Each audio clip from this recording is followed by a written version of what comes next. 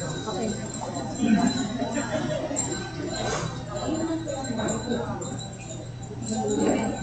Tapos i-record mo yung tapos ay sabagay naka-live na lang siya. Tapos i-forward mo sa extension or the extension. I-play ko pa sa teaser video. Sir, meron mo power outlet niya. Kasi si Com, gagamitin niya yung laptop niya. Baka malupat eh. Ay, di ko naman, sir. Yan. Sa gitna, sir. Sige lang. Ay, uni po, sir, gatang below na ano. Yan, yan. Extension. Extension, Oo. Extension. Pwede ba? Sige po. may mga outlet naman sa gilid. Rin, sir, yan na po, Joe. Like, sa panang gilid, may mga outlet dyan. I-play ko pa sa ano, teaser video. 4 minutes. Alam ba kung Send bilang mo ng yung power dyan? extend yung link. Opo. Maluluban.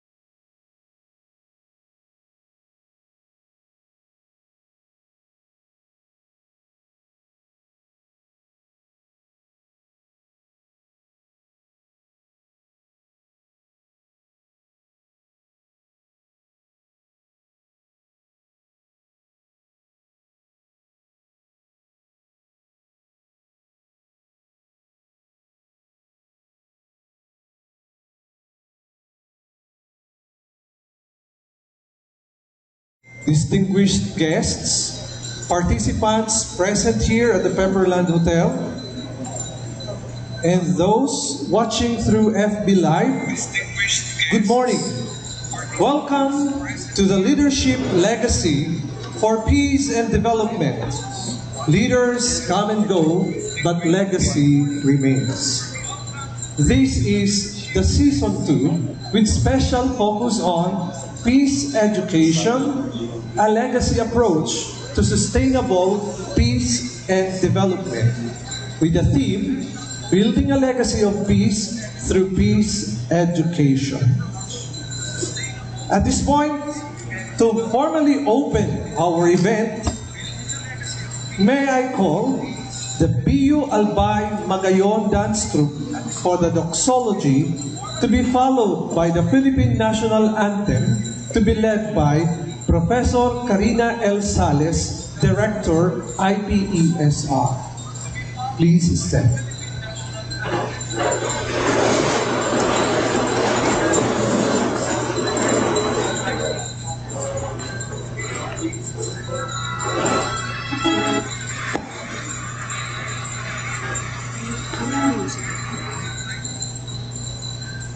Go ko yun.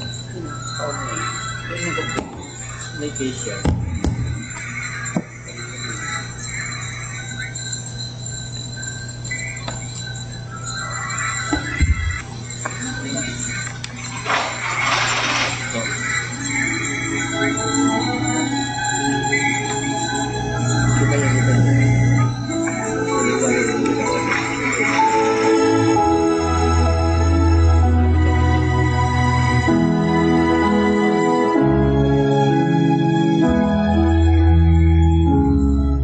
Now I've heard there was a secret chord that David played and it pleased the Lord, but you don't really care for music, do you?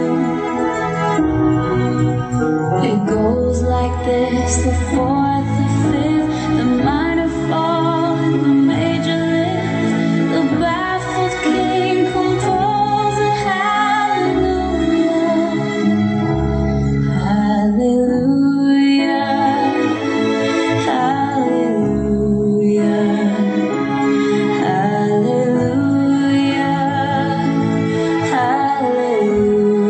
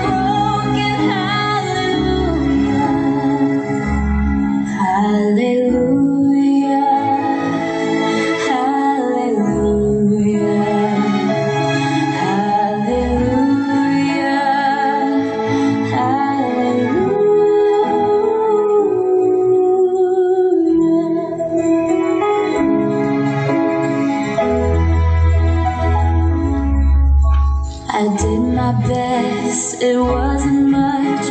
I couldn't feel, so I tried to touch. I've told the truth, I didn't come to fool you. And even though it all went wrong, I'll stand before the Lord of song with nothing on my tongue but hallelujah, hallelujah, hallelujah,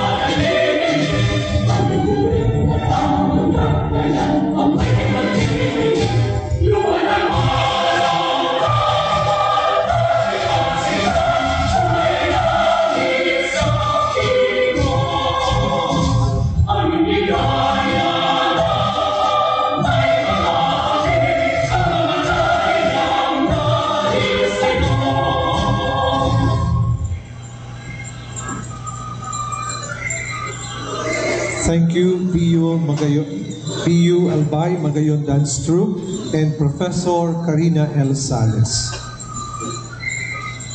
May I call Professor Jocelyn M. Nino Franco, a Faculty of Social Work Department, to present our participants this day.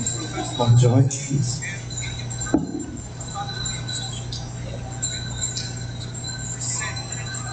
Good morning, everyone. Thank you, Sir Gerard. I am happy to announce that this time we have 59 participants on this hall. May I request for the participants to please stand as you are called. From the College of Social Sciences and Philosophy, we have 19 participants. Can you please stand?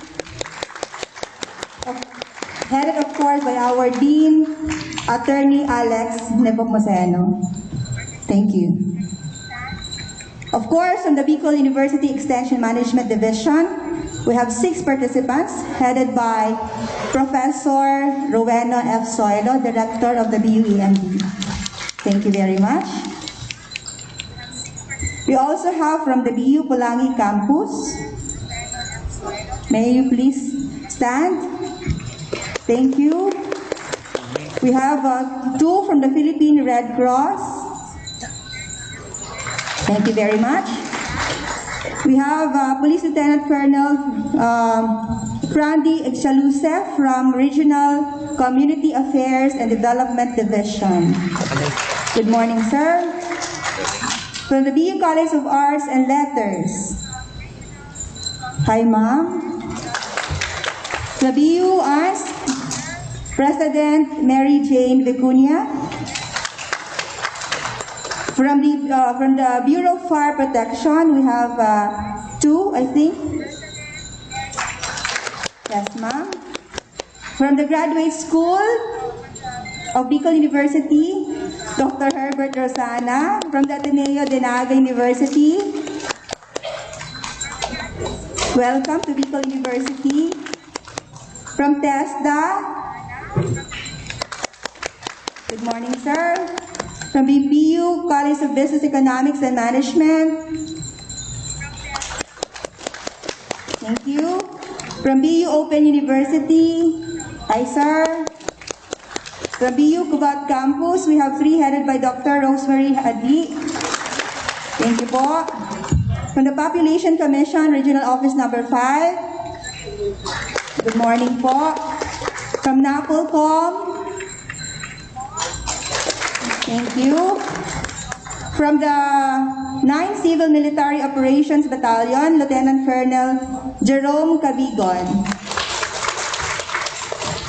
From the University Student Council, we're expecting 9. They're all, some of them will be on their way. Thank you. From the BU College of Science. Hi, ma'am. From the BU IPSR, Ma'am Karina. From the BU, from the Department of Environment and Natural Resources, sir, good morning. And of course, our guests. I will just announce their name later on. Somebody will be announcing their names. We have 2. Good morning and enjoy your day. Marami pong salamat.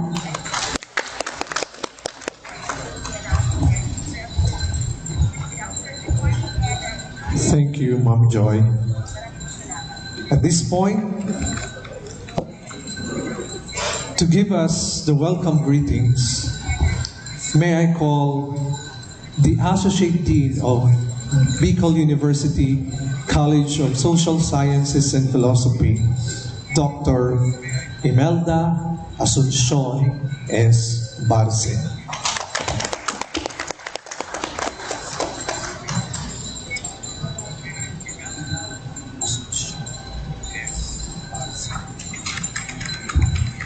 A warm morning to one and all present, to our Honorable Commissioner, Dr. Alvin Darilag, the Commissioner of the Commission on Higher Education, and the Chair of BU Board of Regents, together with his wife,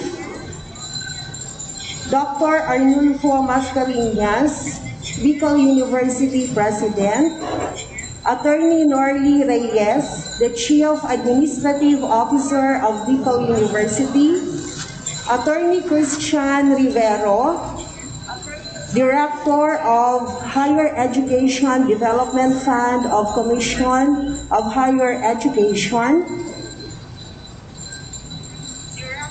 Attorney Alex Nepomuceno, Dean of Bicol University College of Social Sciences and Philosophy,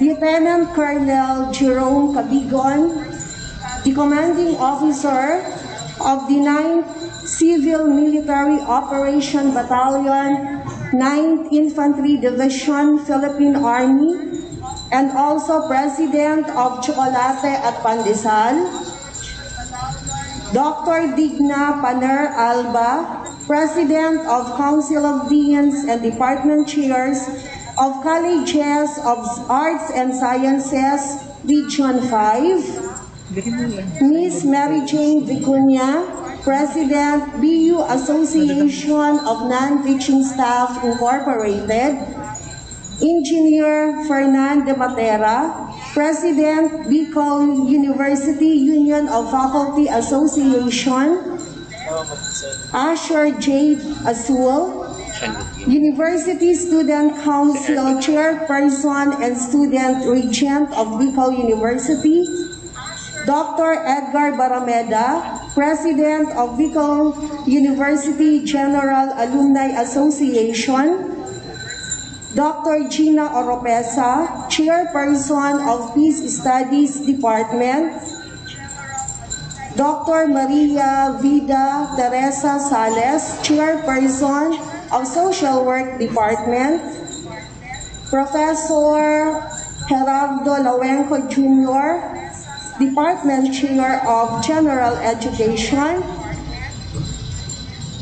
Professor Karina Sales, Director of IPESR, Dr. Cynthia Mendoza, Faculty of Jesse Robredo Institute, Dr. Herbert Cusana, Dean of BU Graduate School, Dr. Rubian Ayo, College Research Coordinator of BUCSSP, and to all other deans and directors not mentioned, guests, ladies and gentlemen.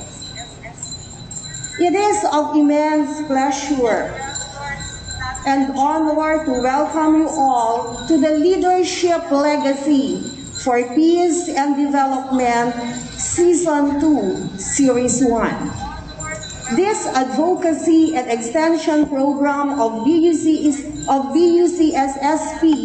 is in pursuit of the College Trust for Excellent Convergence of Knowledge, Skills, and Values, attuned with the university's vision of a world-class university, producing leaders and change agents for social transformation and development.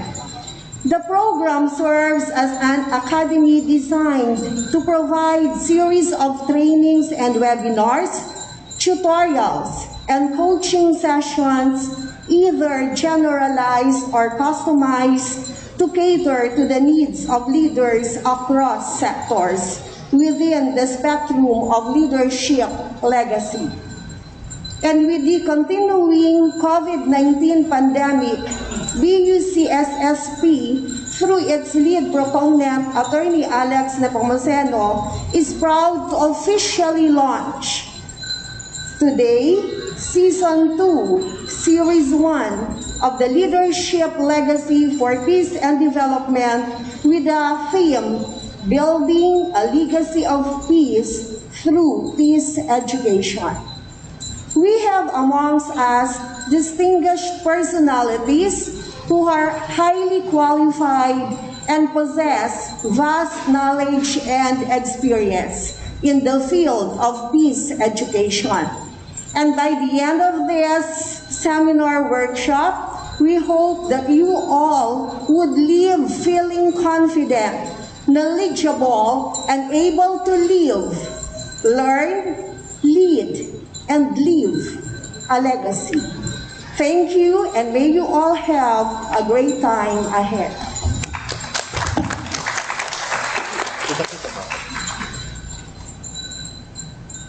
Thank you, Dr. Imelda Asuncion Barce. May I also acknowledge the presence of the Kabalikat Civicom Region 5. Good morning.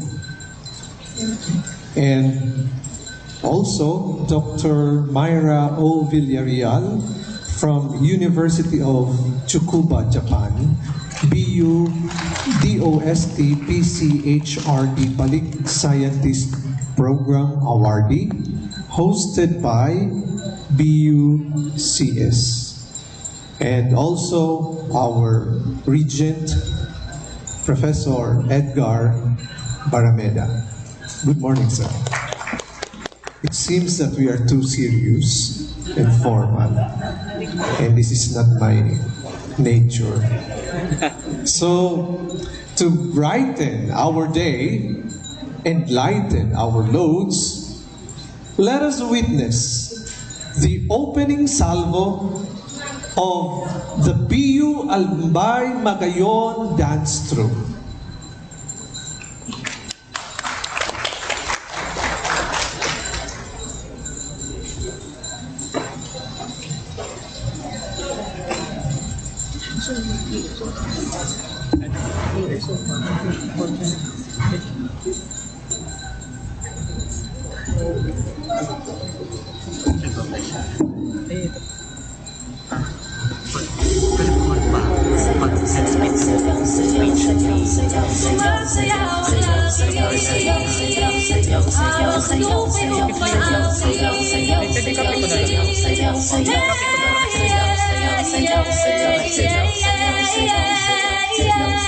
Yeah.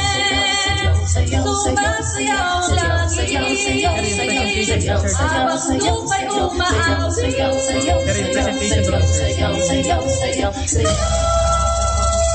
Yes, sir.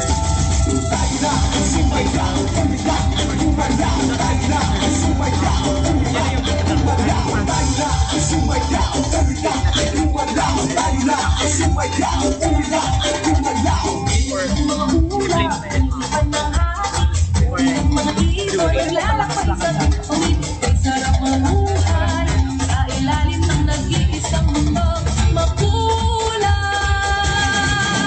Sayaw, sayaw, sumasayaw ang langit, kay aming dahilan upang mag-iwang tayo ay nag-isa ng langit ng pag-alikatan at kultura.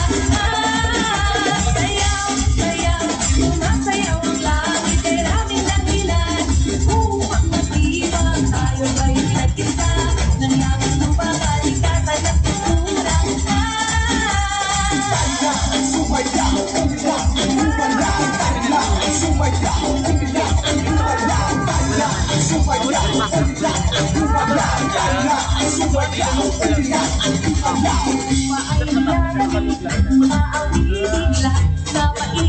Sasaya ng ibig, kagsarap ng buhay na inaalay sa basta salamat at pagpupugay.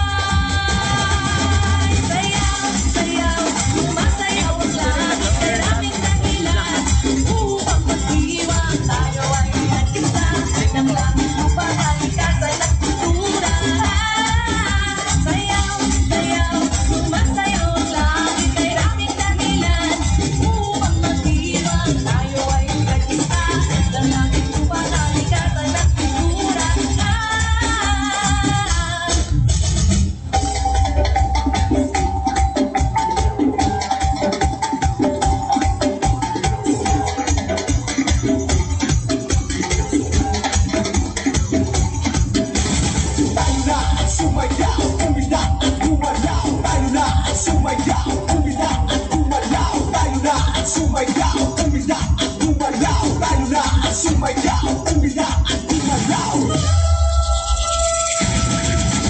Sayaw, sayaw, sumasayaw ang langit, maraming dahilan upang mag-iwang tayo ay nag-isa ng langit upang alikasan at kultura. Sayaw, sayaw, sumasayaw ang langit, maraming dahilan upang mag-iwang tayo ay nag-isa ng langit upang alikasan at kultura.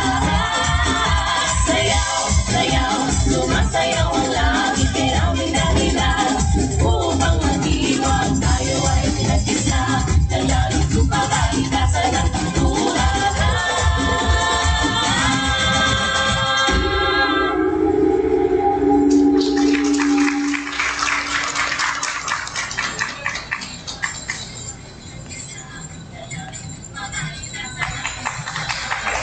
Thank you, B.U. Albay Magayon Dance Troupe. Indeed, you brightened our day with your colorful costume and your world-class performance.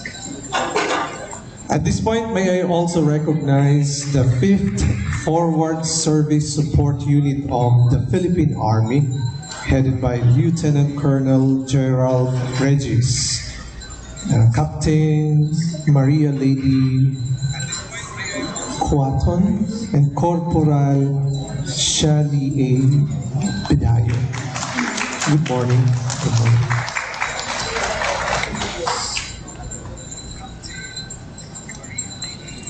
To introduce our keynote speaker for today, may I call the ever young-looking and the bachelor for all seasons. And I hope, joke on sir. May I call Attorney Norly P. Reyes.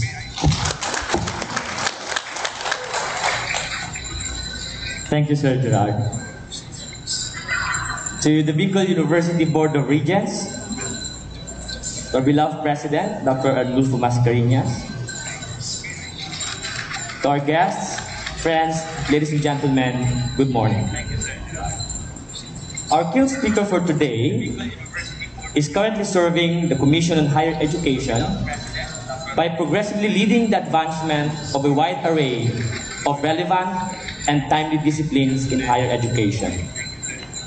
This is exemplified through his work as the Oversight Commissioner for Teacher Education and Teacher Quality, Gender and Development, extensive programs for state universities and colleges, and the Southeast Asian Regional Center for Tropical Biology, or SEMEO BITROP, and as champion for the future thinking and cultural education.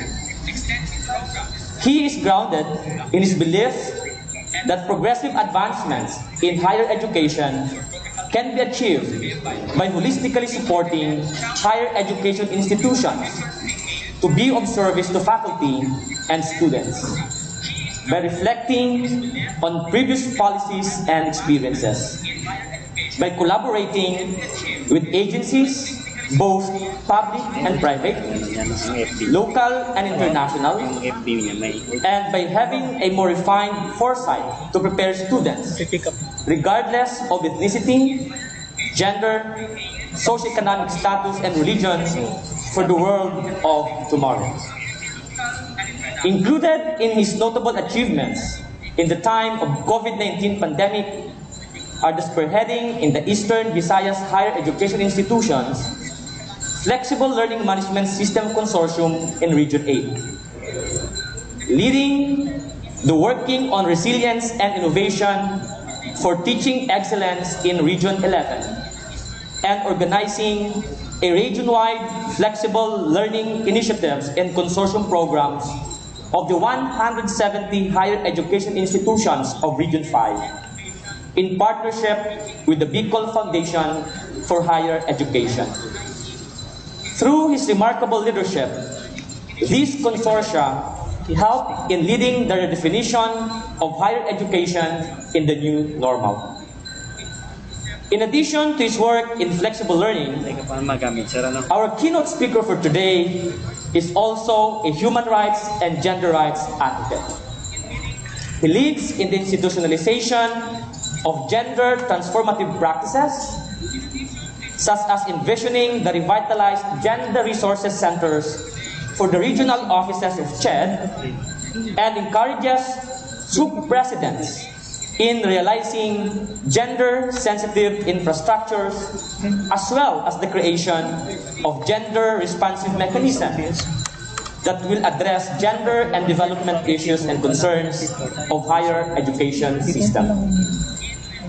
He also leads the promotion of cultural education in higher education, a step necessary to ensure the respectful preservation of Philippine culture and arts for succeeding generations. This includes developing cultural offices in various universities, including culture-based education in higher education curricula, and supporting universities to document best practices through updated multimedia forms. His support for the arts is also celebrated through his work as an accredited faculty of the National Commission for Culture and the Arts, handling the Philippine Cultural Education Program, graduate diploma in cultural education, and graduate diploma in teaching arts. He is also a widely published and passionate researcher. He co-authored some of the publications of notable malariologists and protozoologists in UP Manila, in collaboration with Ganma School of Medicine in Japan. The published researches include clinical and laboratory correlates of cerebral malaria in the Philippines, published in the Transaction of Royal Society of Tropical Medicine and Hygiene. Application of epidemiology in the evaluation in a community-based malaria control program in Palawan, Philippines, published in the Japanese Journal of Tropical Medicine and Hygiene. Management of severe malaria in Asian country, published in the Clinical Parasitology Journal. Entamoeba histolytica and Entamoeba dispar, detection by polymerase chain reaction in a low prevalence region in the Philippines, and a prospective study of complicated malaria in the Philippines, published in the Parasitology International Journal. He recounts that his research in the fields of malariology, biotechnology, parasitology, and public health has been greatly inspired by his former boss and mentor in the University of the Philippines College of Public Health, Dr. Pilarita Tongol Rivera. Prior to his appointment as CHED Commissioner, our keynote speaker for today has served the higher education landscape in various capacities. As Director for Human Resource Management Services of the LaSalle Philippines, as Head of the HR Commission of the LaSallian School Network, as Vice President for Academic Services at St. Paul University, Surigao, as Dean of the Graduate School of St. Paul University, Manila, as Vice President for Research, Planning, and Extension Services of Pamantasan ng Lungsod ng Marikina, as Associate Professorial Lecturer at De La Salle University, Manila, Brother Andrew Gonzalez College of Education, as adjunct faculty of various private higher education institutions like Holy Angel University, Far Eastern University, University of Santo Tomas, and De La Salle College of St. Benil. He finished his Doctor of Philosophy in Educational Leadership and Management, has earned PhD units in Science Education, major in Biology, and finished his Master of Education, major in School Leadership at the De La Salle University, Manila. He also has a master's degree in Medical Technology at the University of Santo Tomas, and he is a certified human resource professional, a registered medical technologist, and a registered nurse. On top of all these academic pursuits, and behind all this noteworthy accomplishment, he maintains his primary role in life as a devoted family man and a loving husband to his wife, Mama Maricel. He managed to preserve the good quality of his household and the various upbringing of his two kids. Ladies and gentlemen, please help me welcome our keynote speaker for today, no less than the Commissioner of Higher Education and the Chairperson of the Bicol University Board of Regents, Dr. Alden A. Darilan.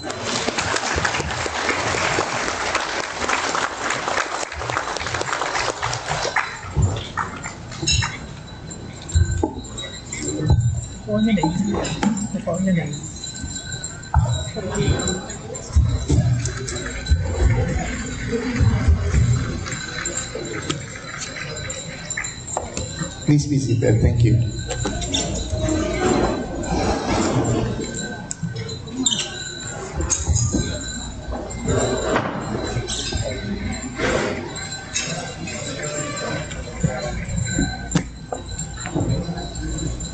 Dr. Arnulfo Noli M. Mascareñas, the President of Bicol University and PASOK 5, esteemed fellow members of the Bicol University Board of Regents, Attorney Alex Nepomuceno, the Dean of the Bicol University College of Social Sciences and Philosophy, and the lead proponent of Leadership Legacy for Peace and Development Program, Attorney Nordy P. Reyes, the BU Board of Regents Acting Board Secretary and the Chief Administrative Officer, Attorney Christian Rivero, the Director of the CHED Higher Education Development Fund. Yan po ang pinakamayamang director sa CHED dahil siya po ay maraming perang maibibigay sa atin. No? Ms. Mary Jane Vicuña, the President of the BU Association of Non-Teaching Staff Incorporated, Dr. Digna Paner Alva, the President of the Council of Deans and Department Chairs of College of Arts and Sciences Incorporated, Lieutenant Colonel Jerome Cabigon, the President of Chocolate and Pandesal, to my better half, Mrs. Maricel Darilag, Vice Presidents, Deans, Directors, faculty members and non-teaching staff, students, and stakeholders of Bicol University, good morning. Good morning, sir. My commendations to the organizers for this noteworthy engagement spearheaded by the BU-CSSP Dean, Attorney Alex Nepomuceno. The Leadership Legacy for Peace and Development Program is an advocacy and extension program of Bicol University, which aims to serve as a virtual academy designed to provide series of online trainings and webinars, tutorials, mentoring, and coaching sessions, either generalized, customized, or personalized, to cater to the needs of leaders across sectors within the spectrum of leadership legacy. It intends to redefine, recreate, redesign the viewpoints of leaders and landscape of leadership, which in turn shall contribute to the leaders' innovative potentials and dedication to public service and organizational at the organizational, community, or national level. Today's event is significant because of its chosen launch theme, Peace Education, a legacy approach to sustainable peace and development. It encapsulates the following 4 major objectives of the program. First is to develop and enrich the knowledge, skills, and values of the aspiring and neophyte leaders to be able to think ahead and across, then find, create, define, and uniquely brand themselves through legacy programs and projects that will impact on the quest for quality life of the community and the society. Second, to provide a platform for the old-time and persisting leaders to rediscover, reinvent, recreate, and unleash their leadership potentials to optimize building legacy that is not just an innovation, but a breakthrough. Not just as best practice, but a leading practice. And not just contributive to national development, but for transformation of the humanity. Third, to open an avenue for seasoned leaders and great statesmen who stand as an exemplars and true icon of public service to showcase their noble leadership legacies for emulation in order to promote ripple effect that will propagate leadership legacy towards peace and development, characterized by inclusiveness and sustainability for the well-being of the present and future generations. And lastly, to create a platform and space for continuing learning, education, and societal cooperation and collaboration towards noble development of not just best practices, but leading practices for social transformation through leadership legacy for peace and development. The concept of peace has always been considered as one of the humanity's highest moral values it aspires to achieve. Although its complete attainment remains to be a continuing quest for the world to endeavor, the development of formalizing peace as an academic pursuit based on our collective history of struggles and conflicts is an indication of pursuing the genuine desire towards social transformation. The predominant definition of peace started out as simply the absence of war or direct violence as formulated by Dutch philosopher and diplomat Hugo Grotius in 1625. It was narrowed down in the 1960s by political scientists such as French thinker Raymond Aron as a condition of more or less lasting suspension of violent modes of rivalry between political units, which ended up becoming the theoretical foundation of realism in international relations. Peace also had its fair share of negative academic press. For example, Roman poet Tacitus spoke of creating a desert and calling it peace, an unwanted place of sterility and emptiness. Although everyone seeks peace of mind or inner peace, what he refers to in this case is the undesired peace of a coma or even of death. Historically, to be pacified by the Romans often meant to be lulled into a false and misleading quietude, which ended up as subjugation of many races and communities under the Roman imperial expansion. Peace as appeasement, buying off a would-be aggressor, has also contributed to its grim public opinion. In the most notorious example, British Prime Minister Neville Chamberlain appeased Adolf Hitler when he signed a Munich Agreement in 1938, which made the United Kingdom essentially give in to all of Germany's demands, as summarized by his own words during his national address: "I believe it is peace for our time."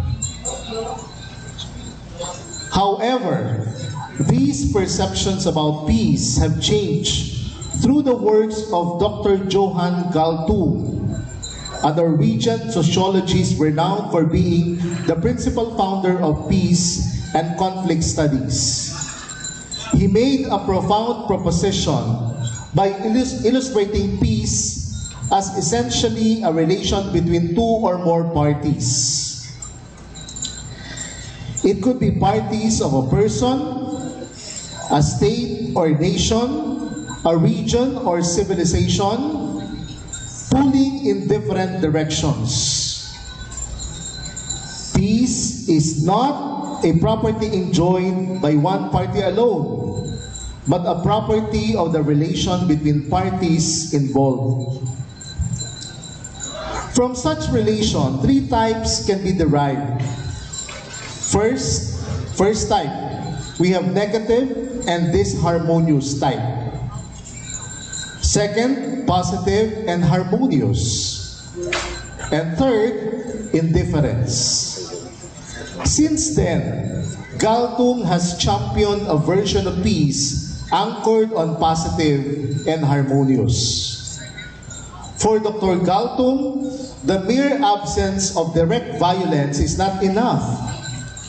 He remarked that negative peace, a condition which has no active, organized military violence taking place, is devoid of contextual understanding of history and society. Therefore, he postulates that peace must pertain to the eradication of all facets of injustice, such as structural imbalances and systematic oppression.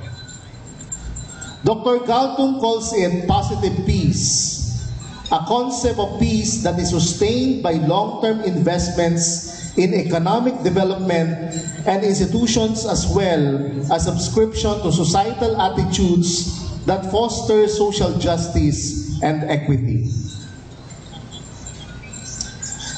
Nowadays, peace researchers have at least reached a general understanding that peace may be attained by possessing both its negative and positive connotations. In short, peace can refer to the simultaneous absence of physical violence and to the presence of just and non-exploitative relationships through a humane-centric and ecological sustainable environment. The pursuit of peace is embedded both in the domestic and international agenda of the Philippines as a nation. At the global front, the Philippines pledged, along with the international community, in the attainment of the 2030 Sustainable Development Goals, or the SDGs. The SDGs are the blueprint to achieve a better and more sustainable future for all. They address the global challenges being faced, including poverty, inequality, climate change, environmental degradation, and for this particular discussion, goal number 16, which stands for peace, justice, and strong institutions. To realize SDG number 16, we have promulgated Ambisyon Natin 2040 and the Philippine Development Plan 2017 up to 2022 to operationalize the attainment of a just and lasting peace in the entire Philippine archipelago. This is strategically operationalized through two main government program components. First is the successful negotiations for peace agreements with all internal armed conflict groups. And second, protection and development of communities in conflict-affected and conflict-vulnerable areas. As the new administration assumes its office on June 30 of this year, the pursuit of unfinished business from PDP 2017-2022 may be considered as a priority course of action. These may include the continuation of the legislative agenda that will try to accomplish the following. First, issuance of separate amnesty proclamations for the Bangsamoro Revolusyonarong Partido ng Manggagawang Pilipinas, Revolutionary Proletarian Army Alex Bukayaw Brigade, and former rebels of the communist terrorist groups, so they can work back into the fold of the law and eventually provide them access to the government's socio-economic services as means to attain peace, reconciliation, and unity in the country. Second, creation of enabling law, establishing the autonomous regions in Cordillera that will usher in a political entity and provide the structure of its government in recognition of the justness and the cause of the Cordillerans, and to secure their identity and posterity and allow for meaningful governance. And third, creation of enabling law, establishing the National Transitional Justice and Reconciliation Commission for the Bangsamoro, or this is NTJRB, tasked to design and supervise the implementation of a TJR program. It shall be guided by the existing framework that respects, protects, and fulfills the victims' rights to truth, justice, and reparation, and ensures the state's obligation to provide guarantees of non-recurrence. However, the Global Peace Index shows a different picture for our country. In the 2021 GPI, the Philippines placed 127 out of 163 countries that have been ranked in its State of Peace rankings. It is also the second lowest nation in the regional rankings for Asia Pacific, attaining only 17th place out of 19 countries. Contributory factors on such dismal results include the rising tensions in the South China Sea territorial disputes, increased experience of violence, which peaked at 28% of people reported suffering serious harm from violent crime, domino effect from global causes such as the COVID-19 pandemic, political unrest from governments, and increased militarization. In view of the foregoing literatures I cited, the Commission finds inspiration in the anecdotal quote from the greatest physicist of the 20th century, Albert Einstein, concerning peace, in which he said, "Peace is not merely the absence of war, but the presence of justice, of law, of order, in short, of government."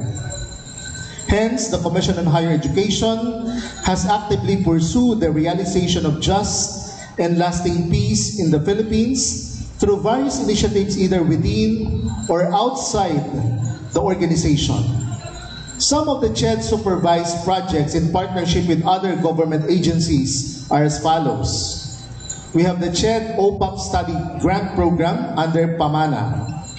In view of the 2013 General Appropriation Act or RA 10352, memorandum from the CHED chairperson dated June 3, 2013, and the joint memorandum circular of the Commission on Higher Education, the Office of the Presidential Advisor on the Peace Process or OPAP, the CHED and OPAP operationalized study grant program under the Payapa at Masaganang Pamayanan or PAMANA program. It is an affirmation action or the affirmative action arising from a full appreciation of the urgency of the basic needs of communities who have been placed in harm's way as a result of long decades of conflict. The beneficiaries of the program include formal rebels from groups with existing peace agreement or their qualified next of kin as eligible recipients. Each beneficiary is allotted a maximum of 10,000 pesos per year to cover tuition and other fees. The program has produced 186 grantees for academic year 2013-2014, 400 grantees for academic year 2014-2015, 674 grantees for academic year 2015-2016, 1,081 grantees for academic year 2016-2017, 1,212 grantees for academic year 2017-2018. For fiscal year 2019 onwards, the funds for the said grant has been realigned with Republic Act 10931 or the Universal Access to Quality Tertiary Education Act. Second program is the integration of peace education in higher education curricula. Through the initiative of fellow Commissioner Dr. Ronald Adamat, who is also the Chief Advocate of Peace and Indigenous People Studies in the Philippine Higher Education, the Commission issued CHED Memorandum Order No. 1, Series of 2019. This CMO is entitled Integration of Peace Studies or Peace Education into the relevant higher education curricula, which mandated the offering of peace studies or peace education into the relevant higher education curricula, contributing in attaining a just and lasting peace in the country, leading to sustainable development. This has been further augmented through CHED Memorandum Order No. 42 Series of 2021 or the suggested guiding principles and practices on peace education or peace studies for higher education institutions by providing 6 guiding principles, namely: first, holistic concept of peace; second, peace education's goals and scheme of objectives; third, major or key themes of peace education or peace studies; fourth, teachable teaching learning process and teaching approaches; fifth, teacher of peace attributes; and sixth, the whole school approach as organizing framework.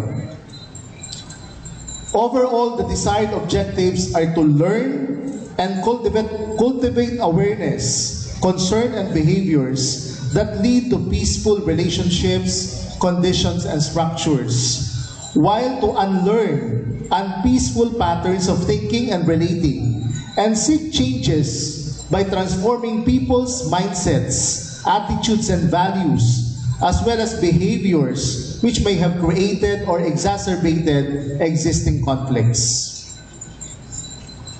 The third program, making admission policies of state universities and colleges equity-based. Under the chairpersonship of yours truly in 24 state universities and colleges across the nation, and in view of my ardent support to President Rodrigo Roa Duterte's whole-of-nation approach in ending the local communist armed conflict, we initiated the revision of admission policies of SUCs under my jurisdiction through the allocation of certain slots for rebel returnees or their qualified next of kin. This is already the practice by SUCs located in Eastern Visayas and Davao regions, where the local communist armed conflict remains active. Fourth project, capacity building To support the Bangsamoro Regional Development, last October 30, the Commission on Higher Education, OPAP, and the Ministry of Basic, Higher and Technical Education of BARM signed a Memorandum of Understanding to pursue the Commission's aid for higher education institutions and government instrumentalities. This is to ensure accessible quality education in the new autonomous region in Mindanao in compliance with Executive Order Number 79 or the implementing annex on normalization under the Comprehensive Agreement on the Bangsamoro. Furthermore, the MOU intends to accomplish the following identified goals. First is to determine the areas to extend technical assistance to the Ministry of Basic, Higher and Technical Education in relation to the BARM Higher Education Institutions and the CHED Registry. Second is to capacitate MBHTE in monitoring the compliance of BARM HEIs with standards of quality education. Third, communicate to DSWD the importance of ensuring the inclusion of underprivileged BARM students and the children of these decommissioned MILF combatants and selected beneficiaries from the 6 MILF camps in Listahanan 3.0.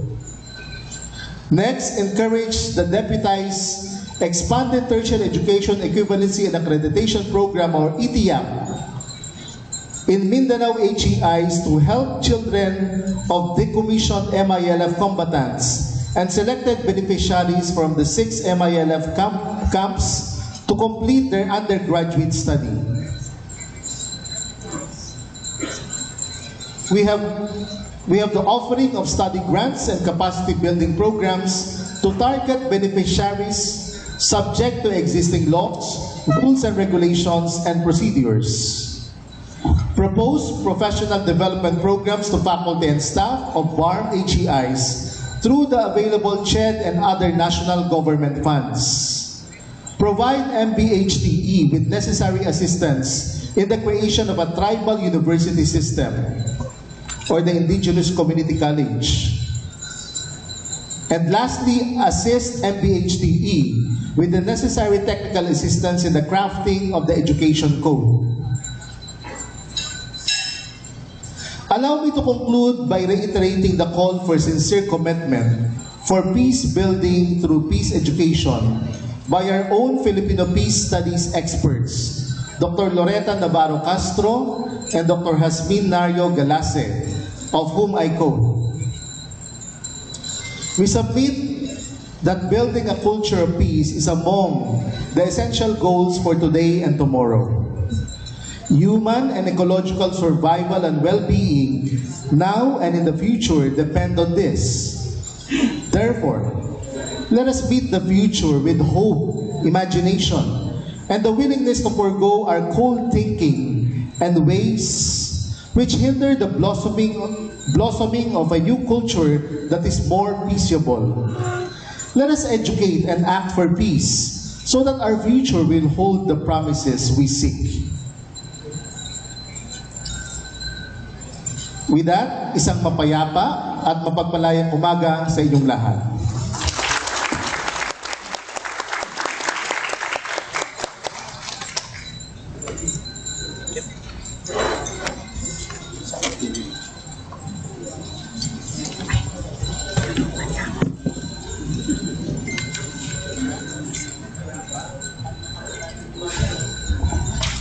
Thank you very much, Commissioner Aldrin A. Darilag. There were many insights I have taken or noted in your speech. One is, you said, one of humanity's highest moral values is peace. And in your talk, you told us that peace should always be accompanied with justice. And it's the blueprint to achieve a better and sustainable future. Truly, according to Einstein, peace cannot be kept by force. it can only be achieved by understanding. And this understanding is through peace education. Thank you, Commissioner Aldrin and Ched in general, for your projects and programs on peace. With Ched, peace is not only a concept, but an action. And to end my response to that, according to Walt Whitman, peace is always beautiful. To award the certificate and token to Commissioner Aldrin A. Darilag, may I call President Noli M. Mascarenhas, Attorney Alex Nepomuceno, the Dean of BUC-SSP, and then Dr. Gina Oropesa, the Program Chair of BUC-SSP Peace Studies.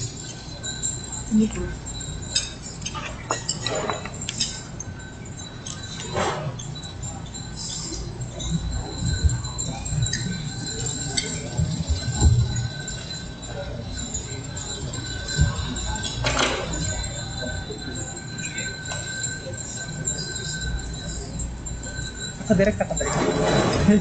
Hindi yung kidding lang kasi. Ay, kupiang ko muna.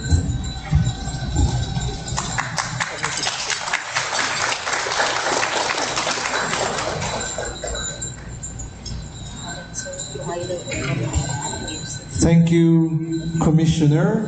Thank you, President Noli. Thank you, Dean Alex. Thank you, Ma'am Gina. Again, to give us an intermission number, let us again welcome the BU Albay Magayon Dance Troupe for a folk dance rendition.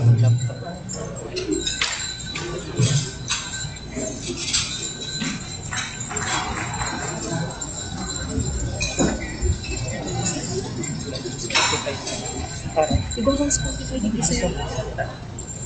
Kaso ano yung music? Gina. May mga award.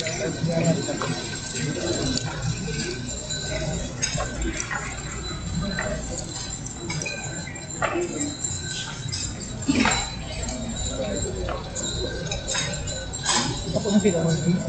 Very dami. Ngayon na lang siguro. Okay na ito sa Okay. Sasaro-saro kong ginamit siya. Pag tinanggal. Botang civilian. Nakatapin na.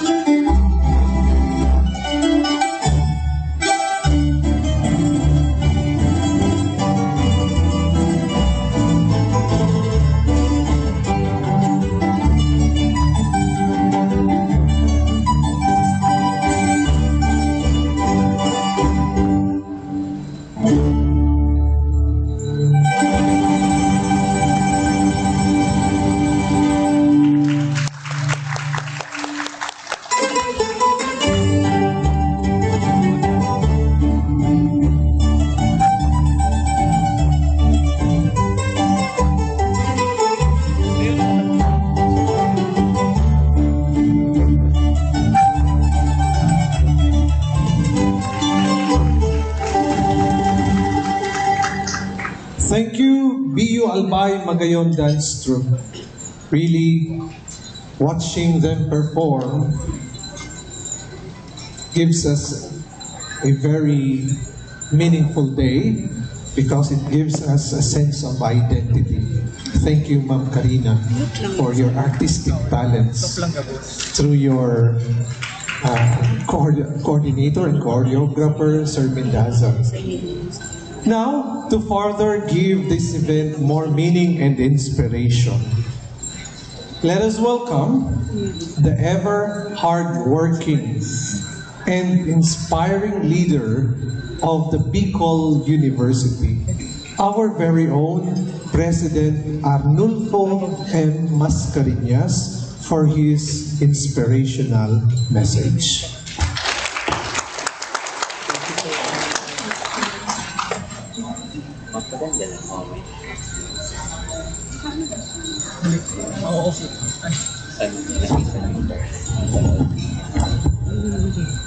Thank you very much, Gerard.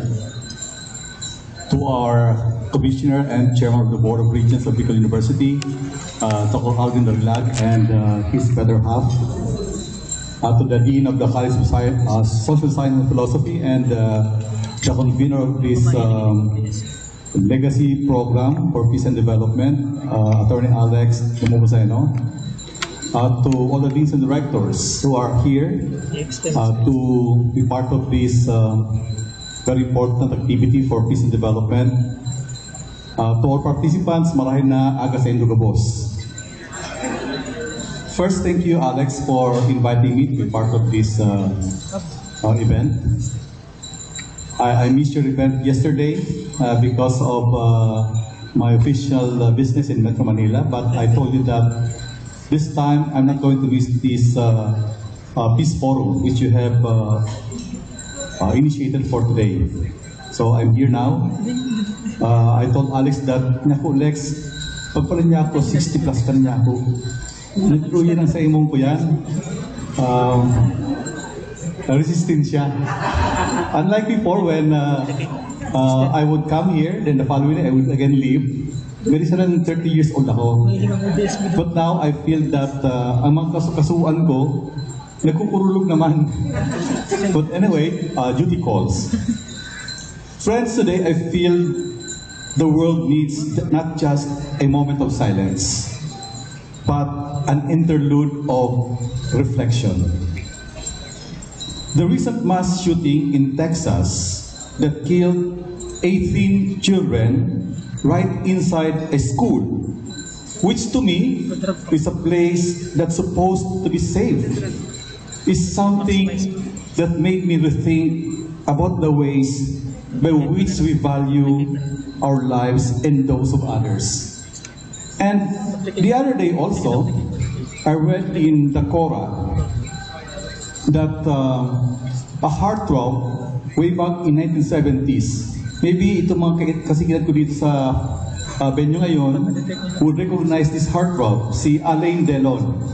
Can anyone recognize this fellow? Nagwapo siya, kasing tulad ko. He's a French actor actually, Alain Delon. And he made a revelation of his desire to undergo assisted suicide in Switzerland.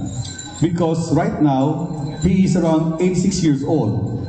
And we know for a fact, but dumating ka sa ganung klaseng edad, may konting dementia na, etc., etc.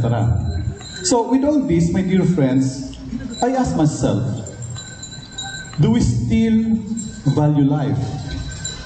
Ako nga, sabi ko, maybe kapag tanda ko, if I don't anymore recognize my children, my friends, I might also think the same. Kasi parang to me, there's no more use of living. Di ba? So, but then again, if you fear God, you will think twice. Friends, weapons of every kind have been developed. Ironically, to protect life, right? But the same weapon that protects likewise destroys life, limbs, and properties. The way things have turned out for the lowly gunpowder make us wish it were never inadvertently discovered at all. Let's blame the Chinese alchemists who accidentally created gunpowder while trying to develop the fountain of youth. Inevitably, the development of guns had followed with the first one recorded type of gun made of mere bamboo tube of gunpowder tied to a spear. As the old 70s song goes, I think this was sung by Horace Ricci. Sabi niya, sobrang talino na ng tao sa mundo. Gustong lahat ay makuha nito. I guess this is where the bulk of violence and general discontent in the world come from nowadays. The point is, my dear friends, what do we do with all this violence, noise, and hatred that are dominant? Do we sit silent and remain neutral? Or do we lend our voices and use one of the most potent weapons, that is education, to combat ignorance, which breeds hatred and violence, and instead build a legacy of peace through peace education, which the College of Social Science and Philosophy, under the leadership of Attorney Alex, has been initiating since 2020. So with that, Alex, thank you for initiating this activity. This is one legacy that you, as the Dean of the CSSP, will leave behind. We do need to choose the path to peace and use education, my dear friends, as the tool for forging understanding, tolerance, temperance, and self-restraint in advocating for a more peaceful society where we can feel safe and secure. But remember that peace is not simply the absence of war, or violence, or hatred. It is a continuous cycle of building love, compassion, and working for social justice so that equity is achieved and a semblance of tranquility is achieved. If everyone will be the same, or will be of the same mind, then our hearts will become more attuned to the heart of others, thus understanding those. Peace, after all, is truly contagious. Quarrels, battles, fights will not start if the other party simply refuses to be violent or to wage war and quarrel. And this applies among husbands and housewives. Di ba, Jane? When Jane is nagging her husband, the husband would simply go away. Di ba? Keep in mind, friend, that peace is contagious. Let me conclude my message with a simple anecdote of peace, which I gathered from the internet. I googled this. One branch in Bloom said to his neighboring branch, "This is a dull and empty day." And the other branch replied, "It is indeed empty and dull." At that moment, a sparrow alighted on one of the branches and another sparrow nearby. And one of the sparrows chirped and said, "My mate has left me." Iniwan siya ng mate niya. And the other sparrow cried, "My mate has also gone, and she will not return. And what do I care?" Sabi nung isa. Then the two birds began to twitter and scold, and soon they were fighting and making harsh noise upon the air. All of a sudden, two other sparrows came sailing from the sky, and they sat quietly beside the restless two. And there was calm, and there was peace. Then the four flew away together in pairs, and there was calm and there was peace. May we all learn to do the same from the lessons of these four sparrows. Let's avoid fight, let's avoid quarrel, let's be peace and not war. A peaceful and blessed morning to all of you. Thank you very much.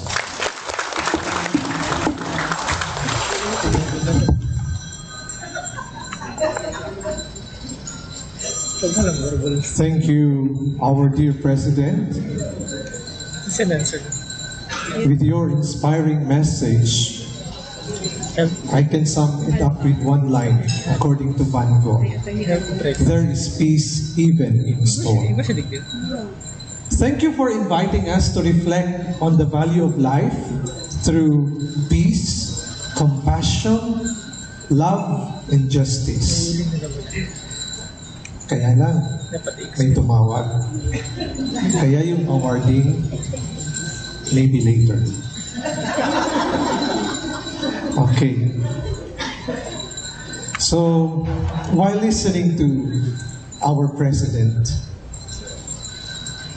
it really gives us an idea that peace is always a challenge for all of us. Okay? So to award the certificate and token to our beloved President, may I call Attorney Alex Nepomuceno, our Dean of BUCSSP, and Dr. Gina Oropesa, the Program Chair of Peace Education.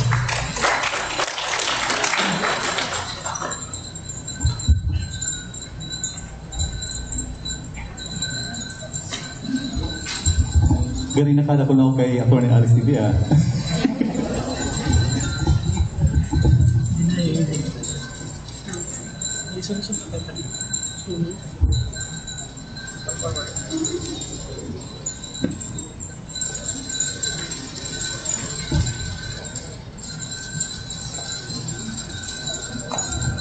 Thank you, President, Dean Alex, and Ma'am Gina. We shall have a health break, okay, the food is already served, so we will continue with our program. To give us the program brief and objectives, it is my honor to call and to present to you the indefatigable leader of BUCSSP and the epitome of leadership. Please welcome Attorney Alex B. Nepomuceno, PhD, lead proponent, Leadership Legacy for Peace and Development.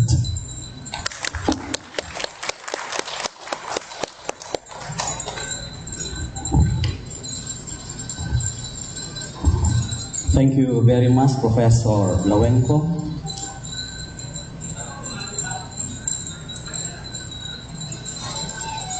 Peace is next to love, fortified by advancing education, are imperatives to live enjoyable quality life for all. Our warm greetings to our beloved two academic fathers of Bicol University. The first, of course, our very excellent, outstanding in performance, the Honorable Commissioner and the Chairman, Board of Regents, Bicol University, Dr. Commissioner Aldrin Garillag, together with his better half, Madam Maricel, and of course, my tokayo, Sir Alex Humon, and the second, excellent academic father of Bicol University, Sir President Noli Mascareñas. Nagagurang na si Sir. Dahil po Sir halata. And of course, to our respected ACDF Director, Attorney Dr.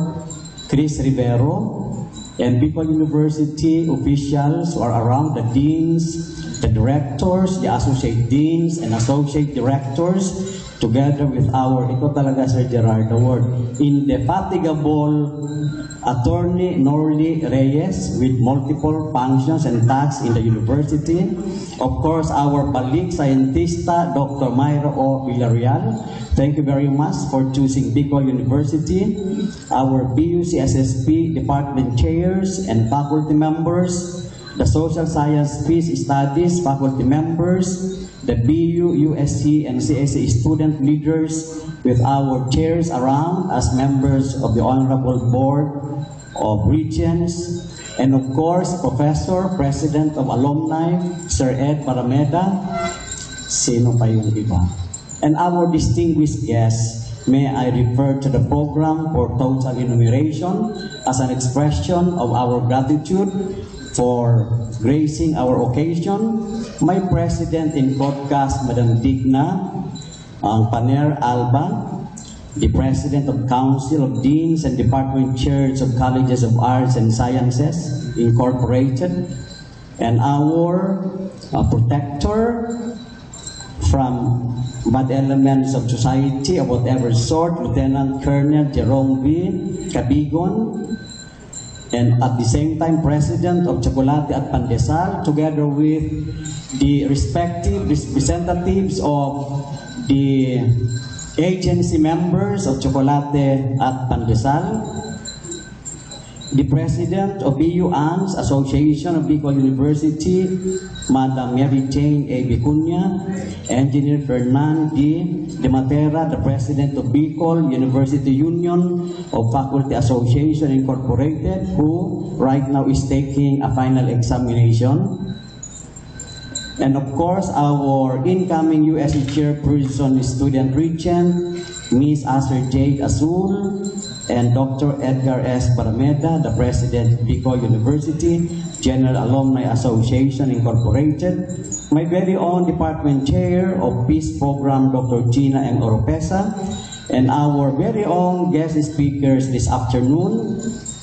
Left unmentioned, we have the Dean of the Graduate School, Dr. Herbert P. Rosana, and my former Associate Dean of the College of Social Sciences and Philosophy, and now joining the General Education Department, we have Dr. Ruby Ann Ayo. You will be listening to their presentation this afternoon. To all of you, ladies and gentlemen, good morning. Detached from biases and free from irrationality, I personally embrace a thought that education is a citadel of human existence. It determines and propels the kind and quality of life of human beings and paves the way of civilization towards a continuum of innovation, creativity, social development, and transformation. Looking at the present situation and context, from local to national, then to global, with critical lens, crystal approach, and prismatic view, I believe that we yield to the scholars' contemporary characteristics of the word, that it is not only VUCA word, but VUCAD word, meaning from volatility, uncertainty, complexity, and ambiguity, or the former VUCA, to VUCAD, with additional 3 Ds, representing diversity, disruption, and digitization. This reality is best magnified this wise: diversity by cultural and political differences, and even religion, disruption by war, example, the interesting case of Israel, the ongoing Ukraine-Russia war, and the lingering COVID-19 pandemic. Lastly, digitization by 2MA, or the second machine age, or the advent of the IR 4.0 and other advanced countries rushing to IR 5.0, intensifying knowledge and automation economy. Undoubtedly, BUCAD ushers new regional arrangements and global order that will permeate or pervade social, economic, and political spheres and other institutions. Moreover, in the midst of all these dynamic changes, one fact remains. Education plays the center role and serves as the key tool in order to take a lead, if not cope up and leverage with the fresh winds of change in today's BUCAD world. Indeed, true, as futuristic experts put it, the future is now. With this unclear but all-pervading and omnipresent BUCAD characteristics, we hear loud and clear hopeful calls for peace education, which according to United Nations is the process of acquiring values, knowledge, attitudes, skills, and behaviors to live in harmony with oneself, with others, and the natural environment. Truly, disruption of peace, either negative peace or positive peace, and the third one identified by our beloved Commissioner, indifference, to a substantial scale, will doom the world to chaos, the human advancements to ruins, civilization to oscillation, and humanity to nothingness. This rationale beams as bedrock to build a legacy of peace through peace education. Yes, peace education should be integrated and shall resonate to all social spheres, not only to draw nexus or interconnectedness, but in order to sustain balance and stability in social systems with freedom, respect, and dignity accorded and enjoyed by one and all, irrespective of accidents and non-substantial adams, but reasonably applying principle of equipoise accorded the weak and vulnerable with liberal favor.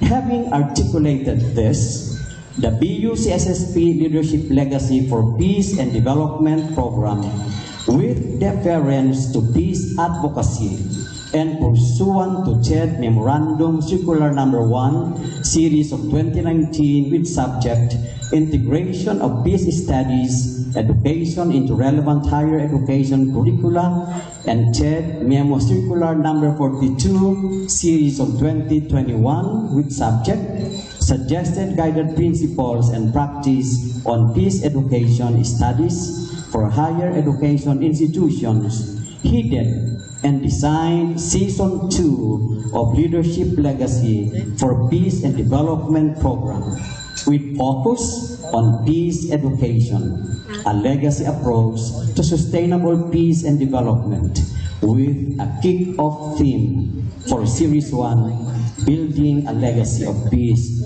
through Peace Education.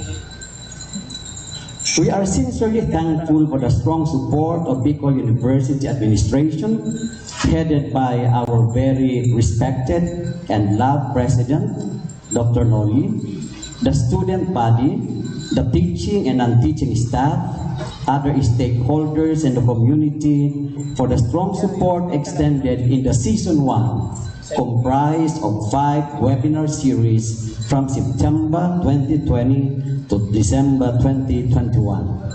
And now, we are embracing to trailblaze capacity building trainings and workshops for Faculty of Social Sciences and peace advocates, or shall we say, peace educators and advocates, and to all other interested parties willing to join hand in building a legacy of peace with this trajectory, from individuals to family, to locality, then to nation, to the region, and finally, the global community or entire humanity.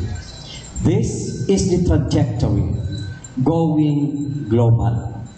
Grandiose or Herculean it may sound, but that is the only way to build a legacy of peace for the sake and love of human race. Moreover, we shall take the initial steps in today's workshop, right after lunch in the afternoon, which is focused on the identification, delineation, and integration of peace studies or education topics to higher education, new social sciences. The BUCSSP takes the lead through its leadership legacy for Peace and Development Program, and the Department of Peace, which has a vertically articulated academic programs, namely Bachelor of Arts in Peace Studies, Master of Arts in Peace and Security Studies, and Doctor of Philosophy in Peace and Security Administration. Not to mention the fact that Bicol University was pioneered to offer a United Nations formulated curriculum in peace programs, which was piloted way back in 1996. Furthermore, this activity is part of the plan and direction of the BUCSSP to design peace education program to help other HEIs pursuant to those mentioned CMOs of CHED for integration of peace studies and education into relevant higher education curricula and establish Peace Education Legacy Center pursuant to those memorandum.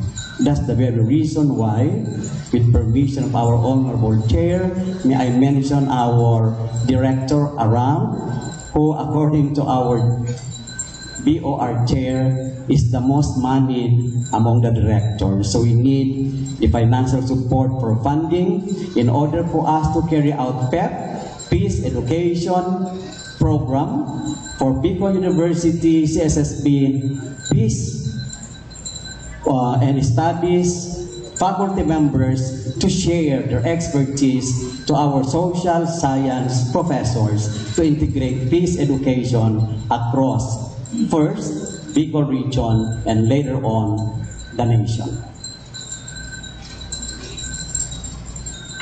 Furthermore, the program proponents will work hard or harder and burn the candle at both ends to establish PELC or Peace Education Legacy Center that will establish network for convergence of multi-sectors and advocates of peace education for peace and development.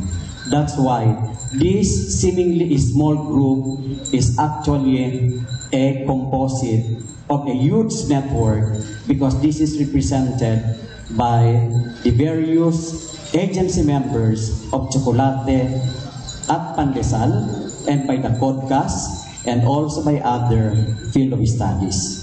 This noble plan will come to reality through your support, partnership, and collaboration. That's why, while CHED memos call for whole school approach to involve all the sectors in a certain university or college, but the College of CSSP take a further step to make it a whole society approach in order to involve all other sectors that are significant in the take-off and success of this peace education advocacy.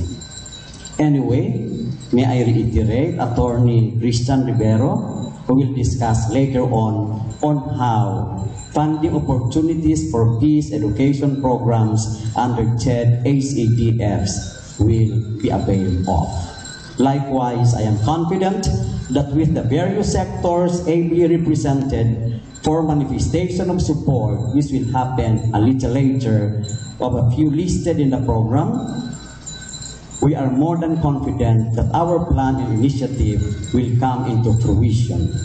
I hope that this program brief, like me, you too, will embrace the thought that peace should never remain an aspiration or an unrealized dream, but should be an imperative, empirical, and desirable reality of everyone across the world, not just as a global village, but a global home that is for every individual, for all and the whole humanity. Finally, peace efforts and peace education should be integral, inclusive, continuing, and transformative, that is timeless and all-embracing.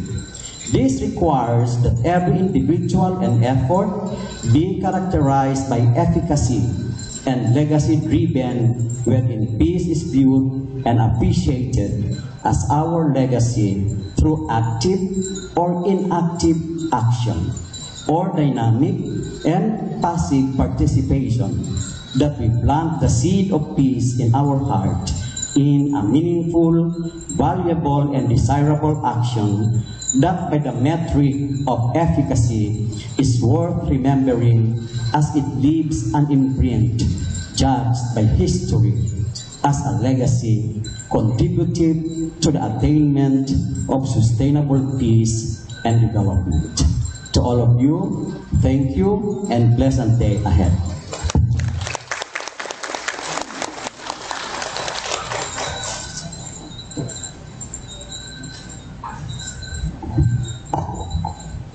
Thank you, Attorney Alex Nepomuceno, the Dean of UCSSP and lead proponent of Leadership Legacy for Peace and Development. Indeed, setting goals is the first step in turning the invisible into visible. As Stephen Covey said, begin with the end in mind. With this, we come to the statements of support by the following key persons. The first one to give the statement of support is Lieutenant Colonel Jerome V. Cabigon, INF, GSC, Philippine Army, President, Chocolate at Pandesal.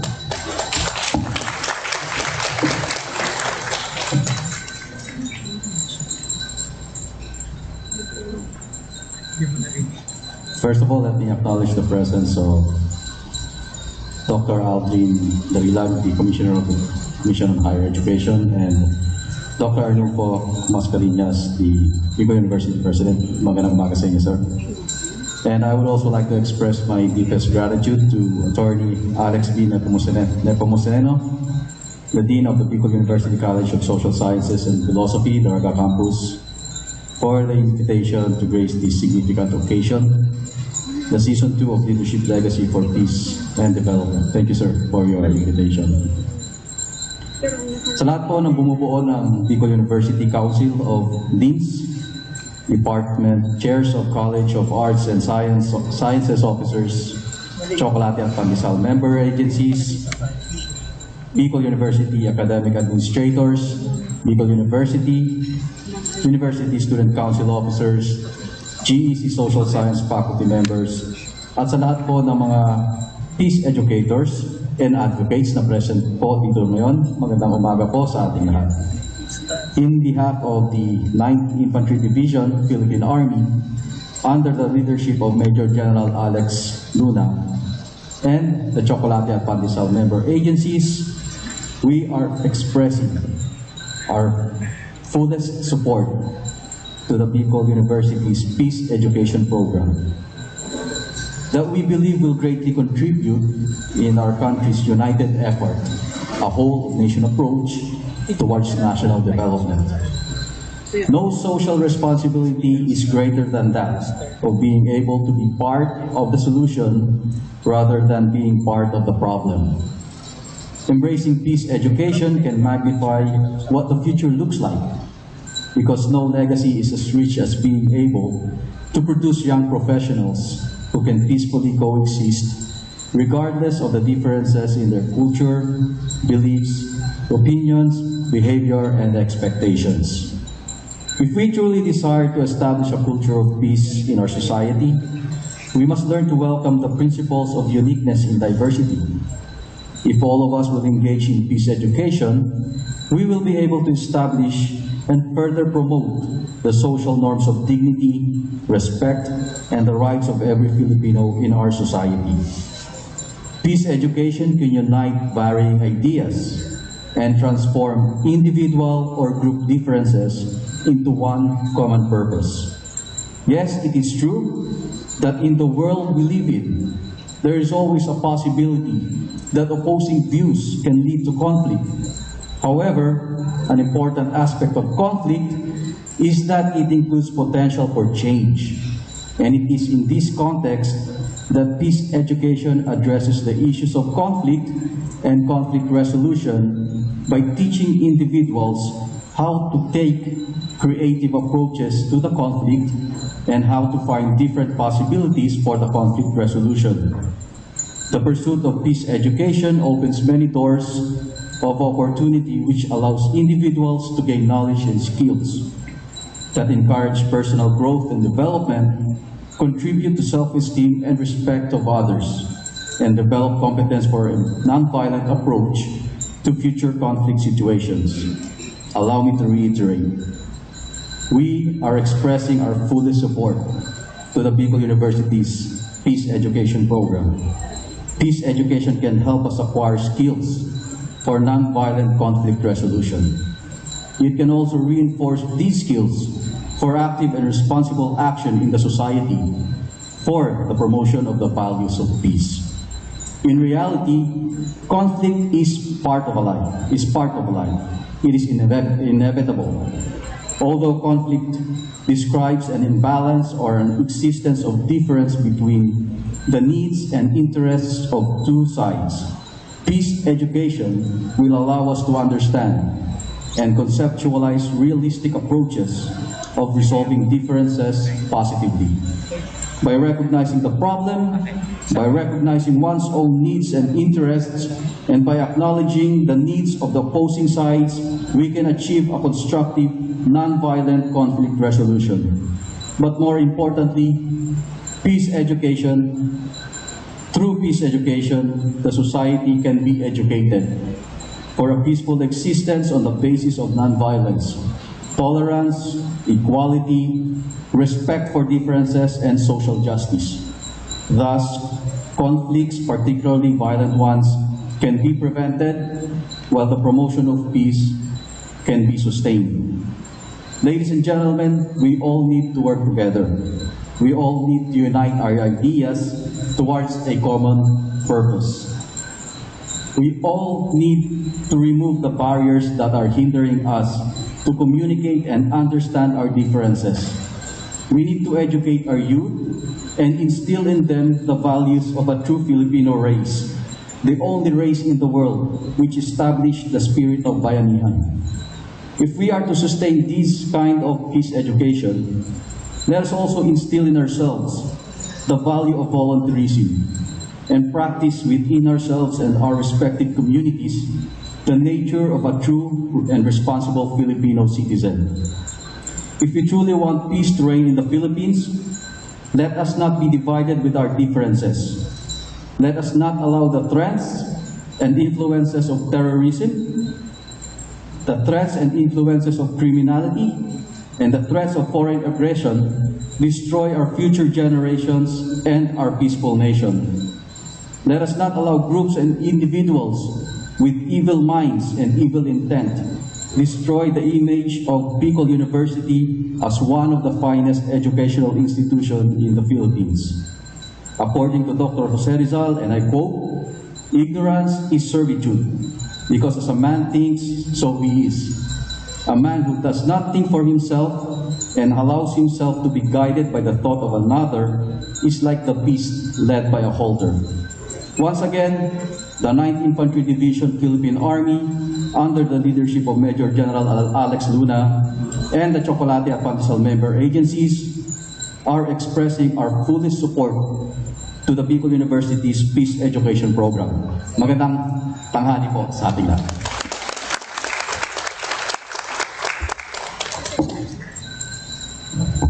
Thank you very much, Lieutenant Colonel Jerome V. Cabicon, Philippine Army. Next, to give a statement of support is no other than the President of the Council of Deans and Department Chairs of Colleges of Arts and Sciences. Let us all welcome Dr. Digna M. Paner Alba.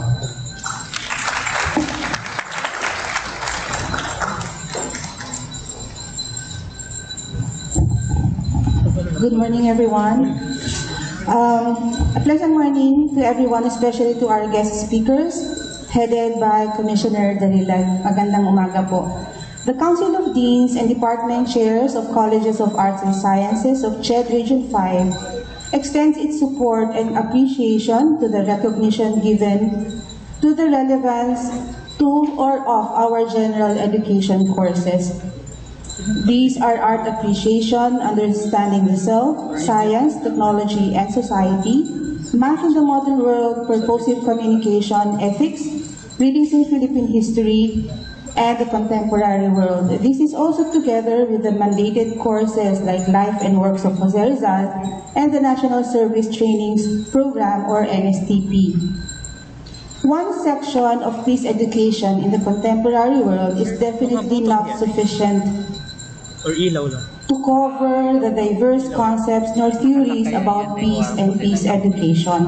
It is of equal footing and as important as content in our GE courses. And as we in higher education deal with professional and even skill or applied courses, we have to inculcate in young minds and acknowledge that peace is integral in community and nation building. It is in the GE courses that we embrace peace and peace education. We have to look at it not just as it exists in a town or a community, but beyond our cultural and social borders. This giving of support, and together with everyone here at Pepperland Hotel and those in Facebook Live, I eagerly await to listen and learn about the proposed integration entry points of peace education and studies in the GEC in social sciences that will be shared this afternoon. So once again, congratulations to everyone behind the success of this leadership legacy for peace and development. Just marvelous po.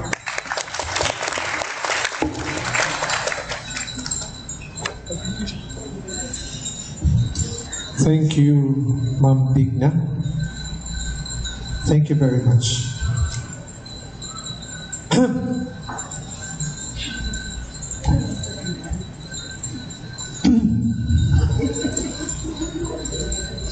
The next person to give a statement of support,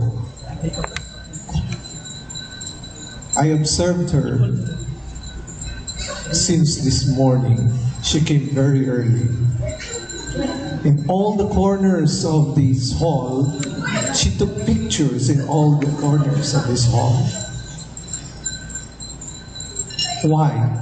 Because she's so energetic and jolly. So if you will see her, the moment she laughs, it's contagious. Even the president could not resist. So we can see her. So please welcome to give us more, or to brighten our day more through her statement of support. Let us welcome the President of BU Association of Non-Teaching Staff Incorporated. It's my pleasure to present to you Miss Mary Jane A. Vicuña.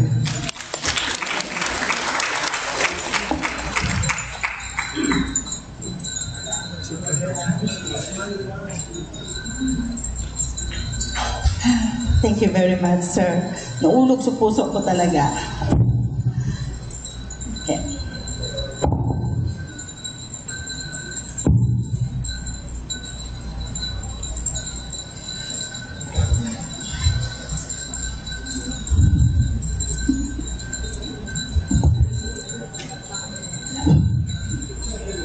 Tigkulit mo mula sa diri ko na wagas.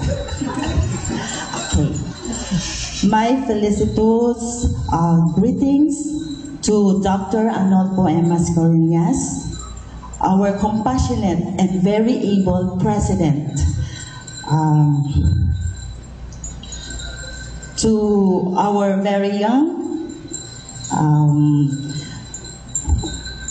seasoned bachelor, vibrant Bicol University Administrative Officer, Chief Administrative Officer, Attorney Norly Reyes. To our keynote speaker, Dr. Aldrin M. Dorilag, Commissioner, Commission on Higher Education, Chair, BU Board of Regents. Attorney Dr. Alex Nepomuceno, the infatigable, sir, copy paste ini kay Aliki sir. Infatigable, dynamic dean of BUCSSP, key officials of the university, to our esteemed guests, dear colleagues and friends, good noon. In the midst of the anxieties, uncertainties, and difficulties that disturb most of us because of COVID-19, as well as the crisis triggered by the hostilities between Western nations. In the midst of the divisiveness brought by the recently concluded national elections, we all hope for tranquility in our hearts. It's cliché, it may seem.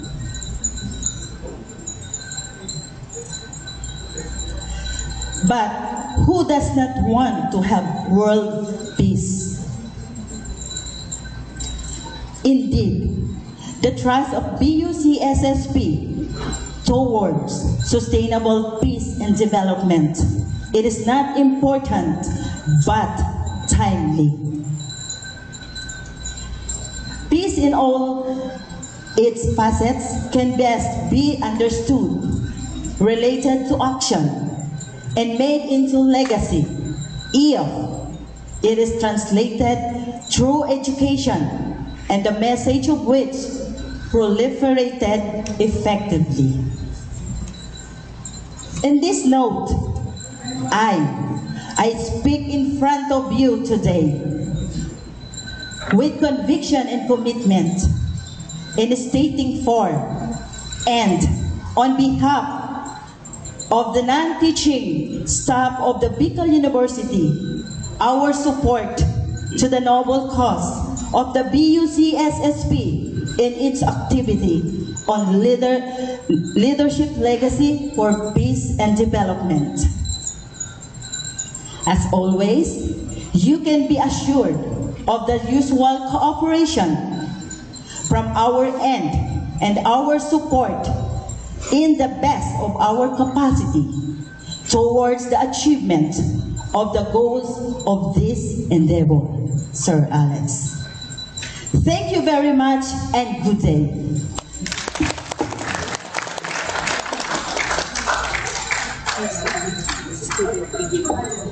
Thank you, Ma'am Jane. I thought we were in the question and answer in Miss Universe. Okay. Next, to give a statement of support is the very unassuming, very humble, but very effective President of the BU Union of Faculty Association. I would like to call in Engineer Fernan D. De Matera.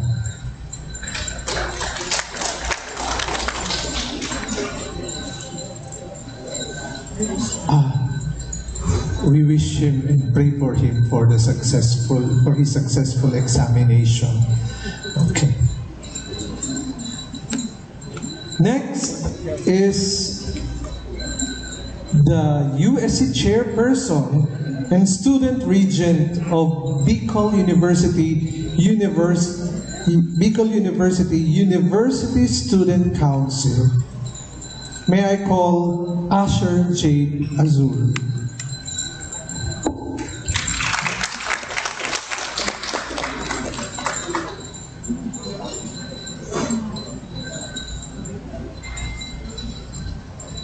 Siya na ba?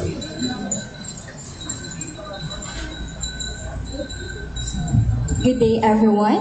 Our chairperson and student regent is running late today as she has an equal important agenda this morning, but she'll be here this afternoon. She extends her full support in this program as she have also delivered her speech yesterday during the launching of the Center of Human Rights Education. On behalf of her to represent the University Student Council, I am John Esther May Salen, the incumbent USC Deputy Secretary General and the newly elected USC Secretary General. Warmly greets every participant of this honorable initiative, especially Attorney Alex Nepomuceno, for giving us the opportunity to learn from the notable guest speakers. The speakers for this imparting their knowledge and will carry it for a lifetime. For Sir Nolly, hello po sir, for being the best father of the university and for always supporting the request of the University Student Council. We, the University Student Council, as the highest governing body, express our utmost support in the continuity and objectives of this series of webinar entitled Peace Education, a Legacy Approach to Sustainable Peace and Development. As a world-class university that emphasizes our role as the change agents of the community, we, the USC, are grateful for being part of this. It is our pleasure to be invited here as it feels like a tap on our back, an expression of support and symbolizes that we go hand in hand, ameliorating social conditions within and outside the university. For the peace and welfare of the Bicol University, we lead. Thank you so much po. Thank you very much. Next to give the statement of support is the President of the Bicol University General Alumni Association Incorporated. Please welcome Dr. Edgar S. Barameda.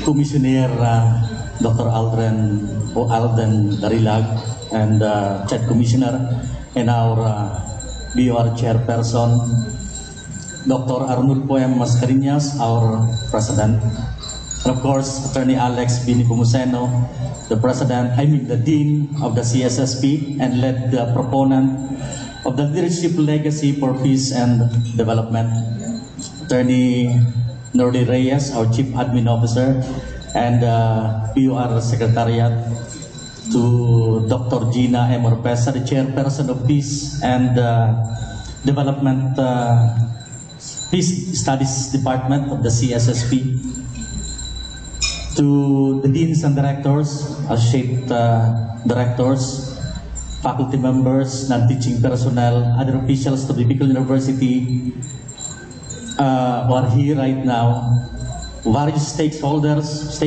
and partners of the Bicol University. Good morning and greetings of peace. For on behalf of the Bicol University General Alumni Association Incorporated, would like to express and extend our support, the usual support, to the project Leadership Legacy for Peace and Development, Season 2 or Series 2, Peace Education, a Legacy Approach to Sustainable Peace and Development. First series, theme, Building Legacy of Peace Through Peace Education. This manifestation is the same support we have extended to the organizers, especially when Attorney Alex Nepomuceno initiated the Tabang sa Pag-Adal program, a program designed to assist the students, the Bicol University students, in their communication needs and other academic requirements. So, Again, we are one with you, Bicol University community, in this noble and highly commendable project. To all men and women of this project, congratulations and good luck.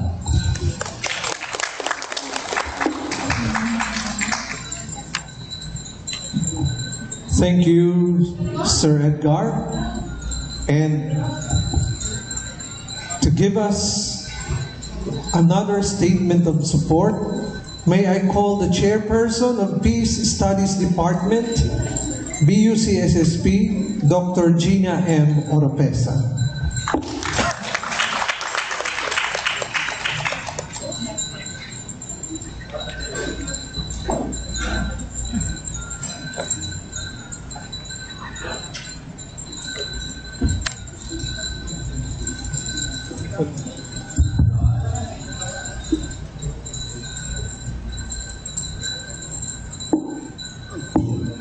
To Dr. Aldrin A. Darila, the Commissioner of the Commission on Higher Education, and at the same time the Chair of the BU Board of Regents. To Dr. Arnulfo M. Mascarenhas, SUC President 4, Sir. Attorney Alex Yun Nepomuceno, the lead proponent, Leadership Legacy for Peace and Development, and the Dean of the BUCSSP. Deans, directors, and department chairs, distinguished guests, our partners in peace education and advocacy, other stakeholders, and everyone who are here today, a pleasant morning. Peace is the way forward. Whether we aim for inner peace or world peace, it is our hope. It is the new world order, the new civilization. A civilization where there is compassion, healing, open communication, intercultural understanding, where people are non-violent and diplomatic. There is sense of security. Human rights are respected, and we can enjoy life to the fullest without fear. This is what I dream of, and this is what I advocate for. For 20 years now, I have been a peace advocate. 4 years as a student and 16 years as peace educator. I recognize that my work for peace is never ending. After all, peace education is lifelong, timeless, and boundless, but one that is fulfilling, not in financial terms, but in personal terms. Something like self-actualization, if I may borrow the word of Abraham Maslow. As peace educator, we are in the position to influence the hearts and minds of our students. Teach them the culture of peace rather than violence. Love and care rather than hate or anger. Patience and tolerance rather than aggression. And develop their skills on conflict resolution, management, and transformation. Being able to do this is both a responsibility and a privilege. As peace educator, the responsibility is on our shoulders to hone our students to become peace-loving individuals and advocates for human rights, gender equality, respect for the environment, and many others. Teaching for peace is also a privilege. Not everyone is given the opportunity to produce well-rounded learner and cultivates in them values and behavior that inspire them to have a social and personal engagement toward a just, humane, and non-violent society. With the issuance of CHED Memorandum Order Number 1, Series of 2019, or the integration of peace studies or peace education into the relevant higher education curricula, our efforts in educating for peace have been further strengthened. This time, not just with our students in the Department of Peace Studies taking the baccalaureate, master's, and doctorate degree, but in all relevant higher education curricula. This means expanding the reach of peace concepts or peace themes being taught to more learners, which may equate to having more peace-loving individuals. We cheerfully welcome this development and expressly manifest our support and commitment to this undertaking.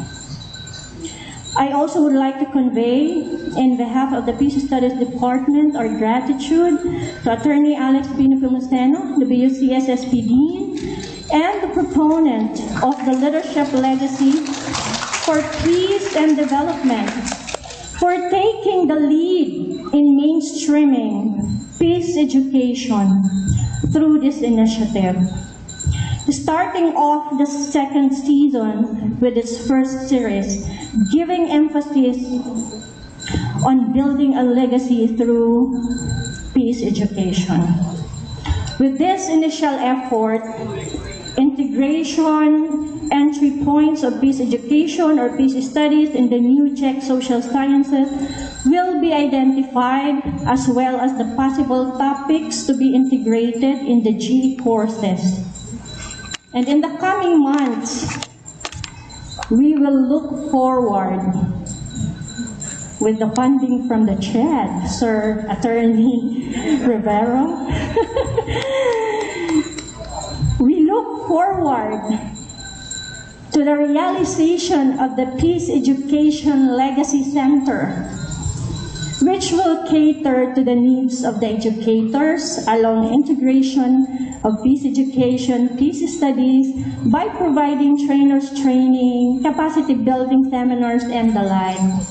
And in all of this, the Department of Peace Studies will give its wholehearted support, expertise, and assistance. Thank you very much.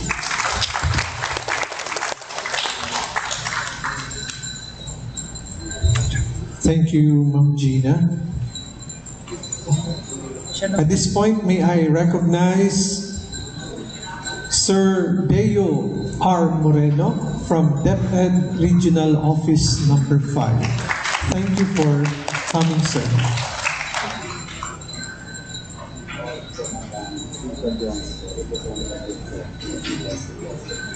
And also Madam Chonko, the representative of PPSC President. Dr. Ricardo De Leon. Thank you, ma'am and sir, for coming. Listening to your commitments is really a hard task to decipher and get all of the insights. But I would like to end it by remembering one topic in philosophy, in metaphysics, that says one and the many. Contextualizing it, many means diversity, one means unity. There can be unity in peace through peace education by tolerance, respect, compassion, communication. Through peace education, we can live and coexist harmoniously as a people, as a nation, and as the world, or as a world in general. So with this, we end this morning session by presenting the ethnic rendition by the BU Magayon Dance Troupe under the University Dance Troupe Coordinator Sir Wilven Mendaza with their Artistic Director Professor Karina L. Sales.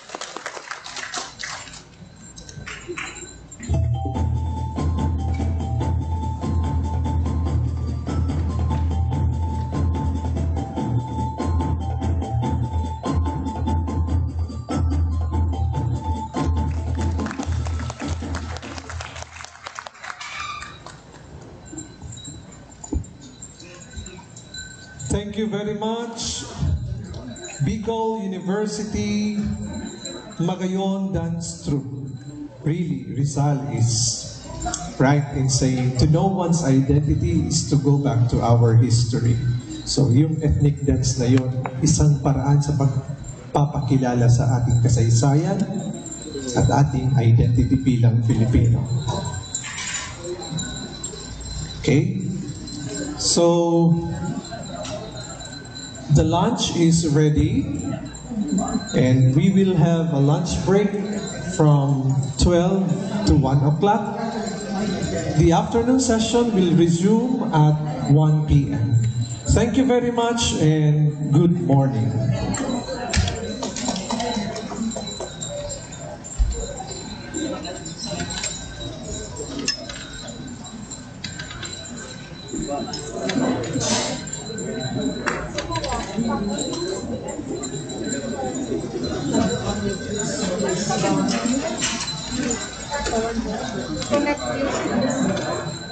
Sir, i-connect daw yung yan. I-connect daw sir sa sa. May ano kayo? Okay.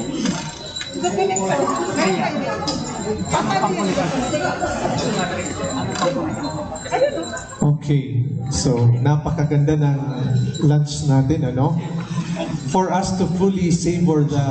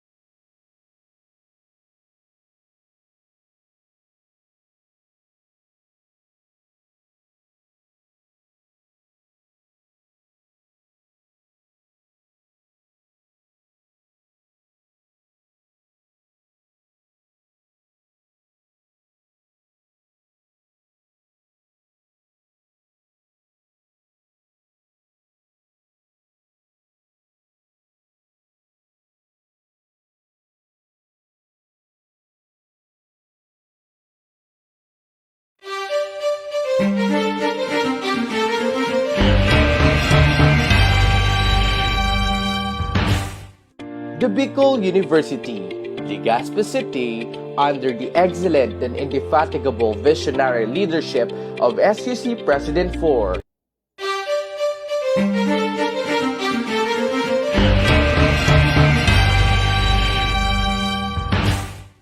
The Bicol University, Legazpi City, under the excellent and indefatigable visionary leadership of SUC President 4, Arnulfo M. Mascareñas, PhD, and the Bicol University College of Social Sciences and Philosophy under the able deanship and exceptional legacy leadership of Attorney Alex B. Nepomuceno, PhD, in partnership with Bicol University Extension Management Division, headed by a greatly committed and vibrant extension and community leader, Director Rowena F. Soilo, MPA.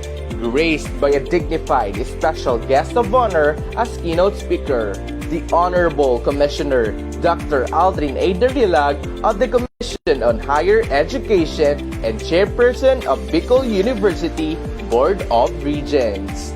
Proudly present Season 2, Series 1 of Leadership Legacy for Peace and Development Program with a special focus on peace education and kickoff theme, Building a Legacy of Peace Through Peace Education. On Saturday, May 28, 2022, at 9 o'clock in the morning at the Pepperland Hotel Event Center, Legazpi City, and live streaming at BU Extension Management Division Facebook page. The organizers proudly present Attorney Christian E. Rivero, EDD, CESO 4, and Director 3 of HEDFS, Commission on Higher Education, to speak on funding opportunity for peace education through higher education projects through Higher Education Development Fund staff. Dr. Herbert B. Rosana, Dean of Bicol University Graduate School, to discuss the historical development of peace program in Bicol University, Legazpi City. Dr. Ruby Ann L. Ayo, Professor 6 of BU CSSP and College Research Coordinator, to tackle on proposed integration entry points of peace education/studies in UGEC Social Sciences. And Dr. Gina M. Oropesa, Chairperson, Department of Peace Studies, to present the proposed peace education outline or module for integration in UGSE Social Sciences, with special participation of respected guests for the statement of support. LTC Jerome V. Cabignon, INF GSC PA, Acting Commanding Officer and President of Chocolate at Pandesal. Dr. Digna M. Paner Alba, President of Council of Deans and Department Chairs of Colleges of Arts and Sciences Incorporated. Ms. Mary Jane A. Vicuña, President of Bicol University Association of Non-Teaching Staff Incorporated. Engineer Fernan D. De Matera, Faculty Regent, President of Bicol University Union of Faculty Association Incorporated. Ms. Asher Jade Azul, Student Regent, Chairperson of Bicol University Student Council. Dr. Edgar S. Barameda, Alumni Regent, President, Bicol University Alumni Association Incorporated. Dr. Gina M. Oropesa, Chairperson, Department of Peace Studies of Bicol University College of Social Sciences and Philosophy. Featuring BU Albay Magayon Dance Troupe for folk dance rendition and special piano rendition of Dr. Cynthia O. Mendoza, faculty member, Bicol University. Come and join us as we promote advocacy of peace education, a legacy approach to sustainable peace and development as we continue to live, learn, lead, and leave a legacy. Truly, Leaders come and go, but legacy remains.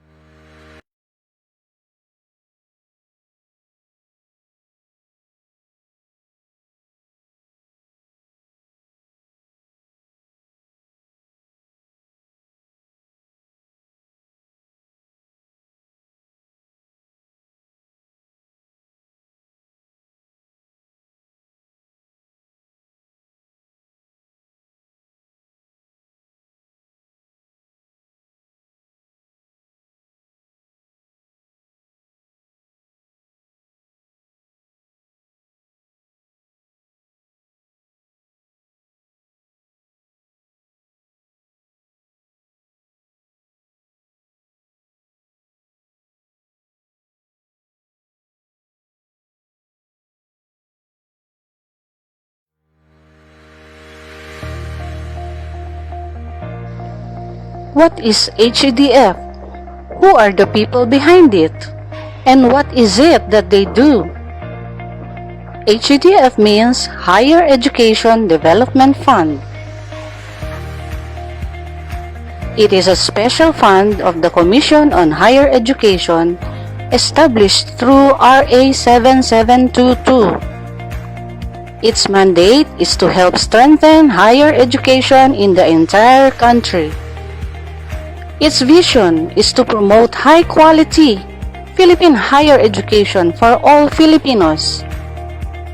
Its mission is to ensure effective and efficient public spending. The Higher Education Development Fund. HEDF is one of the two funding sources of CHED, the other one being the General Appropriations Act or GAA. The HEDF gets its fund from the following government contributions. 40% of the total gross collections of the travel tax from the Tourism Infrastructure and Enterprise Zone Authority or TIEZA. 30% of the collections from the professional registration fee of the Professional Regulation Commission or PRC. And 1% of the gross sales of the lotto operation of the Philippine Charity Sweepstakes Office or PCSO.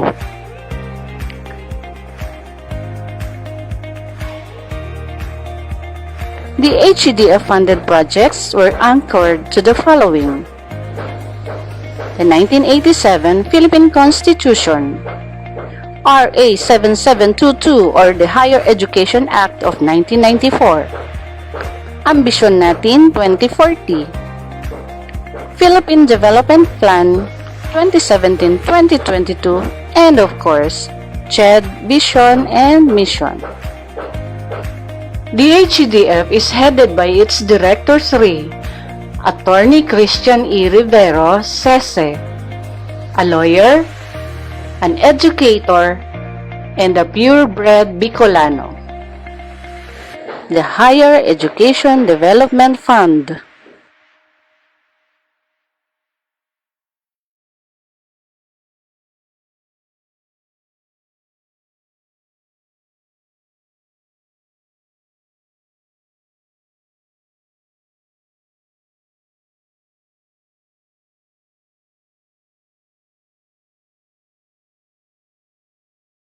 Forgot to mention the most important thing about me.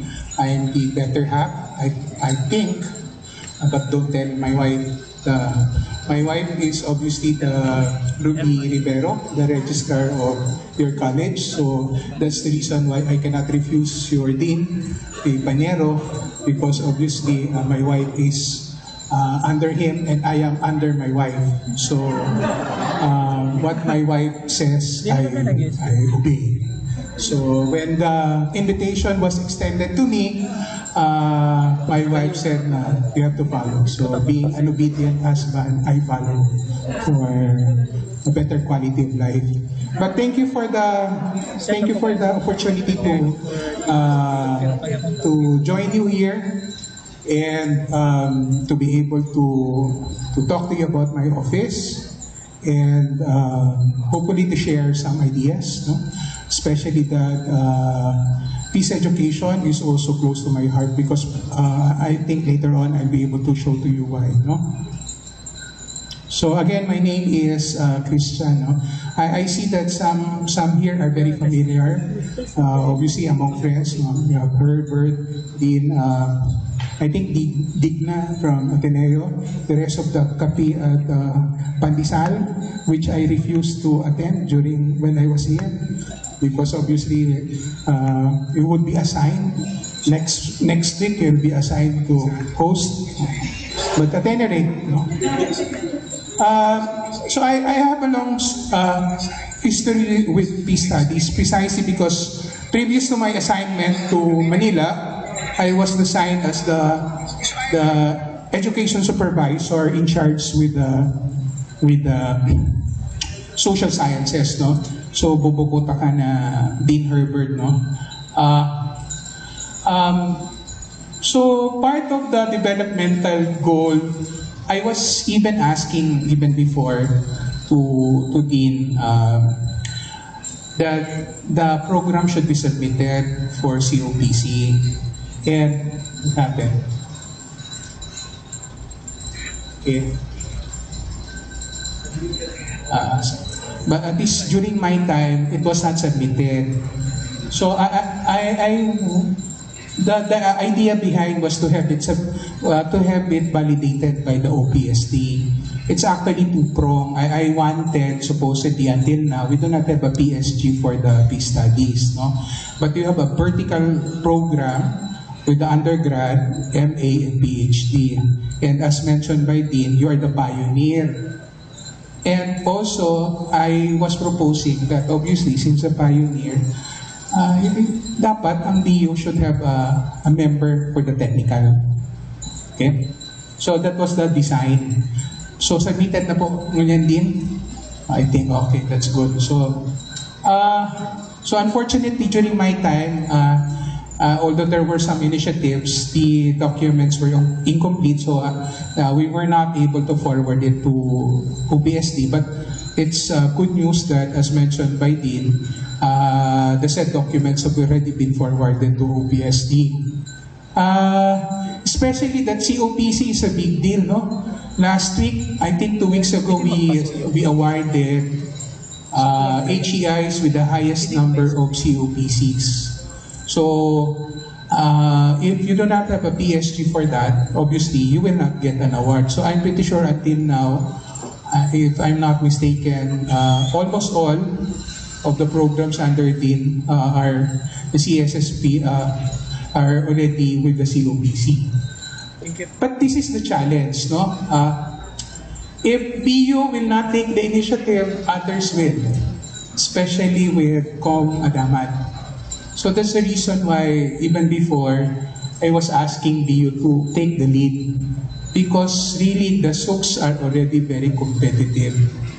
So if you don't submit it, I tell you, in 1 year, the other SOCs will be the ones who will take the initiative, and they'll be the one who will craft the PSG, and they will be the one who will consist mostly of the technical panels and technical members. So, sayang. Now that I am in the central office, I realize that in reality, no, you cannot talk about quality without talking about money. I think even Dean, you have some dreams, but without funding, this will just be small in scope. No? So in fact, as mentioned by Com Darilag, they would always look for me because the question is, show me the money. Okay?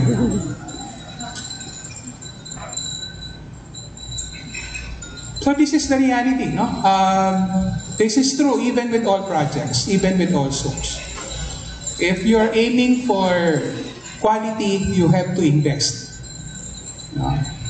You cannot be like in Ateneo de Naga, you cannot be an autonomous without having 10 or 20 years of experience, efforts to build up reputation, capacity. So just the same with the peace program. So medyo matagal na. So I think this is the time that we really need to invest. And obviously, as I see the uniform personnel, even the kape, it has to be weak with other programs because they realize that what? Peace effort by the military, by the uniform personnel will not be sufficient. It has to be integrated with all other efforts. So it needs investment, diba? So, kaya you are requesting the other agencies to also chip in, mag-contribute. And this is the same also with the education. Again, a review of what I presented the video. In terms of the money, this is the source, no? Every time you travel, 40% of that goes to charity. every time that you register for PRC, 30% of that goes to CHED. Every time that you buy a lotto ticket, 1% of the gross goes to my office.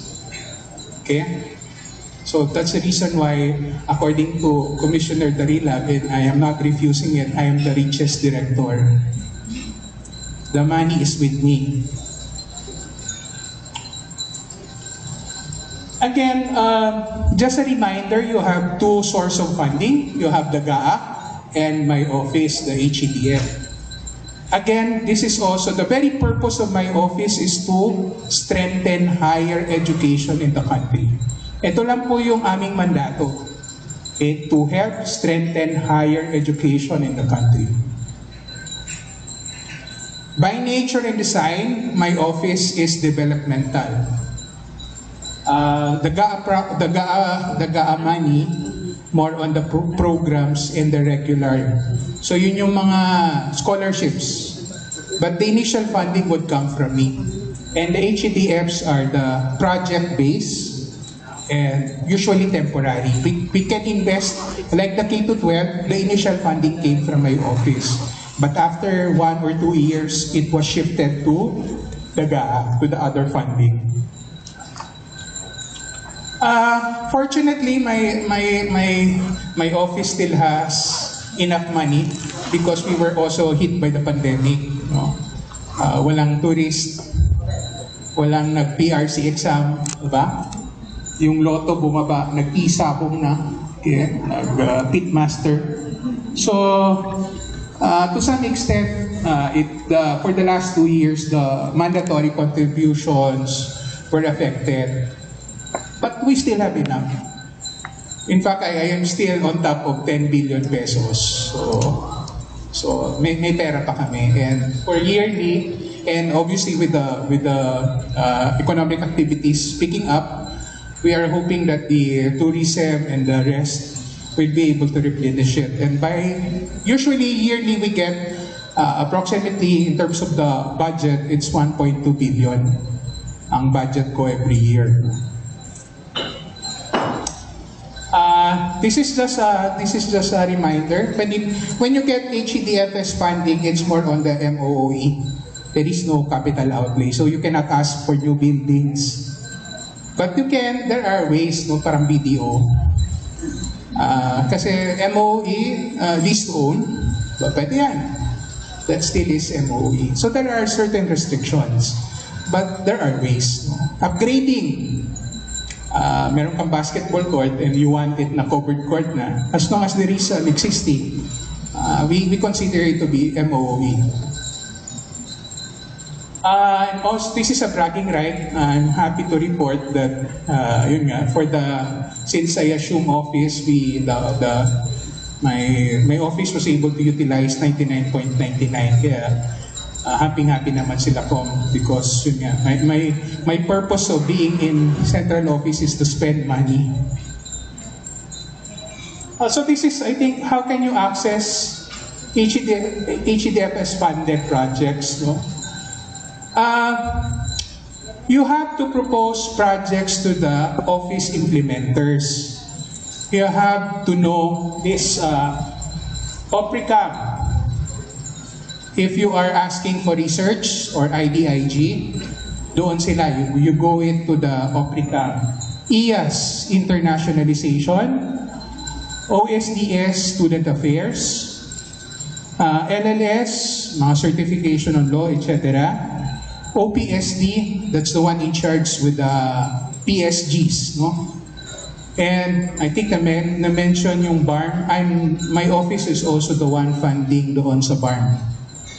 Okay, so sa akin siya the limitation with my office is that we do not have a technical review panel, but the purpose really is to have it. So ang my only limitation why I don't want to fund directly projects is I do not have a technical panel of my own who could review. I could only review, my office could only review the financial aspect, no?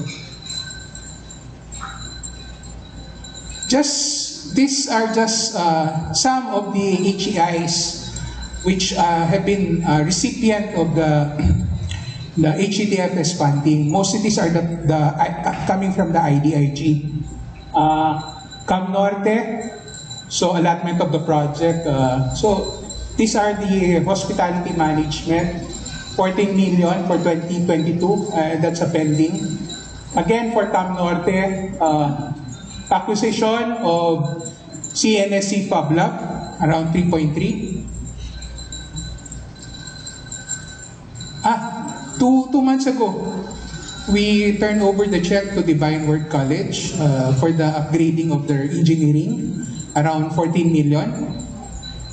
Mariners on the pipeline is around 25M.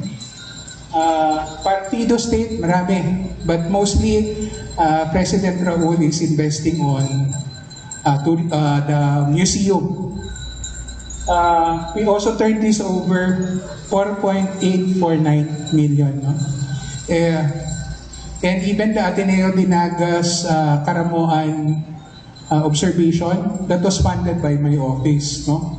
So if you go to Karamoan, you'll find there a building, I think it's a bio something, that was funded. So these are just some of the projects that were funded or being funded by HEDF. These are mostly IDIG, Institutional Development Grant.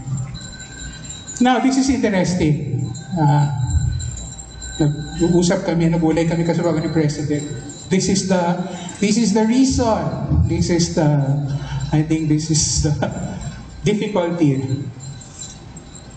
Anyway, this is the usual process, no? When you apply or when you course through the projects, have it approved by the CED, and when they approve it, my office will fund it, no? And obviously, this is the subject to the usual COA, DBM, and accounting rules, procedures, no? So, merong mga restrictions. Pwede ba yung president maging project leader? Pwede bang may honorarium? Pwede bang may mga ganon? Pwede bang may cellphone allowance? So, these are the usual, kasi naka-line item. No? So, kailangan nyo rin pag-aralan yan. You cannot propose a project. This is one tip, no? If you want to craft project proposal, by all means at the very onset, talk with your financial people para alam nyo. Kasi the most difficult part, kanina si ma'am, I was talking with her, the most difficult part is the liquidation. This is one thing that I wanted to point out. And nag-uusap kami ni President. No? And this is also, Dr. Tigna, this is also the reason Ateneo Dinaga is not getting funding from my office. Okay? Because until now, you still have unliquidated projects. Okay? So ito po yung rason, kaya if you notice, even in the list, wala, I think including Ateneo, kasi yung mga K-12 nila, until now, hindi nila ma-liquidate. So, obviously, as a Bicolano director, this is also a source of frustration because much as I want to help Bicol HEIs, no, I think the same thing with your Commissioner Aldrin. If you have pending liquidation concerns, then we are precluded from downloading money. Ma'am, as a proposal, but hindi, we cannot download the funds. This is just an overview of what peace studies could do, no? Yung mga andito. Ano ba yung pwede natin sanang pasukan? Nasa flexible learning tayo. May problema tayo sa materials. Diba? Until now, you can supposedly, if you want, you craft, you make OERM, open resource materials, or maybe not even write, you just curate Kasi ang problema po ng mga materials natin right now, ang dami-dami. But we do not have yung nakaka-curate. Ano ba? According to Dr. Rosana, ito yung mga dapat talagang must need reading materials. So even if you have a proposal like that, a curated reading materials for peace studies, maganda yan. I'm pretty sure the CEB will approve it. I think Ma'am mentioned that there is already a proposal for the subject that should be funded. The proposal obviously would require also training. Okay, you have to capacitate. Oh, that could be funded. Diba? I'm pretty sure even with the flexible learning, diba, yung residential, even if you're a teacher expert with the residential, you cannot just migrate overnight to a flexible learning setup. A lot, in my experience, many professors, especially the old ones, resigned because hindi kaya yung Zoom. Diba? So yung mga ganon, hindi siya outright na you can transplant. So even with the materials, you still have to train. I used to handle criminal justice education with the uniformed personnel. Parang I noticed, sir, walang subject man lang kahit na elective na peace subject. Diba? So it's not just preparation for any eventualities, war, conflict, but we should also capacitate them how to be ambassadors of peace.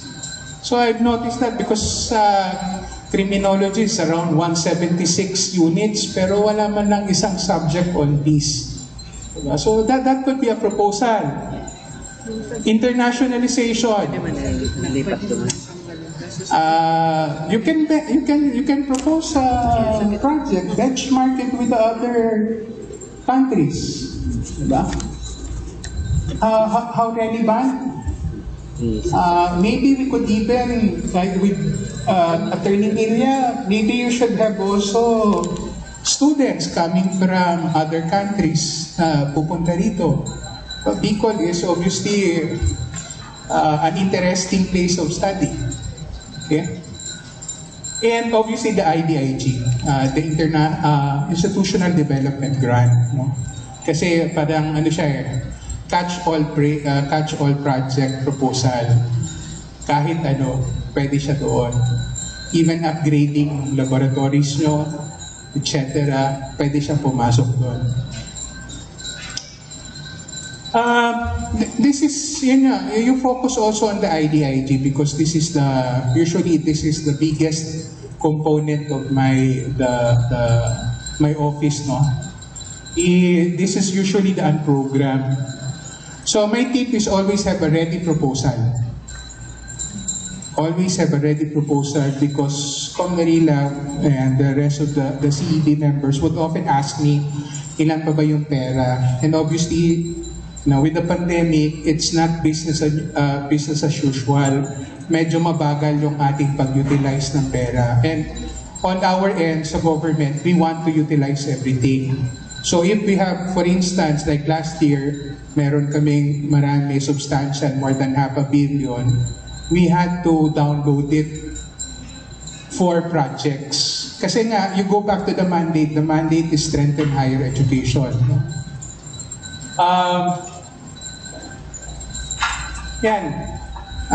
We also donate equipments, by the way. I think Partido State University and CBSUA got equipments from us last year. These are also reminders, no? For those who would like to submit proposals. Make proposals which are doable. If you want to finish it in 1 year, finish it in 1 year. Do not ask for extensions kasi it gives the bad impression, particularly to the CEB, that the proposal is not well crafted. You have to already integrate ang mga bidding process sa back. So magpapa-pre-bidding na kayo. Kasi ang problema, particularly sa mga projects, ang bidding, dyan nadadrag yung ating project proposal. And pag sa CEB and even for the funding, if you keep on asking extensions, it gives the wrong impression. But if you finish it according to your timetable, according to your proposal, mismong sila na mismo, bigay mo na yung pera sa BU kasi maganda yung performance nila. Pero kung palagi kang, like what is happening right now, extend ka ng extend, 3 years na di pa rin natapos, and then asking for extension. And kumusta yung deliverables, 15% pa lang. Next time when you propose, I tell you, your commissioner kami mismo would say, huwag mo nang ibigay yan. Kasi masasayang lang yung pera, mapapagod ka lang. So, give a proposal which is doable. Kung 1 year, 1 year. Kung 2 years, 2 years. No? Make sure it is also board approved. Kasi pag board approved siya, kahit na wala ka pang funding source, pwede siya anytime, ihugot. Pwede siyang kunin. So kung may 10 proposals ka na dyan, and then may call, outright, mauna yan. Unlike, saka pa lang may call, saka ka pa lang gagawa, tapos na yung duration for the call, hindi pa tapos yan. Okay? So make sure that it is board approved. Coordinate with the central implementer. Some of the projects are really yearly. So IDIG, internationalization. Pag hindi kayo nakuha this year, I'm pretty sure the call will also be the same next year. So make early preparations, and then obviously, Commissioner Darilag is very important. Kasi siya yung mag-i-endorse. Siya yung magsasabi sa amin na kindly accommodate, kindly make room for this proposal. So moving forward, these are just some of the suggestions that I would like you to consider. Push for the COPC of the program. Follow it up with the OPSD. Right now, they are trying to fill up all the technical panels. Baka meron kayo. Finally, baka you can endorse Dean kung sino yung pwede doon na baka umupo to craft the PSG. Also, assume the leadership of the program. No? You're the first, but obviously right now, especially with Com Adamat, very aggressively pushing the peace studies. Baka maunahan kayo. So dapat talagang mag-ano na kayo. This is the proposal number 4. If for the last 3 or 4 years hindi nakakapag-liquidate, hindi nakaka-liquidate yung main campus, kung ganon, my proposal is to treat BU Daraga as a separate campus. No, kasi yung account is not by HEI. Well, obviously, si Dean naman is presidentiable, I think. So, baka that's the main number 1, assuming by divine talaga, sir, no? So, that's one. If the main campus cannot liquidate, because I've been waiting for the last 2 years, wala pa rin, and you have already proposals ready, baka you can propose that you BU Daraga be treated as separate so that wala kayong utang. Kasi even if you have the President was already mentioning, he was not able to receive several funding for the projects precisely because of the unliquidated. It's either you ask kulitin nyo si Presa kasi VP to liquidate. Kasi sabi po ni Attorney Rivero, hindi kayo mabibigyan ng pera pag hindi pa rin nag-liquidate. So yung opportunity cost, imagine, for 3 years, hindi nakakakuha. You strive that BU Daraga be considered as a separate, The same thing that we treat BU Tobacco as separate. So it's not by institution. Ako nga, even BU Open University can be treated as one, separate. Kasi we're treating UP Open University as a separate. So UP Diliman has a unliquidated, but UPOU nakakakuha sa amin ng pera. And not only that, baka there is a presidential here who is listening. You can also have the PU as a system. Separate siya. Like UP system is separate. UP Diliman is separate. UP para kung may unliquidated siya, UP Diliman may unliquidated siya, but we course it through UP system. Kasi obviously, ayaw ko naman magpakulong. Kasi that's a co-able siya. No? So those are the points that you can look into if you have already proposals. So when to pass proposals for project, there is a call. Prudent thing is there should always be a ready proposal approved by the board.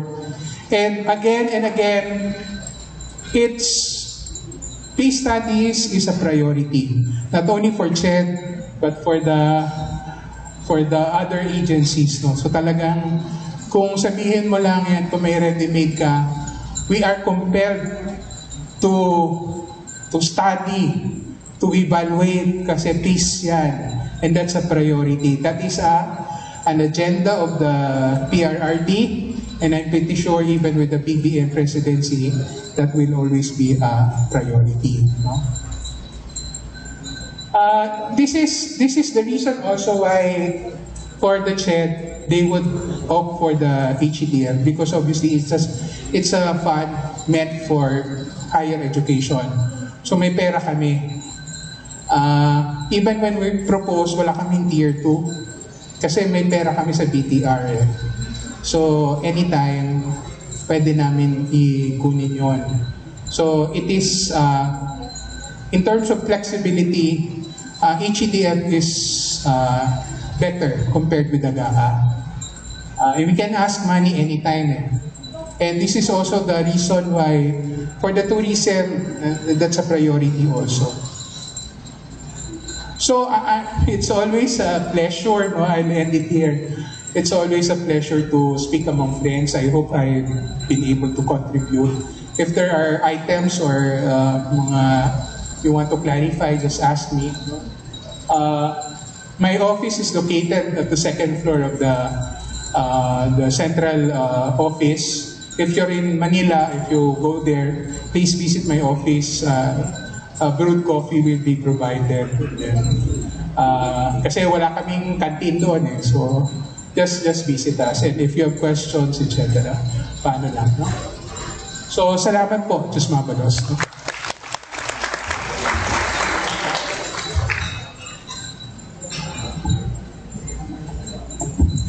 Thank you very much, Attorney Christian. Okay. Ano kaya may comment ko? Dakulon? Kadakol? First, funding Sir Herbert. or money is the lifeblood of all projects. Kung walang pera, walang magagawang projects. So, sir, thank you for showing us the money, for showing us the way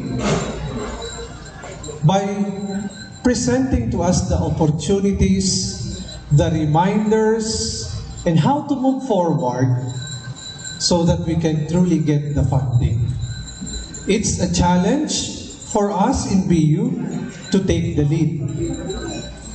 So thank you, and I hope that as we continue with the days and months to come, we will be able to respond to your challenge.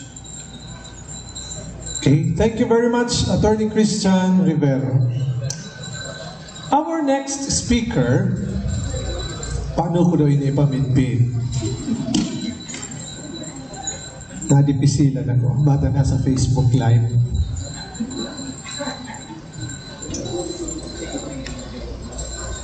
Very historical, tama. Very appropriate that he will be the one to talk about the history of the peace peace education in BU.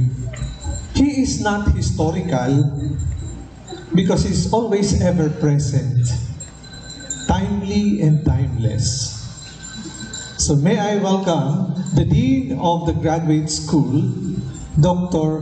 Herbert Rosana, to talk about the historical development of peace program in Bicol University.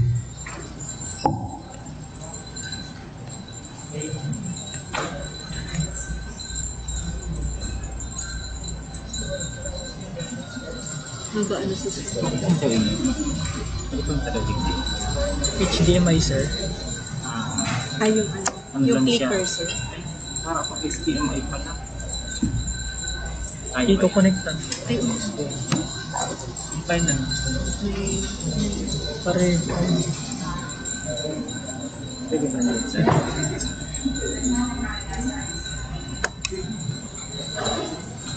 Kasi lang mo na ito, sir. May clicker. May clicker na lang. Paano pag next na?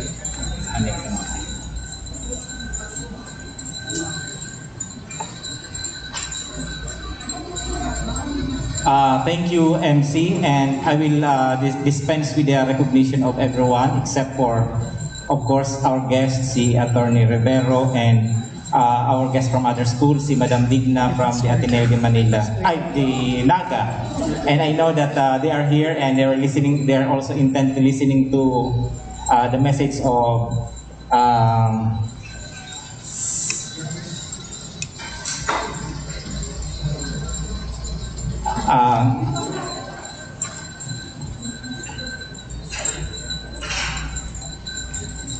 so, ang pinag-uusapan natin ay funding at medyo mahirap talaga yan ang mga funding na yan. And the difficult part, especially in funding, is the liquidation part. And we have previous experience of that. And nahirapan ako niyan kasi yung project namin noon sa UNDP, it was only after 2 years. Nagparabalik-balik pa ako sa COA kaito. Tigapaapudan pa ako ito kang COA na to explain some of the the liquidation report. Tapos nag-change na ki auditor, nakabukod pa ako pasiring pa ako sa DOH so auditor kayo sa BU nasa DOH na. So I have to go there. Sabi kan auditor, di ko naman ang yaman ko as mga documents kanta tambak-tambak na yan. So kumbaga, these are the lessons that we have to learn, especially in liquidation, that we have to do it right and dapat matyaga kita sa pag-liquidate. Otherwise, kasi madali mag-spend pero difficult to liquidate. And my task today is to explain to you the history of peace education. And tama si MC na historical na.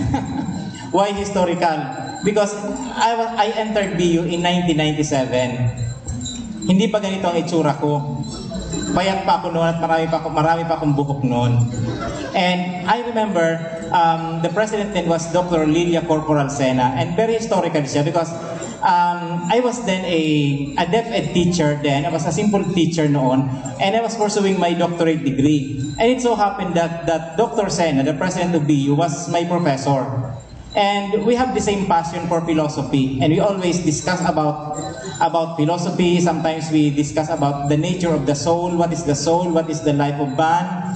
Tapos at the end of mga discussion pag nagkakainitan na, she would always conclude, sabi niya, ngayon in philosophy, there's no wrong answer. All of us are correct. So therefore, we have to rest our case now. And eventually, in-invite niya ako. Sabi niya, why don't you come ngayon to Bicol University and teach? Nag-apply man ako. Sabi niya mag-apply daw ako. Nag-apply man ako. When I applied, I thought I was about to teach I was about to teach philosophy. That's the history of that. So ugmahon ako niya pa, I'm going to kasi DepEd baga di man sa DepEd ano lang siya. I was so unhappy sa DepEd kasi sa DepEd baga you have no academic freedom because all the curriculums are dictated to you. So there's no room for innovation. Kaya ugmahon ako. Pero when I went to BU, sabi niya, you're going to teach nga peace education. What is peace education? Sabi ko, I have never encountered that in my life. Sabi niya, basta magturo ka ki peace education. And that was actually the beginning of our peace education. And because Dr. Sena at the time was she was involved with the IAU, the International Association of University Presidents. And one time she attended the One time she attended the meeting sa Tokyo, Japan. Sa Kobe, Japan. And she met some of the commissioners in the UN. And the commissioners challenged the university presidents. Sisay nga sa Indo, who among you is willing to offer our curriculum from the UN? And nobody from the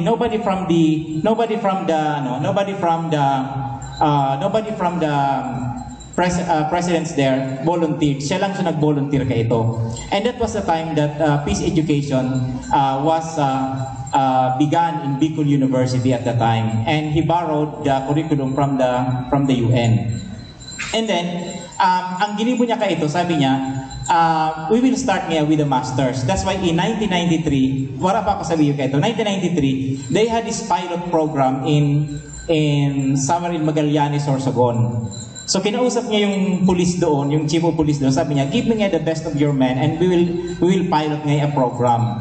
So nagsimula yung program doon. Then eventually, nagkataon ka ito yung, di ba transition on from the martial law to Cory administration. And the DILG was trying to professionalize their police officers. And most of the police officers then were not hindi sila mga graduate ng bachelor's degree. So sabi ni Dr. Sena, why don't we go there and ask the PNP, let's enter a MOA with them and offer it to them to professionalize them. So kumbaga, to cut the story short, sunod-sunod na ito na including the masters and the PhD ay nandoon na. That's why sabi nga doon, we were able to have the peace education at the time. And siguro sabi nga natin history na ito, it's already history. History na siya. And then kumbaga sa CIA baga, mga files baga yan after 50 years, pigdi-declassify na ninda. It is now revealed to the public. So siguro sa kahaluyan kang peace education sa BU, may mga declassified files na dyan. And in my experience, the program was very unpopular with the university at the time, and the support of the academic community was not solid. But the support of the president was solid. Yun ang Kaya it was so difficult at the time, but it was moving on. That's why Dr. Sena created the Institute for Peace and Security Studies. But eventually, after her term, the board decided to abolish the institute. That's why the three programs, the Bachelor in Peace Studies and the Masters in Peace Studies and the PhD in Peace and Security Administration was transferred. Yung Bachelor's program, it was moved to the College of Arts and Sciences. And then the Masters and PhD program was moved to the graduate school. At the time, the graduate school was not yet decentralized. So naka-separate unit pa rin siya. Hindi katulad ngayon sa kalagayan natin ngayon yung mga graduate programs natin are already decentralized. It is being offered now by the colleges. Okay. Ngayon, ito yung these are the mga objectives noon. I will not go for that.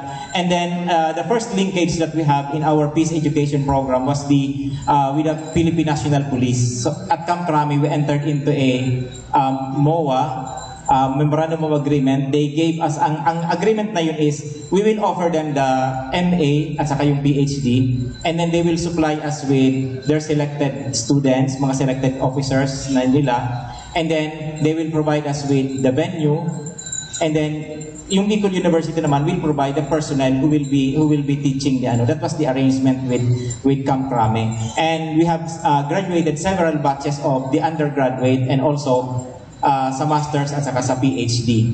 And most of the PNP, yung mga officers natin doon are graduates of the PhD natin. To name a few, like for example si Congresswoman Charito Plaza was a very active student then. Kasi magkaharap lang yung Camp Aguinaldo at saka yung Camp Crame. Yung mga graduates ng MNSA, Master in National Security Administration doon sa Camp Aguinaldo, when they heard na may PhD kami, nag-enroll sila lahat doon. Kaya yung mga mga sikat na mga personality noon sa Manila ay naka-enroll sila sa amin doon sa PhD. Kaya yung mga alumnus namin are examples of this program. And one prominent alumnus namin ay si General Ricardo F. De Leon. And Ricardo F. De Leon was the first graduate of the PhD in Public Peace and Security Administration. Siya ang nauna noon. And then, after his retirement from the PNP, he was tapped by President Arroyo to become the president of MSU, Mindanao State University. At that time, magulong-magulo ang MSU noon. And sabi ng administration noon, we need somebody who has an iron hand to set aright the things that is happening in MSU noon. Kaya si General De Leon noon, alam natin ang pag napunta kayo ng Mindanao, you will know the culture in Mindanao. Even in MSU, napakalakas ng nepotism doon. If you do not have any connection or family connection with anybody there, hindi ka nila tatanggapin. But General De Leon was a total stranger. So sabi ni General De Leon, ang unang mission ko ngayon dito, i-implement ko yung natutunan ko sa PhD natin na Peace and Security Administration. How am I going to convince all these sectors in MSU to accept and to support yung plano niya?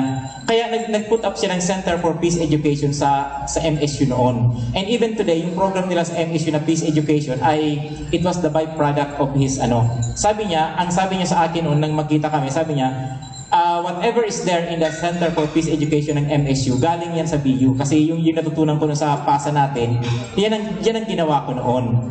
And in fact, ngayon, General De Leon is now the president of the Philippine Public Safety College.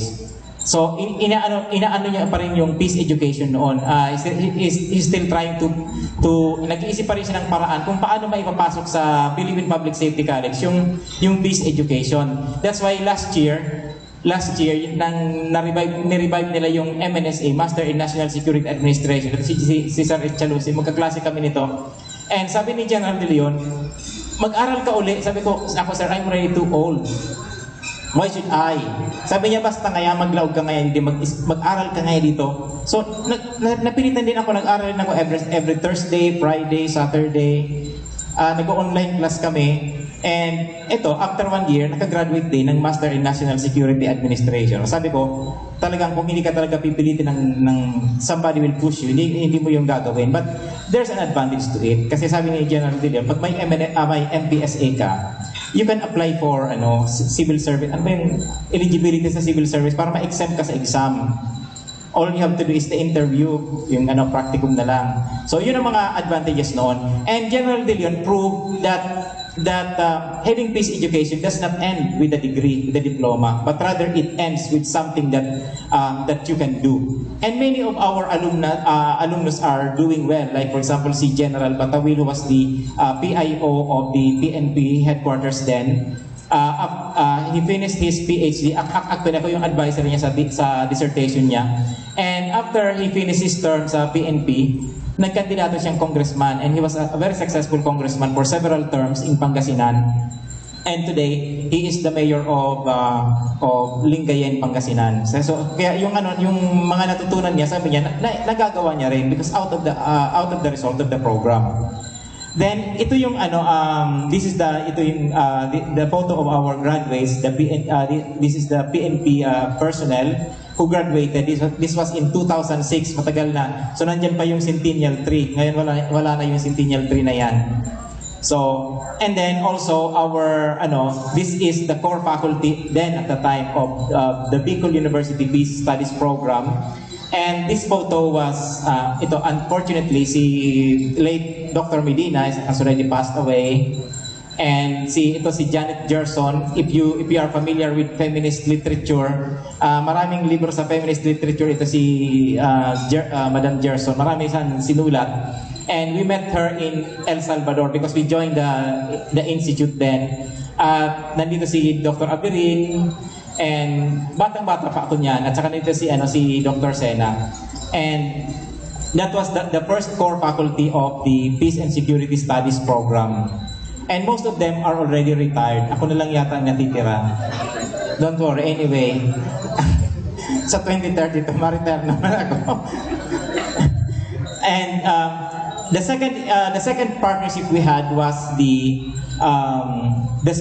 School of Peace pilot project of the OPAP and the UNDP and the BU. At the time, we were trying to replicate the School of Peace project in Mindanao in Region 12. Sa Region 12, meron silang programa doon na in-integrate nila yung the whole of the school context ng peace education. So sabi ng OPAP, why don't we also implement in Bicol region itong peace, School of Peace? Sabi niya, pero not from the context of the MILF versus government conflict, but rather in the context of CPP, NPA, and government conflict. Kaya sabi nila, let's look for a barangay in Bicol region na medyo hotspot, and that we should offer make one of the schools there as pilot program. So ang na-identify namin noon ay sa San Isidro Elementary School. And that was nung panahon na yun, it was a very lugar yan ng mga beliwit yan ng mga NPA noon. So diyan kami School of Peace project, and it lasted for 2 years.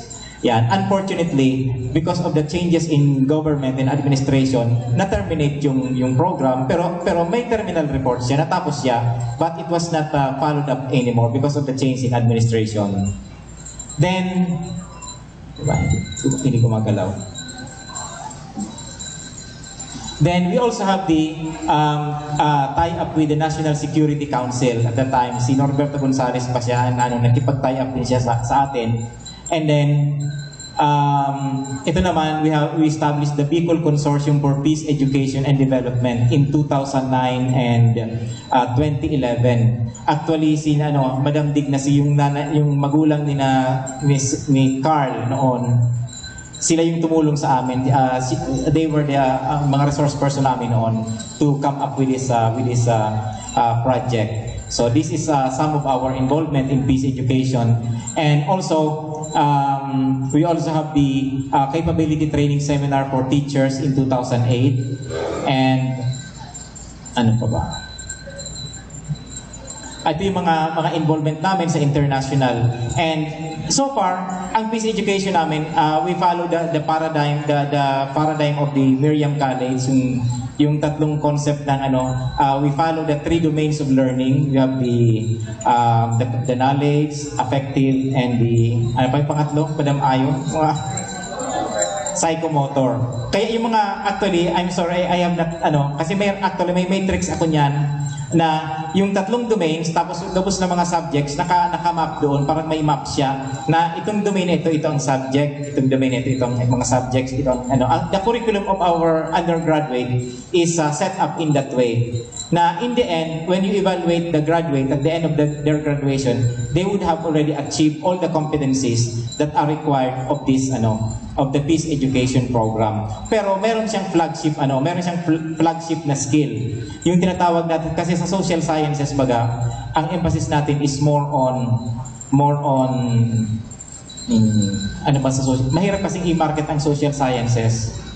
Kasi siya, when it comes to practical application, it's difficult to convince young people to major in social sciences kasi their first question is, what will become of us after we graduate? Ano bang trabaho namin? So sabi namin, if we can input the skills in research, social research, develop the skill in this area, then they will be more useful in whatever profession that they would come in later on in their lives. And that is also what is being nakikita namin ngayon sa mga estudyante namin. And ngayon ang challenge sa atin is how to mainstream peace education into the curriculum. Kasi sa Bicol University, our peace education is a specialized program. It caters only to a specialized group of people. What we want is how can we integrate it to the different Maski sa UP nag-struggle din sila kasi I was invited one time to be a resource person dun sa NSTP nila. So because sabi nila, they are going to implement a peace education in UP using the NSTP. So na-invite ako mag-speaker doon and nag-curriculum map din kami and may mga element din siya ng peace education. Kaya lang, the arrangement of the courses is not set in a logical manner na hindi mo siya maaano. Kasi pag wala siyang logical arrangement yung curriculum mo at content mo, it's very difficult to assess. It's very difficult to come up with a terminal report. Kaya kailangan kung sa gagawin natin ngayon na hapon, yung pag-explore natin how to integrate dapat meron tayong map, kumbaga conceptual map sa isip natin. Kasi itong conceptual map nito, ito ang magiging source ng pag-evaluate natin at saka pag-innovate ng mga intervention. Pareho din sa research, di ba? Kasi I notice yung mga graduate students natin, they are very poor in theory building. Kaya minsan pag nag-interview, kaya mo yan sa graduate school, yung mga magdi-defend, before sila isinasalang sa panel, ako muna nag-interview. Ini-interview ko muna sila. Because I want to check kung ano ba talaga yung ginagawa nila. And sometimes, sabi ko, minsan may mga studies na walang theory. May theory man ngayon, pero wala man talagang theory. Sabi ko, what is the thing that you want to prove? Ano ang gusto mong patunayan na naiiba? Is there any added value in the body of knowledge that you want to prove? Meron bang controversy na gusto mong ma-resolve and you want to prove na ito talaga? So sabi ko, diyan papasok yung tinatawag natin na theory building because you're trying to build on a theory. Kumbaga, halimbawa kung ang study mo is deductive, dapat meron kang present theory. Tapos anong gap meron sa mga theory na yon na you would like to prove, to add or to disprove para at least pagkatapos ng study mo na meron kang contribution to the body of knowledge, lalo-lalo na sa mga doctoral students. Dapat nandun ka sa theory building. Hindi yung lang, sabi ko hindi lang basta research kasi research is only a tool for thesis and dissertation. It is the tool that you use to gather the facts. But the reading in between the lines of your data, that is where theory comes in. That is where the thesis come in because you have to argue. You have to argue for Kasi kung research lang yan, kahit sino pwedeng gumawa ng research. Anybody can gather data, can arrange the data. But the point is, how are you going to interpret this data so that this data will become meaningful for everyone? Yan ang na dapat matrain natin. So, sa pag-craft din ng curriculum sa peace education, ganun din. Dapat meron din tayong framework. Meron tayong philosophy na sinasandigan. Kaya, when I was teaching research, sabi ko, there's a philosophy in research. Sabi man kan sa faculty, ano man nga ang philosophy sa research na pagsasabi mo? What is that nga? Ngayon, ang philosophy talaga, ang research talaga, may philosophy yan. Because otherwise, if there is no philosophy behind your research methodology, how will you prove there's no meaning to what you are doing unless there is something in it. Kaya kung makrap kita kay peace education, there should be a philosophy behind it. Ano ba ang gusto nating mangyari? What do we want to become of our students? Kasi number one niya sa peace education, sa pag-develop ng student, number one, so how do you excite their creativity, their critical minds kan mga estudyante? Na they should not just be there listening to you, memorizing or trying to mimic your but rather they should be taught how to question and to make things relevant for them. Kasi sa peace education kasi hindi pwede yung dapat kasi may sense of activism ka rin because you have to change society. You have to change to introduce concepts like for example halimbawa ang common isipan mga tao baka conflict is bad. But actually conflict is not bad. It's part of society. There is no change that will happen without conflict. Ngayon ang challenge sa ating bilang peacemakers is how do we manage the conflict in such a way that the process of conflict will achieve the transformation of society without resorting to violence. Na hindi tayo nagre-resort dun sa patayan na ang iniisip natin na resolution ay yung magandang resolution. Kasi halimbawa ngayon, may dalawang tao nag-iiwal sinda. Sabi kang saro, gusto ko, sa kuya ngayon ang kahoy na yan, it belongs to me. Sabi man kang saro, sa kuya man ngayon yan, di parehas na nag-iiwal sinda, sisiyan talagang tunay na may-ari niyan. Pero kung tatanungin mo sila, if you will go out of the box and try to interview them one by one, tanungin mo siya, bakit gusto mo sa kahoy na to?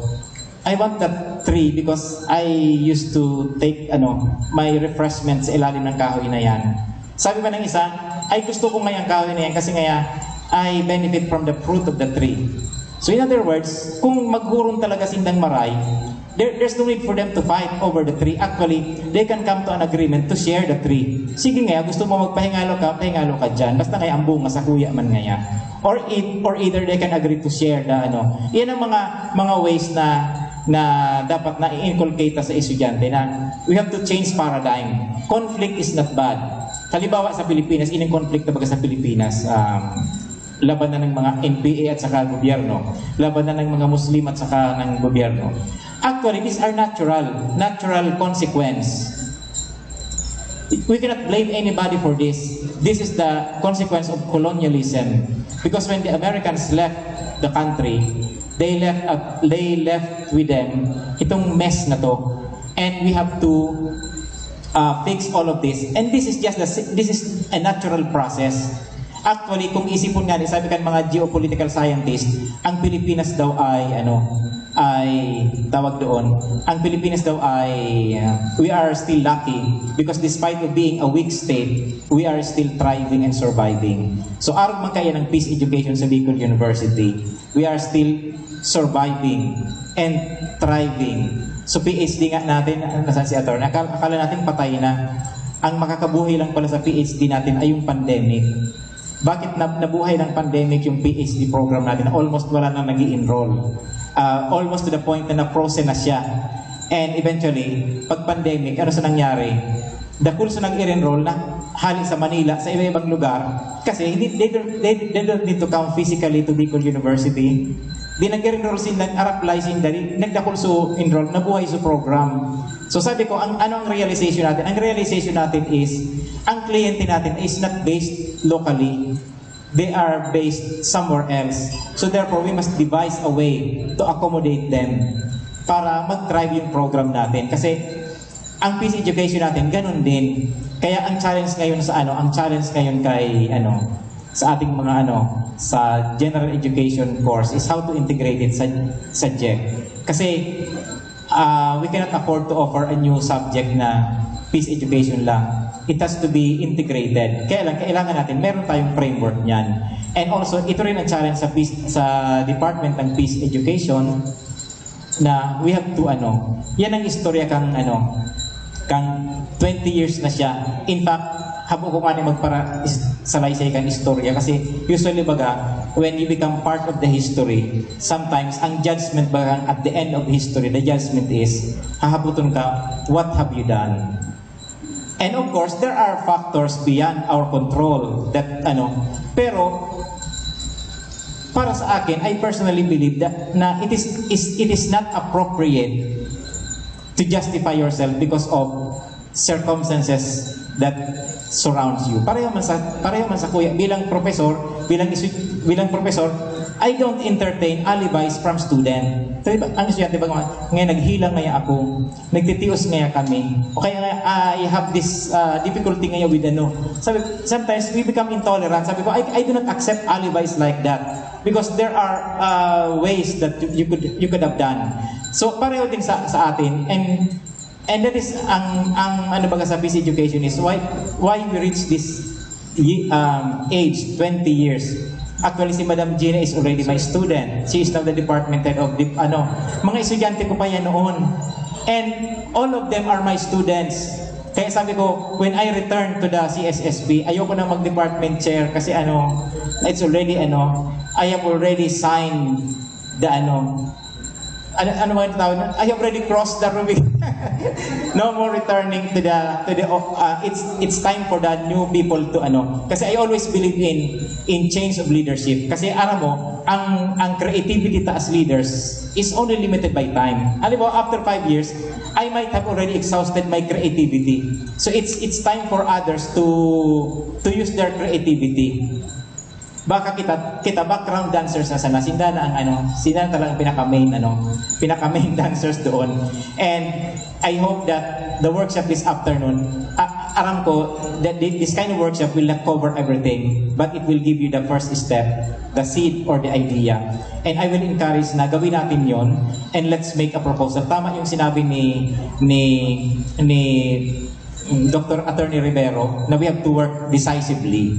Kasi alam mo sa CHED kasi, ang pag-create ng technical panel, hindi yan, they will not invite you. Kaya sabi ko ang sabi ko sa mga when I talk to my colleagues and to my students, sabi ko, do not wait for people to invite you, invite yourself. Because nobody is going to invite you. You really have to to put yourself in the front line. Kasi you have to, isipin mo na lang, you have to advance your own interest, the interest of your organization. So, kung gusto tang may mangyari sa peace program na yan, iprintira tanang sa dirita duman sa CHED, magkaroon na kita sa CHED na we want to form a technical panel for peace education. Mag-suggest na kita, wag kung kitang imbitaron, they will not invite us kasi they are just waiting for people to come to them. And if we want to improve ourselves, yan ang dapat gawin natin. So, yan po ang history kang dahil ako nagpararest naman sa kung ano-ano pang mga ano kasi sabi nga natin, there's no use discussing things that are bad, but rather we have to focus on things that are good. Always focus on the positive, and sabi nga dyan, when you do your task, you have to separate your emotions and your feelings. Remember that emotions change, but our interest does not change. It is always there. Na yun dapat ang focus kan sa tuyang trabaho. And we must learn to forgive. Sabi nga ni BBM, forgive and forget. This is not politika na, hindi ako namumulitika dito. And gusto ko lang yung idea niya na we need to forget, pero hindi ako supporter niya ha, ano lang.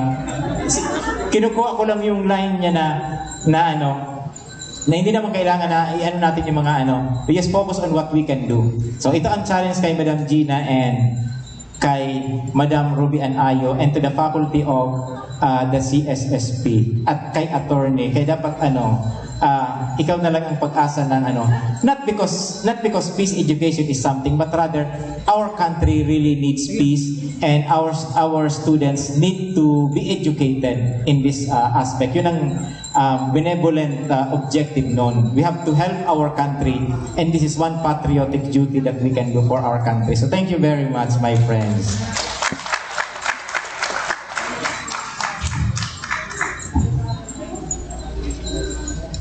Thank you very much, Dr. Bert Rosana. Okay? How will I make a response? Napaisip ako.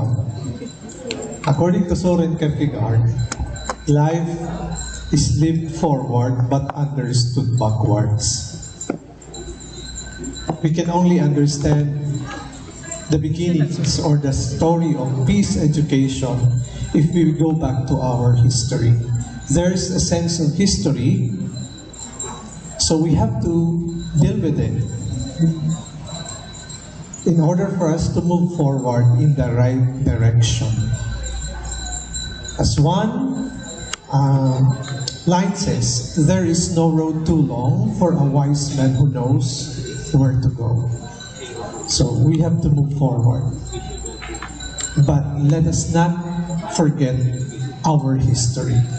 So thank you, Sir Bert, for reminding us of the beginnings of the peace education.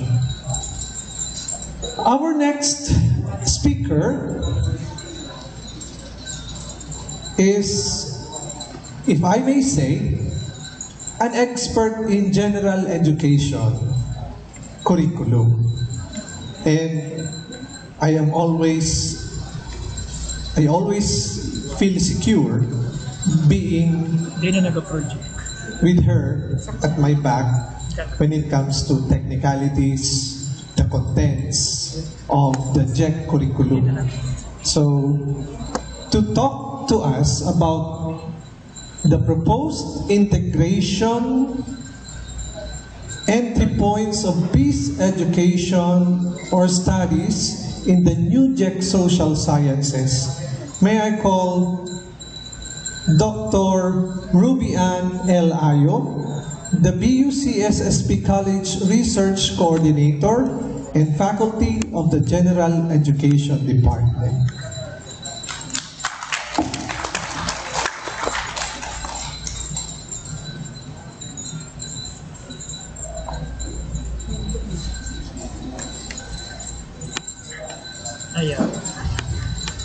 Diyos maray nakapon po sa gabos.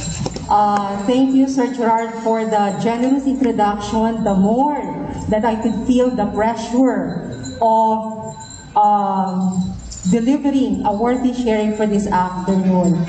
Anyway, upon introduction of the participants this morning, I realized that the group is composed of not only those who are in teaching, but there are also participants from other agencies who may be indirectly involved in peace education. So my task for this afternoon is to present the proposed entry points for integration for GEC Social Sciences. So we will start first with the GEC Social Sciences, and probably for the succeeding series, then we can also consider the GEC core subjects which are lodged in the College of Science, as well as the GEC core subjects lodged at the College of Arts and Letters. I am referring to science, technology, and society, mathematics in the modern world, art appreciation, and purposive communication. All right.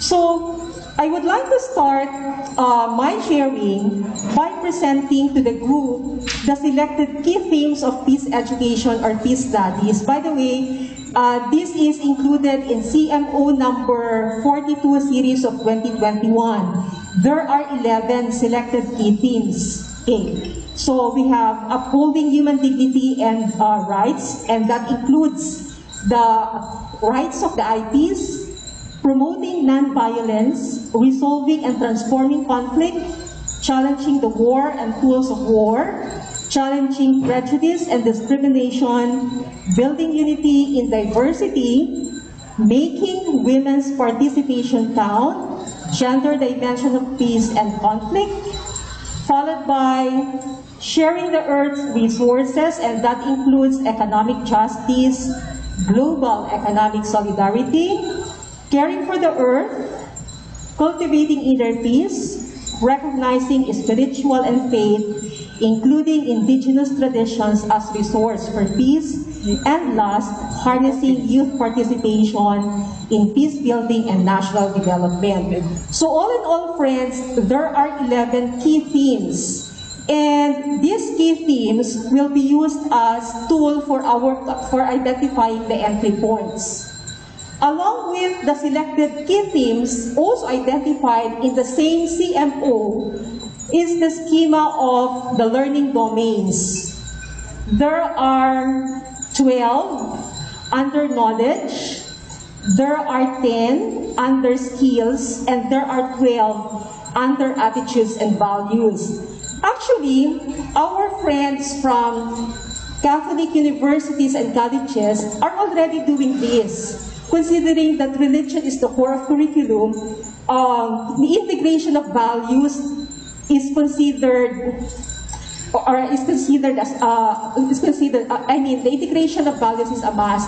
So, for some of us, we may not be aware, but we are already integrating this schema of learning domains. Okay. So, since what we are proposing is integration, so the 54 hours allotted for GEC core subjects, specifically on social sciences, as well as on the mandated subject. So we will not deviate from the identified topics as prescribed by CHED, especially through CMO number 20, series of 2013. And along with these topics identified, we will not also deviate from the learning domains, which are also given by CHED. Now, so these are the 4 core subjects as identified by, in the CMO number 20, series of 2013, the GEC core subjects on social sciences. Understanding the self, readings in Philippine history, the contemporary world, ethics, the mandated subject, the life and works of Rizal. Okay. I have already mentioned that probably in the succeeding series, the other core subjects will also be considered as mentioned. Okay, so brief description of this GEC core social sciences. For those who are in the academe, I'm sure you are familiar with the descriptions. Okay, now allow me to present now the points of integration. For the understanding the self, aside from the introduction of the course, there are three major parts in terms of the identified contents. Part 1 revolves around the self from the various perspectives. Part 2, unpacking the self. Part 3, managing and caring for the self. And among the 11 key peace education themes, we have 6, 7, 8. There are 8 key peace education themes which can possibly be integrated considering the topics. Of course, considering also the learning outcomes provided by CHED. And we have also along knowledge, along skills, and along attitudes which can be integrated. Does it mean that we will going to introduce a new topic? The answer is no. So here's an example. For example, in part 1, the self from various perspectives, one of the subtopics is on sociology, the self as a product of modern society, among other constructions. What is the applicable learning outcome among the list? So we have examined the different influences, factors, and forces that shape the self. Among the 11 key peace education themes, ano doon ang pwede na integrate? So, letter A pwede, upholding human dignity. In the schema of learning domains, under knowledge, as we discussed, sociology, the self as a product of modern society, among other constructions, we can inject ano yung holistic concept of peace, an overview. Pagdating sa skills, probably based on the activity that we will going to introduce our students, it could be an enrichment activity, then pwede natin ipasok so that our learners be able to develop the skill along reflection, non-violent communication, or dialoguing. Now, for attitudes and values, pwedeng applicable yung self-respect. Paano natin siya ipapasok? Probably it could be done through the examples that we will going to present to our students, or probably we can ask our students to give example along self-respect. So, gayon pa rin ang topic natin. We did not deviate from our topic. We will still discuss the self as a product of modern society, among other constructions, guided by that particular learning outcome. But we were able to integrate one among the 11 key peace education key themes. We were able to integrate the knowledge, skills, and attitudes as identified in the CMO along integration of peace education. Of course, looking into the topics from beginning to end, there are a lot of topics which other peace education key themes could be integrated. Probably, as we begin with the integration, for us not to be overwhelmed, let us be guided by this principle that we don't have to include everything. So there may be 11 key peace education themes that are identified, so pwede lang tayong pumili. Okay? Para naman, we can still complete the identified topics with the 54 hours given within the semester. Okay.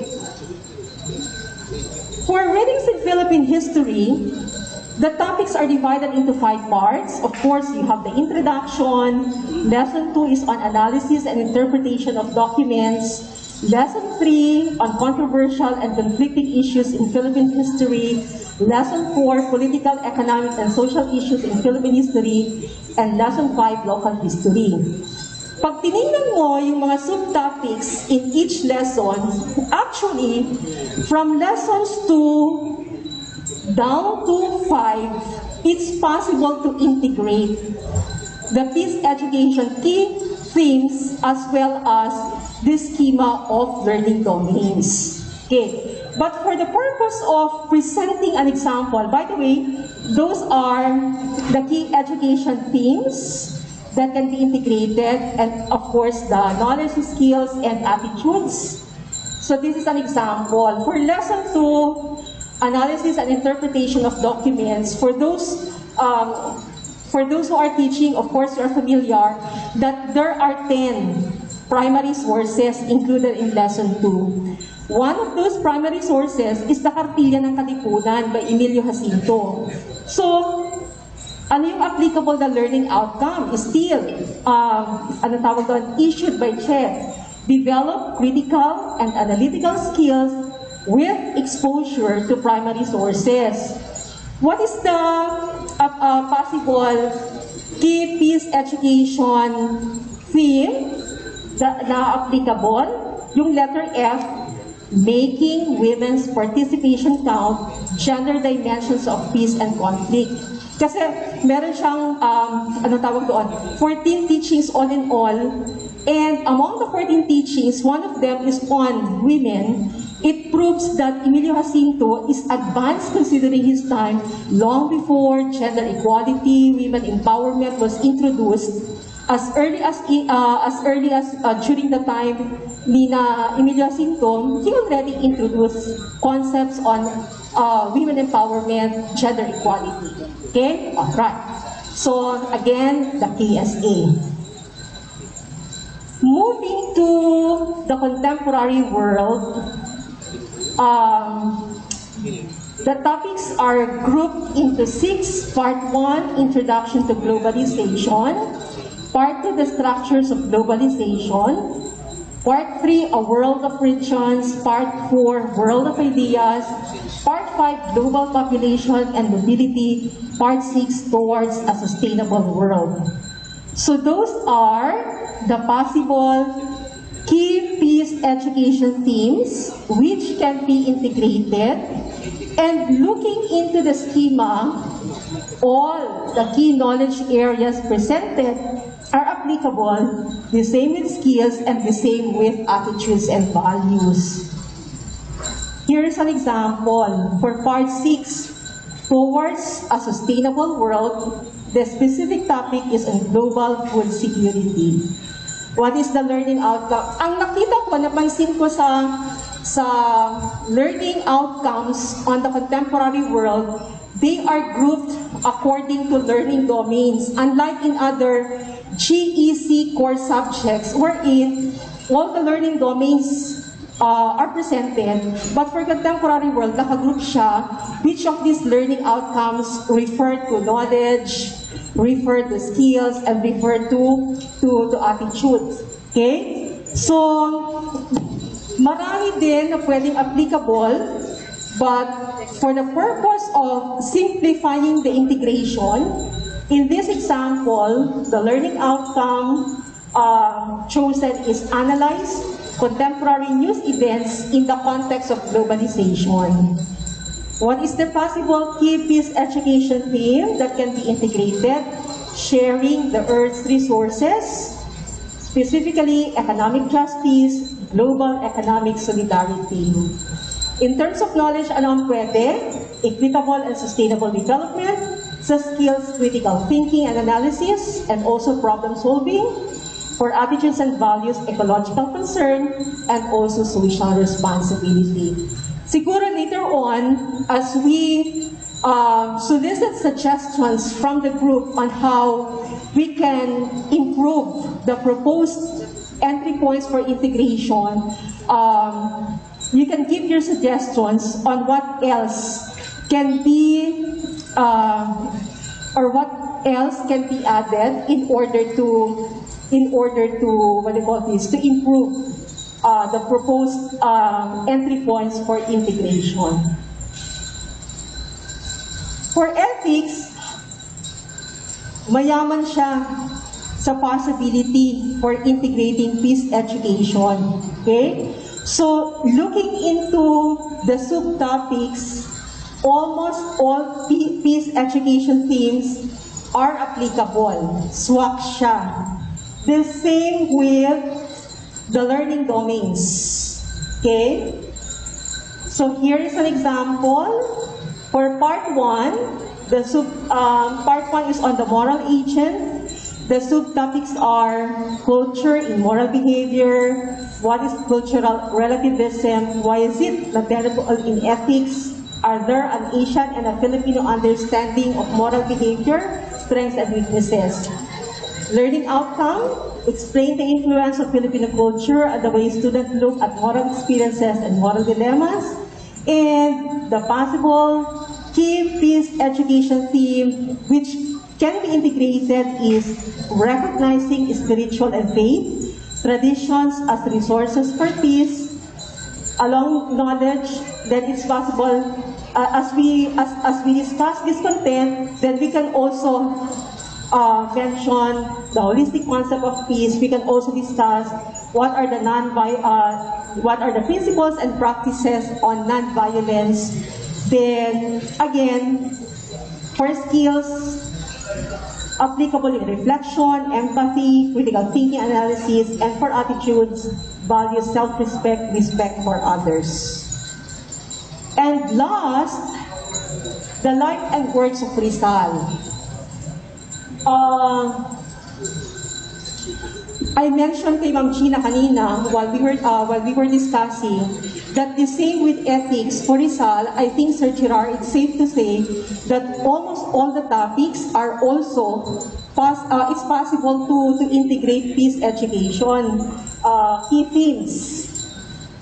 Okay, so halos lahat pwede. Okay, mayaman siya. In number 2 alone, the 19th century Philippines, as Rizal's context, mayaman na siya. Pwedeng-pwede na. Okay? And the rest. So, for the purpose of presenting an example, number 2, 19th century Philippines as Rizal context, guided by the specific, by the learning outcome, analyze the various social, political, economic, and cultural changes that occurred in the 19th century. The key peace education theme that can be integrated would be letter E, that is challenging prejudice and discrimination, building unity in diversity, and of course, for knowledge, conflict prevention, resolution, and transformation, for skills, reflection, conflict resolution, for attitudes, justice, compassion, cooperation, inclusivity. Okay. As mentioned earlier, we will not deviate from the topics as mandated by CHED in the GEC core subjects. Okay? The learning outcomes provided by CHED, sabi nga ng CHED, they are non-negotiable. Again, we will not deviate from these learning outcomes, but in our discussion, we can integrate concepts in order to to respond to the challenge of integrating peace education along knowledge. Pagdating sa skills, since we would like these skills to be developed among our students, then this can be done through the activities introduced, maybe during synchronous or asynchronous sessions. Both are possible. The target skills along peace education to be developed can also be integrated through the assessment that we give our students, okay? And lastly, for attitudes and values, pwede pa rin siya sa assessment, pwede pa rin siya sa activities, pwede pa rin siya during the discussion or during the processing.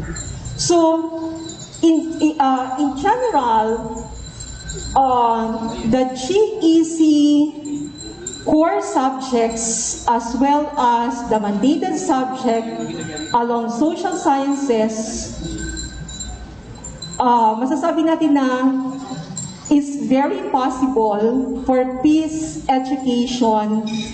It's very possible to integrate peace education.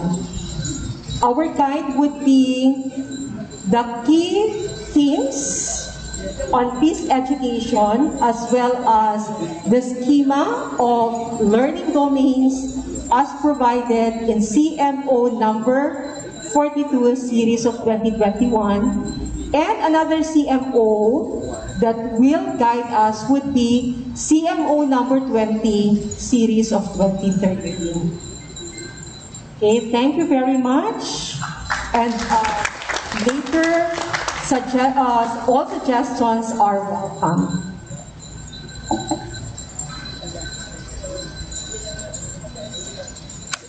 Thank you very much, Ma'am Ruby.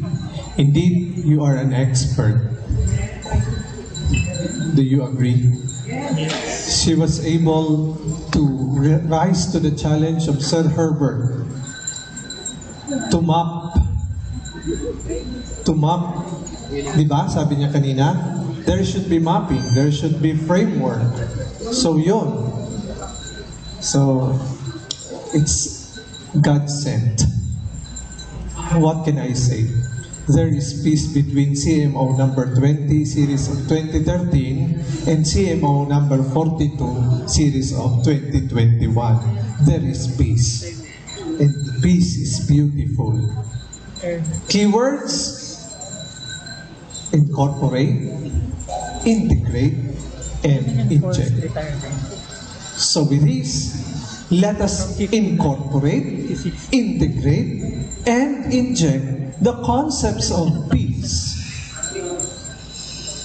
through the topic of Dr. Gina O. Oropesa. Okay?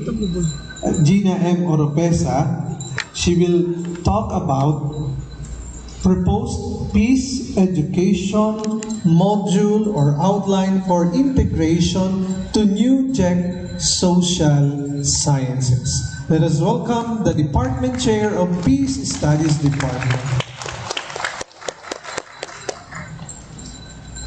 Thank you, Sir G.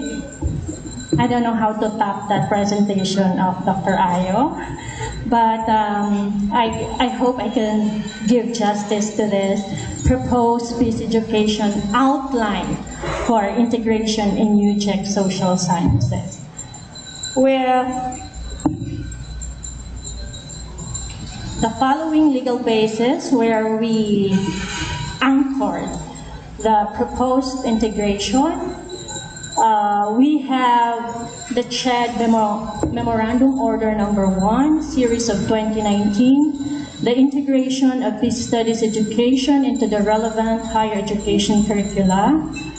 We have the CHED Memo Number 42, Series of 2021, suggested guiding principles and practices on peace education or peace studies for higher education institutions.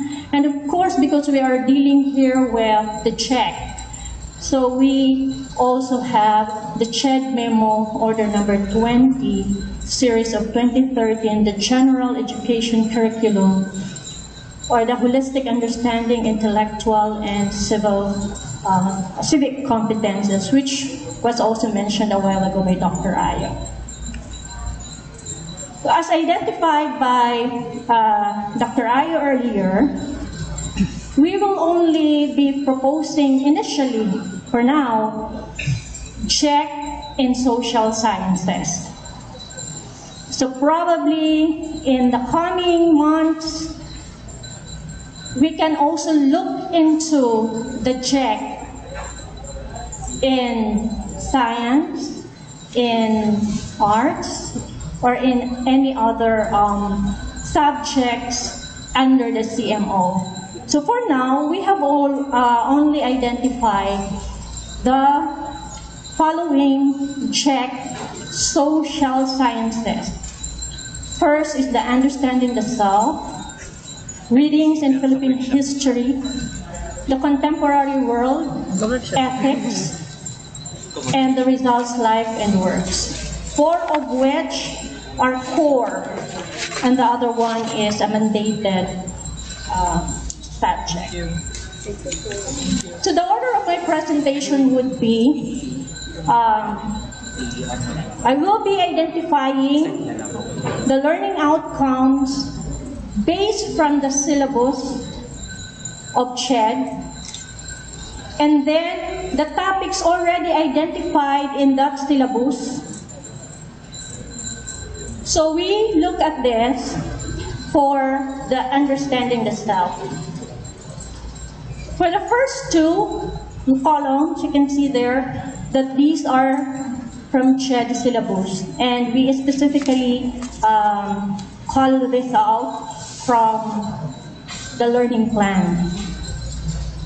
And then the 3rd column is the proposed integration of possible topics on peace education, which can actually be integrated in the different topics as identified in the syllabus. And I have also included the peace education themes, similar to the presentation of Ma'am Ruby. Okay? So for example here, in the understanding the self, we have the self from various perspectives. And the learning outcome, I have chosen only po. Okay? Not everything in the syllabus were included here. So kung makikita niyo po dito, I have only included here those possible learning outcomes and topic from the syllabus where the peace education topics can actually be integrated. So for this, we have demonstrated critical and reflective thought in analyzing and development of one's identity by developing a theory of the self. So in that, there are topics about the self as a cognitive construction and the me self, I self, real and ideal self concepts, multiple versus unified selves, and the self as proactive and agentic. For the proposed peace education topics, we can do some infusion of the UDHR, or the human rights anchoring on the civil rights, political rights, economic rights, social rights, the CEDAW, the rights and responsibility, and also you may consider personal peace. Because the topic was about self, then we can very well include topics on personal peace, under which are defining peace, the components of personal peace, harmony with the self, harmony with God, harmony with others, and cultivating personal peace. For the key themes, we can identify upholding human dignity and rights, including indigenous people's rights, and cultivating inner peace. For unpacking of the self, unpacking the self, we have identified the following learning outcomes. Demonstrate critical reflective thought in integrating the various aspects of self and identity. identify the different forces and institutions that impact the development of various aspects of self and identity, and examines oneself against the different aspects of self. The topic in the syllabus are the physical self, the self as impacted by the body, the impact of culture on body image and self-esteem, the importance of beauty, and the digital self and other in cyberspace, impact of online interactions in the self, boundaries of the self online, private versus public, personal, individual versus social identity online, gender and sexuality online. Peace education topics that can be infused are the following: identifying and reducing prejudice, challenging stereotyping and discrimination, and celebrating diversity. For the digital self, we can include topics on cybersecurity, cybercrimes and its implications to peace, cyberbullying, respect for human rights, and gender and development.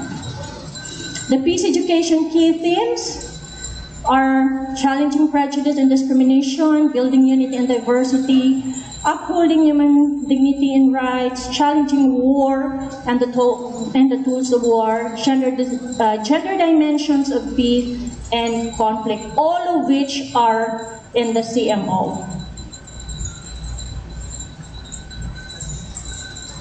For the last portion of that syllabus, managing and caring for the self, we have acquired and honed new skills and learnings for better managing of oneself and behaviors.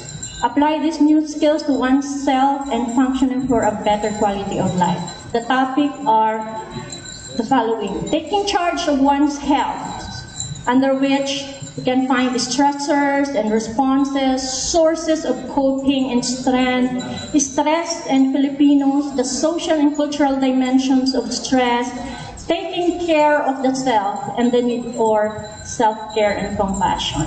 So, with these topics, we can integrate the peace education topics like managing conflict, because of course, when we are stressed out, we are also in conflict, either with ourselves or with others. So we have to be able to manage that conflict probably brought about by stress. So we have managing conflict, conflict management and transformation, the inner peace, because when we are stressed out, our personal peace or inner peace is also affected. Interdependency of inner and outer peace, the fundamental ideas of nonviolence, hidden histories of nonviolence, or voices of nonviolence.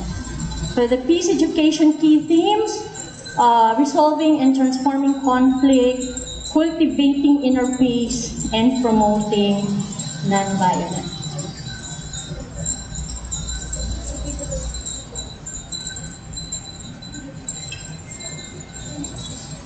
Okay, for the next subject, readings in Philippine history, as mentioned by Dr. Ayo, almost all the topics can actually be an entry point for integration. But I have specifically identified here the topics where the very important peace education topics can be infused. So this one is on one past but many histories, controversies, and conflicting views in Philippine history. Site of the first month, Cavite Mutiny, retraction of Rizal, cry of Balintawak or Pugadlawin, and in all of these topics, we can actually integrate topics on transforming violent conflict to peace, radical disagreement, intractable conflicts, arms control, disarmament and non-proliferation, specifically definition of arms control, disarmament, and proliferation. Why is disarmament important? Missiles and missile defense, conventional arms and arms trade, small arms, and light weapons. And for the peace education key theme, we have challenging war and the tools of war. And then we have the social, political, economic, and cultural issues in Philippine history. Okay? Under which there is a suggested topic, which include Filipino cultural heritage, Filipino-American relations, government peace treaties with Muslim Filipinos, institutional history of schools, corporations, industries, religious groups, and the like. For specific topics that can be integrated, we can consider the Philippine peace process, under which we can discuss to our students the Bangsamoro Organic Law. Pwede yan po ipasok natin dito sa government peace treaties with Muslim Filipinos. So yung discussion natin on Philippine peace process, specifically the Bangsamoro Organic Law, dyan natin siya ipapasok. Okay po? Nature of conflict. Minimum conflict, cause of conflict, levels of conflict, negative repercussions of conflict, and of course, advantages of conflict. Ito yung sinasabi ni Dr. Rosana kanina. Sabi niya, conflict is not bad. We must be able to manage it because conflict is part of life. And this is true. So if we see things in a different light, conflict also has advantages. So pwede nating maturo sa ating mga estudyante na hindi naman talaga masama ang conflict. We can actually discuss to them advantages of conflict. So for the peace education key themes, resolving and transforming conflict, recognizing spiritual and faith, including indigenous traditions as resources for peace.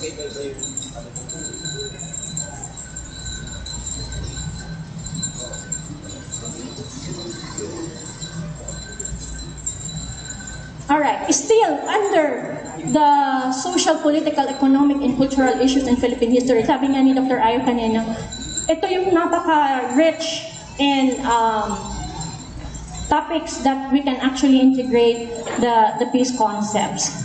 So for social, political, economic, and cultural issues in Philippine history, we can also include topics on challenges of peace negotiation, conflict between the armed groups and the government in historical perspective, factors affecting the lives of the people, and the peace and development, under which we can discuss social aspect, political aspect, economic aspect, and cultural aspect.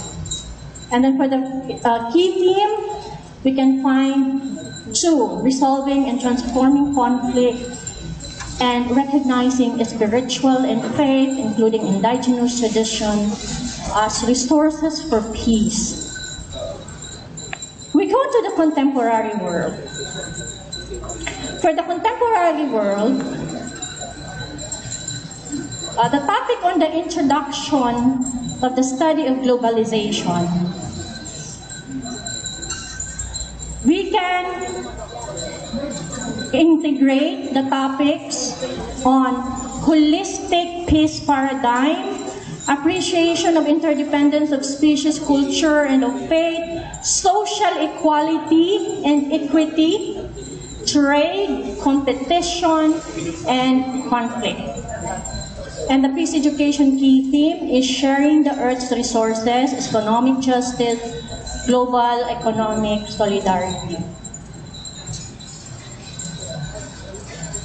And then the structures of globalization. the global economy.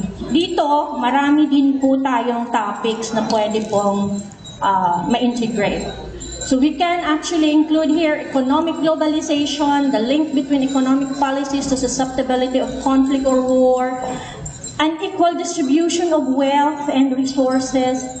Along political globalization, we can have the territorial disputes as cause of war, importance of international relations and diplomacy in preventing war and mitigating effects of war.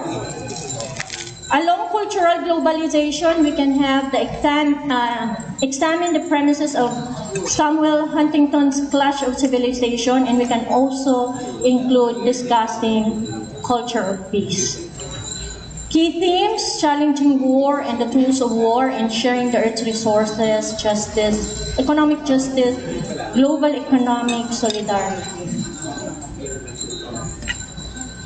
For the globalization of religion, the peace education topics can be on conflict theory and practice, peace dialogue, religious tolerance, religious faith traditions and indigenous traditions as sources of peace. For the global population and mobility, specifically global migration, we can also include these topics: wars as cause of migration.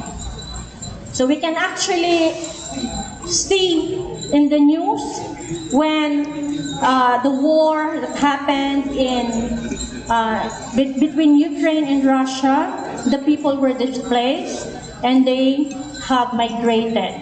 So, ang war can really cause migration. The challenge for the countries is whether they are going to accept these people, the refugees.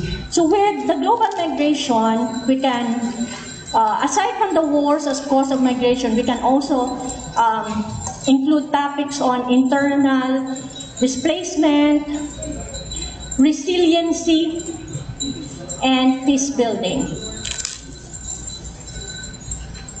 Key education themes: challenging war and the tools of war, harnessing youth participation in peace building, and national development. And then we have the topics on towards a sustainable world, sustainable development. So we can consider the following: the promise of economic globalization, promotion of economic efficiency, expansion of opportunities for growth and development, peace and sustainable development, challenging economic inequity. And for the global food security, we can specifically have a separate topic on food security alone, because food security is a very rich topic. So, pwede tayong mag-focus doon sa food security. Of course, that would include the purchasing power and the availability of food along this food security. And you can also include the human security and peace. Because when we talk of food security, this is just one of the many aspects of human security. So we can discuss all this under global food security. So key themes here is sharing the earth's resources, economic justice, global economic solidarity. For ethics, actually po, yung ethics, halos nga, sabi ni Dr. Ayo, from the beginning till the end, those are entry points for peace education topics. In fact, the topics alone are peace concepts already in ethics. When we talk of moral dilemma, all of these things are already peace concepts. But for purposes of just identifying where these peace education outlines or topics can be integrated, I have identified a number of topics in the syllabus for ethics, one of which is the moral agent, under which we can find subtopics like what is culture, how does it define our moral behavior. Friends, culture is a very important topic on peace. Because more often than not, conflict are cultural in nature. So merong karamihan sa mga conflicts din nangyayari because there is a misunderstanding when it comes to cultural practices, or that we cannot tolerate cultural differences, or that we don't have that understanding of that we don't have that understanding or respect for cultural diversity. So culture is a very important concept on peace education. So for culture, under the moral agent, we can identify topics like culture and peace, cultural diversity, structural and cultural violence, cultural conflict analysis, intercultural understanding. And sa peace education key theme, we have challenging prejudice and discrimination, building unity and diversity. Another topic in the contemporary world, in ethics rather, is framework and principles behind our moral disposition frameworks, under which we can find justice and fairness. As mentioned by Dr. Darilag a while ago, the concept of peace is negative and positive. So when we talk of positive peace, we may include the presence of justice and not only the absence of physical or direct violence. Now, justice or presence of justice will fall under the positive peace. So with that, the peace education topics that we can include are compassion, the foundation of well-being, compassion and the question of justice. The question of justice, broad and narrow concepts of justice, the role of punishment, forgiveness, and of course, we can also make a distinction between the restorative justice versus punitive justice. Tapos marami din pong key themes from the CMO that we were able to identify here, which include upholding human dignity and rights, including indigenous people's rights, promoting nonviolence, cultivating inner peace, recognizing spiritual and faith, including indigenous tradition as resources for peace, and harnessing youth participation in peace. A while ago, I was also talking to Ma'am Ayo, and I made mention about may kulang ang CMO 42. I'm sorry to say this. When I was looking at the key themes, I was actually looking for social justice. Pero sa key themes na doon sa CMO, wala siya. So sabi ko, parang hindi na-include ng CHED when they crafted the CHED memo on guidelines, social justice in the key themes. Kasi wala po siya. I hope that eventually when they think of revising it or reviewing it, later on, baka pwede nilang ma-include ang social justice. Yes, sir. I am suggesting to include social justice in the key themes in the CMO of CHED because hindi po siya, I didn't find it. So that's why dito, when I included these topics, hinahanap ko yung social justice sa key themes, wala akong nakita. So sana that's one aspect that they should consider. Okay? For the life and works of Jose Rizal,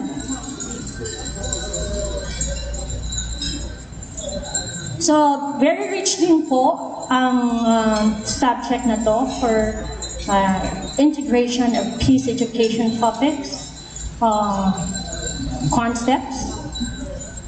So na-identify natin kanina yung topic on the Philippines in the 19th century as Rizal's context, under which we can find the economic end of the galleon trade, opening of ports to world trade, rise of the export crop economy and monopolies, social, education, rise of the Chinese mestizo, rise of the inquilino, along political liberalism, impact of the Bourbon reforms, Scottish Constitution, and there's also subtopic like the seeing the life of an individual in society, and society in the life of an individual.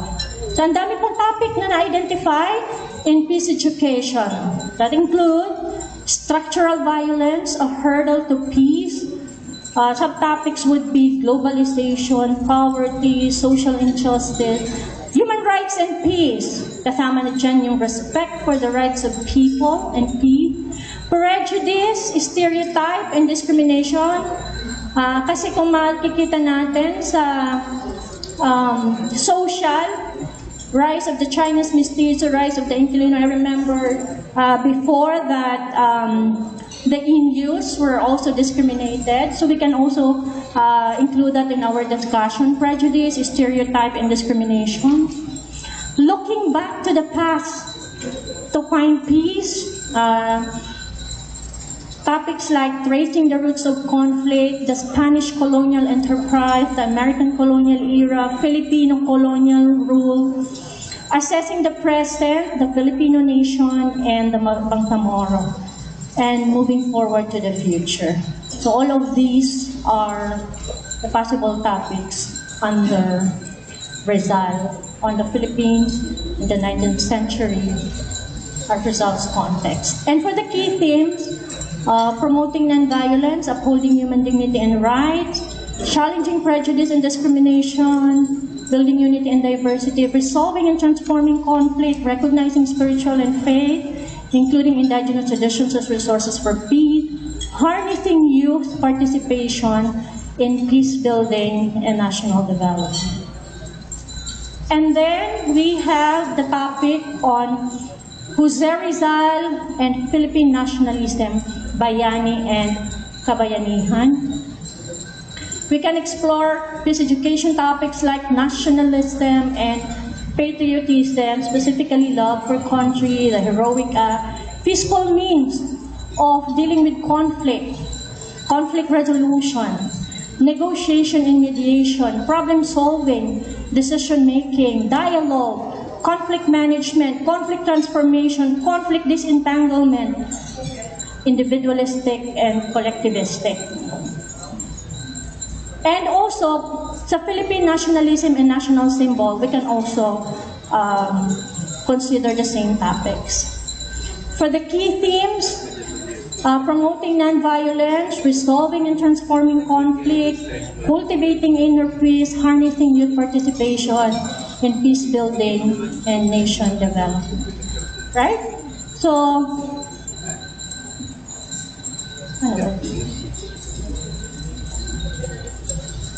I record this.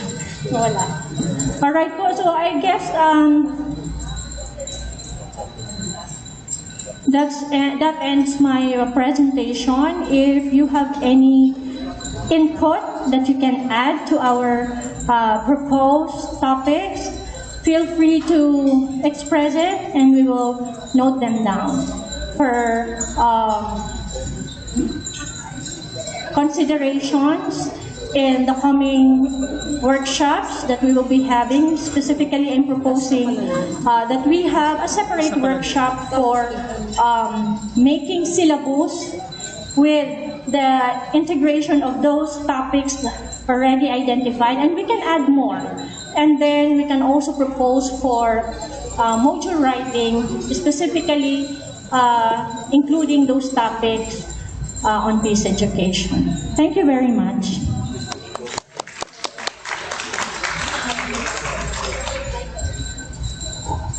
Thank you, Dr. Gina, for that extensive discussion on the integration of peace education studies or concepts in the new JEC social sciences. Listening to you, Madam, nagparaan ako quote sa Google. Paano ko daw naman niya kung masamarize iyan? Nakabalik ako kay Maria Montessori. Okay? Sabi ni Maria Montessori, establishing lasting peace is the work of education. And sa mga barkada ko digdi, kay Captain Clea, Dr. and Captain Clea at the same time, this one is for you. Education is quite simply peace building by another name. It is the most effective form of defense spending there is. And that is according to the former UN Secretary General Kofi Annan. As we continue, ang sunod sana na discussion natin ay workshop. But I think it would be best if we just hear your suggestions, and Ma'am Gina and our team will be taking down your suggestions. It's very important that we should hear suggestions from our friends from the government service, especially to our si Madam po. And then another thing siguro, Madam,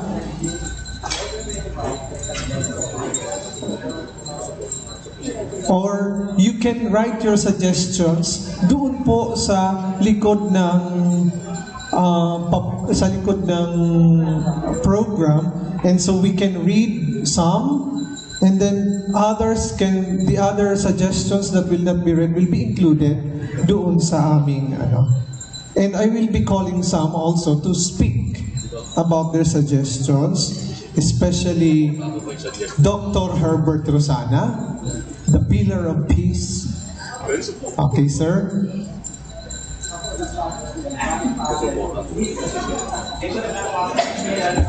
Hindi ako nakakatios, I mean, what if we develop a topic, individual team, tapos sa kada subject, mapili na sana siya kung ano ang team na pwede sa subject niya. Kasi ang difficult kaya is, baka magka-duplicate sa topic, tapos ma-overcrowded man, ma-overwhelm man sa teacher. Halimbawa nga sa subject ngayon, understanding the self. What if I pick ngayon the module on human dignity? Yun lang ang sa kuya na Anyway, ang estudyante, maagi man siya sa kabus na jek na yon. So mabibilog niya man so integration para mas easier sa teacher and mahihilig na talaga. So module talagang eksakto. Yan, observation nila yan. Sa likod, nagkururong kami sa likodan. So yun ang suggestion niya. Thank you to Dr. Bert Rosana, the National Trainer for Contemporary World. Ma'am Ruby.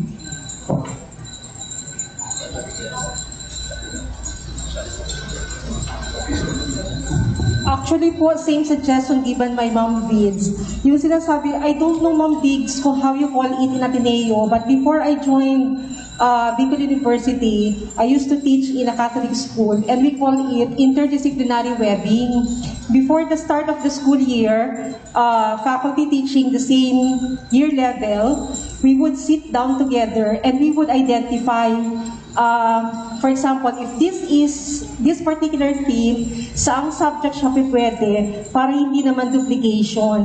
So probably the same thing can also be done, this interdisciplinary webbing, na all GEC faculty can sit down together and let us agree this particular key peace education theme will be integrated in this particular GEC, i-distribute natin para hindi maklag.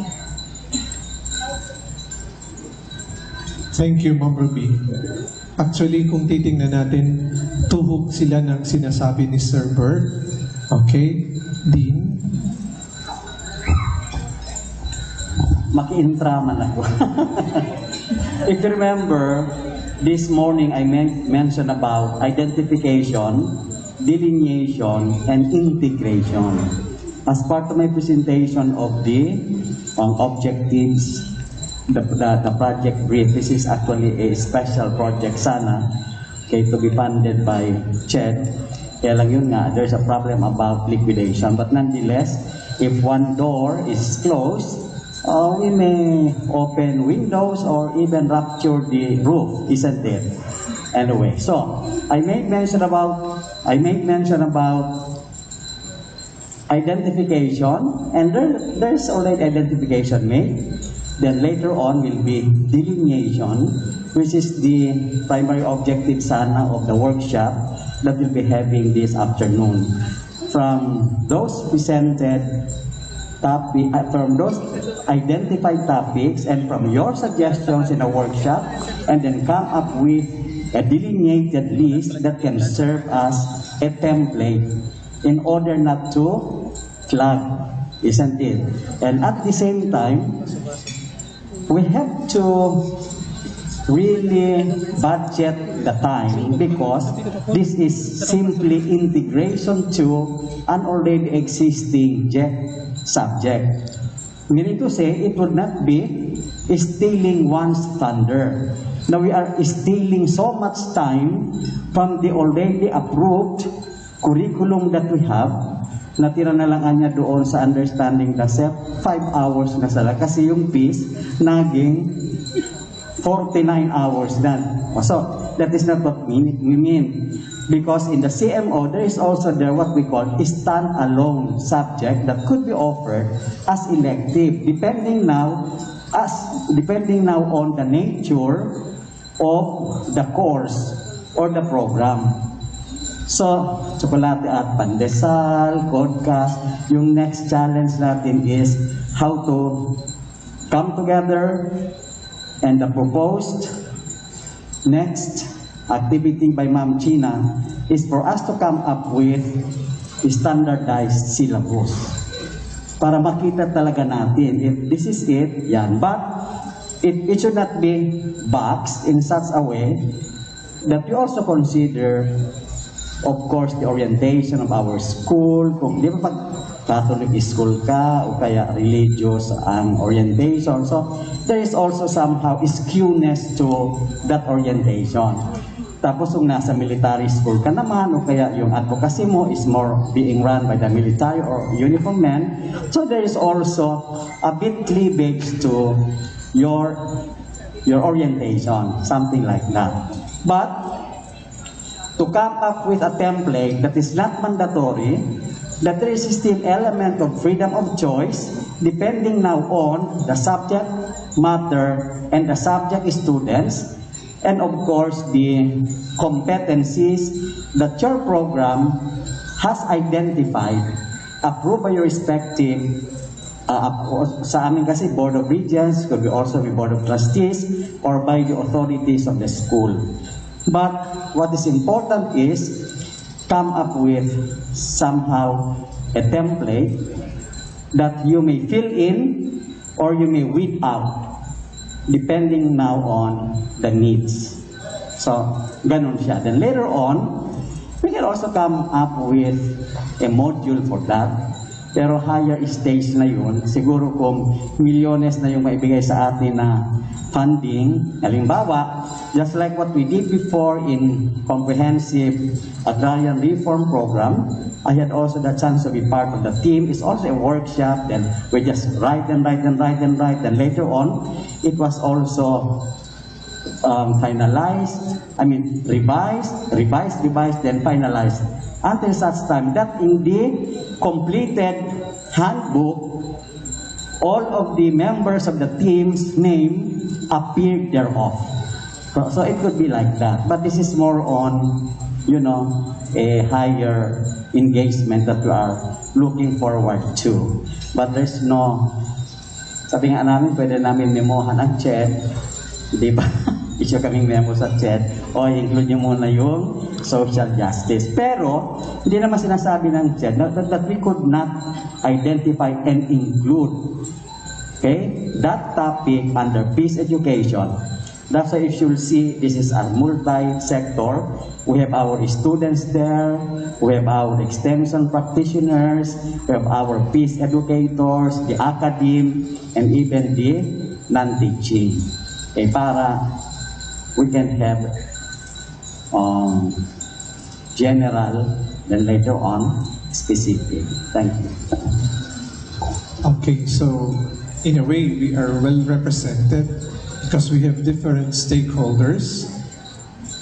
Siguro, it's also important and a necessity for us to listen to the president or a representative coming from the CODCAS. Tinitingnan na kita, Madam, kanina pa.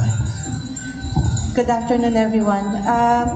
For CODCAS po, I agree with Sir Bert na we have to identify the themes for the subjects. And before identifying those, it would be good if we can invite people who would be talking about the themes. Parang we need education on the themes before we can incorporate it in our subjects. Kasi kung hindi po natin maintindihan yung themes na yon, hindi natin alam kung paano siya ituturo at i-merge doon sa mga subjects. Another is, I think it's also important to realize that we have NSTP, the National Service Training Program, which is also a mandated course. It's a 3-unit subject mandated na kasabay ng Lives and Works of Rizal. And we have NSTP teachers who are the ones involved in forming the students in the National Service Training Program. And with this, it's also important for them to understand na pag yung kinasamahan natin ng estudyante sa labas, they have this basic information about peace education and how we can communicate and relate with the sectors managing peace in communities. So yun po for CODCAS. Thank you, Madam Dix. Very wise. Your wisdom really is unquestionable. Now, may I ask, Ma'am Clea, handa ka na? Joke. From the peace advocates here, si Madam. Parehas Madam yan. Okay po, Madam. Good afternoon, everyone. I'm Ardy Joyce de la Paz of the Commission on Population and Development. Actually, I'm not from the academe, but as an agency, member of the Chocolate at Pandesal. Siguro on my perspective of the outlines, it's a very good one actually na ma-integrate. Although duduktungan na lang nila kasi mas alam nila sa academic side, on my end siguro, it is very necessary for us to really heed and check on the delivery pagdating sa making women's ensuring yung women's participation, because marami po kasi ang nagiging perspective is feminism. And that has been going on. And ako, as one of the gender and development advocates, when you say equality, you have to look both into men and women. Kasi I've been in Metro Manila po kasi ako So dito sa Bicol, I've been here for a year, same goes with kay Commander po na commanding officer po. We've been here for a year. We know that it's a patriarchal society. It's a very different culture from Metro Manila. But for Metro Manila kasi, we were so empowered to a point na ang issues ay na-abuse sa mga kalalakihan. And yung mga ganun ba? So we have to also look into the evolution of what we're talking about empowerment. So it has to be gender empowerment. Depende sa kultura, depende where you are. So it is really about being gender responsive when we try to integrate for peace. Culture sensitive and gender responsive. So medyo kasi ako, having been raised na men-dominated, yung mind ko medyo pang kalalakihan and I've been exposed to Metro Manila na maraming na-abuse na kalalakihan. And training for pre-marriage orientation of our counselors, marami kasi mas kababaihan, ang masyadong twisted, sorry for the term, feminism ang mindset. And I've been trying to tell them, correct them on that perspective, that as counselors, you're not supposed to instill conflict by telling men, huwag saktan ng mga asawang babae. But ang message should be, there should be no violence in the home, whether lalaki ka or babae. That's when you integrate equality. I think that's the best way. So ganun lang po, ang lookout lang naman po siguro is the one who will deliver the message in the sa subject would be really able to say it na wala talagang ma-cause na conflict later on. Yun lang naman yung gusto ko sabihin. Thank you po. Thank you, ma'am. Very well said. Tama si Aristotle, ang lahat ng bagay na sobra at kulang ay mali. Okay, theory of the golden mean. Kasi paminsan, maybe we are too grabe ang tawag dyan, yung enthusiasm. But to the point na we cannot see our limits. Instead, we keep on, parang tayo na ang nagpe-prescribe sa iba. This should be like this or like that. So, thank you. Thank you, ma'am. Thank you, sir. I know tinutulak mo, Sir Sivar, kanina paano, nagtuturuan kayo. At nakikita ko nga, si Ma'am Clea nga, tinitingnan ko yan kanina, kahit nakamask, maano na yung, kahit naka-lipstick, joke lang ma'am. Alam mo naman, binibiro namin. So, siguro naman, hearing from the academe, from the peace advocates, it's also proper, I think, to listen to the students. What is your take on this matter? So mga estudyante ko dyan, tumarago na kamuta ka ba, maaapod ko? Joke lang. So anybody from the USC, from the students who can give suggestions? So from the whole day you were sitting there, I asked you a while ago, kumusta ka mo? Kaya pa nindo? So siguro iningon niya ng reckoning. Okay, ini ang bigapod na reflective thinking. What is your takeaway? Okay, ay si ma'am. You are going to represent the students, ma'am. Good afternoon. Actually, I am representing the student. Me as a parent, I am also a government employee. Ganito lang sir ang take ko. Meron tayong mga topics na approved by CHED. Meron tayong gustong i-incorporate na topics. So maybe we could also balance the time wherein, for example, we have this topic on cyberbullying, computer tech, maybe we should first consider yung time. For example, kung 3 units yan per SEM, and then yung reference materials na pwede mong kunin, and then sort of balancing the time of the students, time to study, time to play, time for recreation, time for sa akin lang sir, we should limit the syllabus on topics na we could absorb, and then siguro do away muna with topics na magko-conflict or surpass each other para makomplete naman siya for the 4 years na matatapos yun. Thank you. Thank you, Madam. So, rolled into one ka, government employee, parent, and representative of the students. Pero Madam, balikan ko sa tinaramo. So, wisdom na ito, Madam, na tinaramo, galing kay Manuel L. Quezon. 8 oras di trabaho, 8 oras di descanso, di ba? And 8 hours for family. So, that is 24 hours in one day.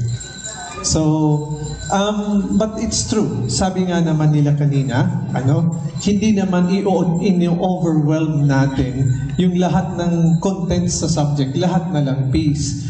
Yung sinabi ko kaninang 3 ay na nakuha ko kay inject, integrate, incorporate, doon papasok yun. It's not to overlap. It's not to make the contents overwhelming, but it's to integrate the concepts of peace along those contents. I think that's the point there.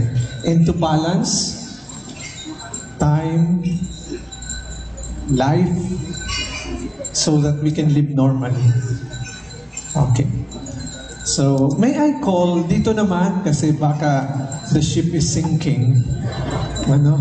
Kapag alam pala sir maging maestro, harap ka talaga. The most beautiful dean of Gubat Campus. I know because she's teaching NSTP, she can suggest many good things. Okay, good afternoon everyone. Actually, I'm thinking of suggesting to revisit the understanding self. Mayroon ba tayo ng uniform? So we crafted it already during that, before we implemented the understanding self. May ginawa tayong isang universal. So siguro kung gagawa ulit tayo ng syllabus, we should visit the past syllabus we made already with Ma'am Lali. Okay? And then the peace study is very, actually, akmak-akma siya sa view sa Gubat because Gubat is a red area, pamana area. Every day there's an encounter in that place. Pero sabi, medyo okay na daw, lumipat na sa Barcelona. Wala na sa amin. Pero mayroon pa din. Kasi may malapit nga lang, makikita mo putukan doon sa San Ignacio. Palaging mayroon doon kaming naririnig na putukan pagka nire-raid yung camp doon. And then, ako kasi as Christian, I'd like to inculcate more on the inner peace. And then, actually, everything comes into natural, comes from spiritual. So, bago nagiging mag-manifest ang isang bagay, spiritual muna nangyayari. Kaya nga sinasabi natin palagi is na whatever the mind thinks, a man thinks, so is he. Kung anong naisip mo, yun. So, we should really attack the affective side of the domain, wherein we must be able to transform the minds of the students kasi ang problema kasi ng ating society right now is the transformation of the mind. Actually, most of the time, we don't see kung ano yung nasa isip nila, but actually, it's manifesting. So, nakita nyo siguro nung past election, grabe, as in, mayroon nang gustong hindi papasok dahil hindi nanalo ang kanilang imagine, ang kanilang politician, then mayroon nang aalis na doon ng Philippines kasi wala na daw future. Even our students are telling me like that. Sabi niya, di nanalo yung ang presidente, di wala na kaming future as a student. So, really, I dealt with that student and then I really told her about settling in mind that it is she who has the say of her future. hindi ibang tao. So, sabi ko, have peace in your mind because after all, I'd like to tell you that God is still in control. Okay? God is still in control of everything. So, kung ano ang dumating sa atin, let us accept it and do our best for our country because actually the change starts within ourselves. Kung gusto mong magsimula ang pagbabago, kailangan ay sa sayo magsimula. So we really have to inculcate this sa NSTP and then subjects in our social studies. And even sa agriculture, sinasabi ko dito sa aking agriculturists because we are inclined on teaching the farmers and the fisher folks through our financial literacy program. Pinapasok po namin yung peace, we are peace advocates and we would like our people, number one talaga yung transformation of the mind. So thank you so much, sir. Okay, ma'am. So if I will say something, we teach our students to think beyond personalities because ultimately our goal is good citizenship. And good citizenship is not beholden to one particular person because it's our duty. And peace education will play a very important role in our moving forward as a nation. Okay? So, maybe siguro sir sa DepEd. Ano sir? Sige po. Thank you. Okay, good afternoon to everyone. I am Architect Deo Moreno of DepEd. Right now, I'm the DRRM focal person, holding the item Project Development Officer 2. So, when I received the communication from our regional director, tuwang-tuwa ako kasi since nakita ko yung pangalan na Chocolate at Pandesal. So, ever since I've been attending this group and nakita ko rin yung pangalan ni attorney. Ayan, he is my kababayan. So, hindi ako nagdalawang isip na mag-attend and I informed Madam that I will be attending this. Sa DepEd po, kami, we are catering the basic education. So, mukhang hindi siya kasi higher ed ang So, ang peace education sa buhay ng isang youth, napaka-challenging talaga yung sa parte ng higher education. But then, sa basic education, ang masasabi ko, sana yung ating gobyerno is to really make something na program para dun sa formative years ng bata na tulad ng sa Japan, di ba? Yung good manners and right conduct, di ba? So para paglaki niya, hindi na masyado. But then, napakarami pong factors kasi na yung bata, ako as personally observing, yung na-observe ko, yung mga klase ko, may mga klase ko noong elementary na bully sila, pero pagdating ng sila yung mga big time, di ba? Yung mga parang then yung mga matatalino rin na hindi umiimik, nakapag-study sa UP, ngayon sila yung aktivista. Parang mga ganon ng mga bagay. So ako, when I studied architecture in Bicol University, so doon, I learned all this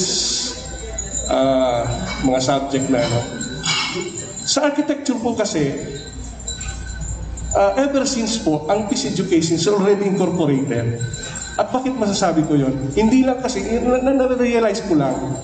Kasi, unang-una pa lang, yung green architecture na in-integrate, wherein nakakatulong po yun sa ating sa araw-araw.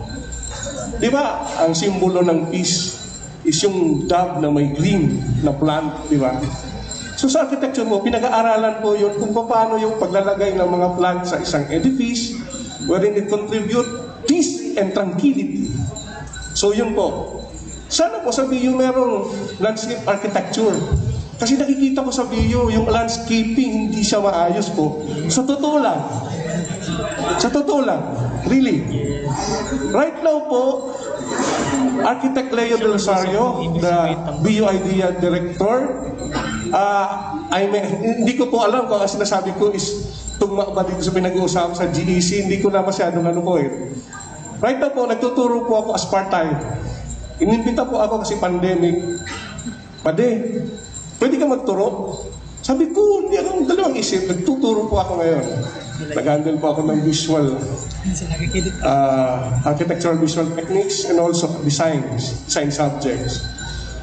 Every now and then po, lahat po yun na ini-inject ko sa mga estudyante, hindi ko na-realize na nagtuturo na pala ako ng peace education sa mga bata.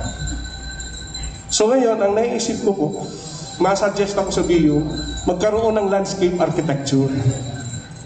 Kasi po, isa po ito sa mga kasi, di ba, hindi ko alam kung tama, sasabihin ko sa atin, sa na lang, yung conflicts, pwede tayong yung mga magtanim lahat ng mga bata ng puno, imbis na they are being teach to, tulad sa Russia, gumagawa sila ng mga tangke. Dapat pagtatanim sila, gumagawa sila ng tangke. So yun po lang po ang naisip ko mga konsepto. Thank you very much po, sir. Thank you very much, Architect. Nakuha kita doon. Siguro, there is beauty and peace in symmetry. Okay. So, ito pong isa. Kanina pa itong tinitingnan ko. Yung Dean ng Engineering, si Ma'am Gonzales, I think is really thinking something. I know she can say many good things with regards to suggestions and recommendations. So, Madam, can you say something po? Thank you for this opportunity. Although this is not maybe my field, but then again, I was thinking a while ago, we can integrate all these things under NSTP subjects because we have this, we have a very good variety of topics under NSTP 1 and 2. And these people are first and second year. First year, first sem, first year, second sem. So this may, enrich their foundation. Although, may mga JEC subjects naman sila. So, very much welcome yung mga nabanggit kanina ni Ma'am Ayo and then ni Ma'am Oropesa. Okay, so we are going to support this enhancement of the curriculum of maybe any program. Thank you very much. Thank you po, Dean Engineer Gonzales. Okay, so are you ready?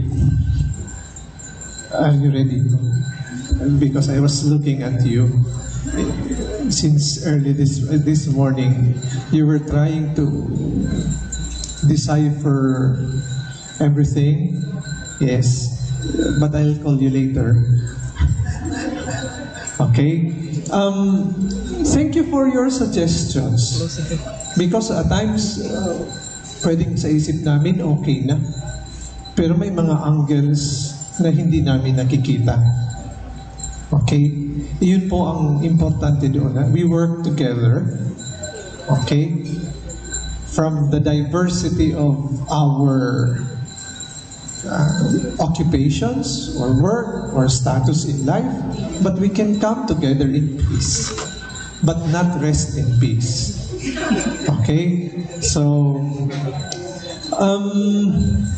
we will be having the awarding of tokens and certificates to our speakers this afternoon.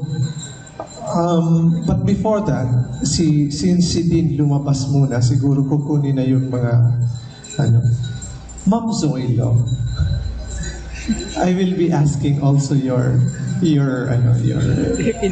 share of concept or thought or suggestion. Okay. Pang-finale. Madam, magbuwat ka na.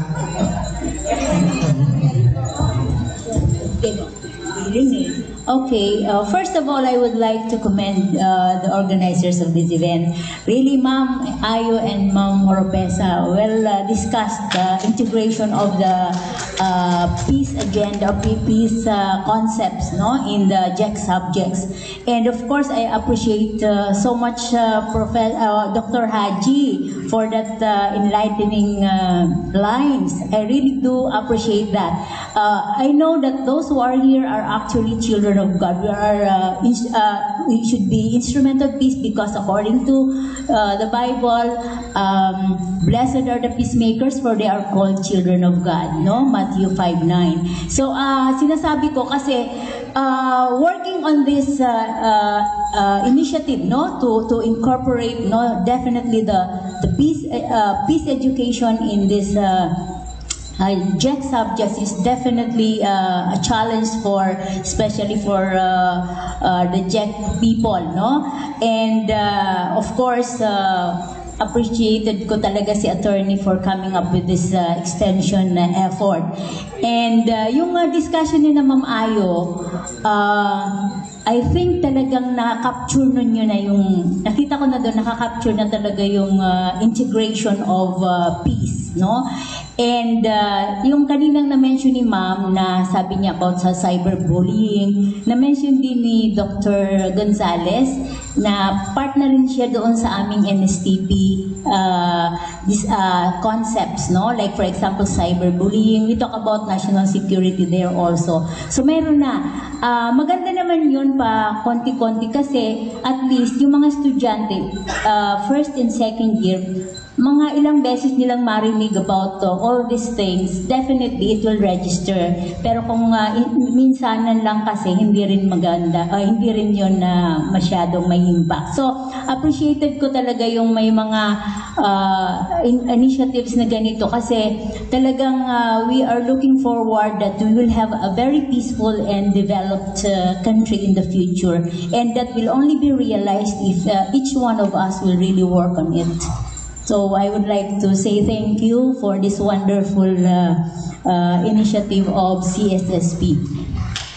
Thank you, Ma'am Clea. NSTP lang naman pala ang makakapukaw sa iyo.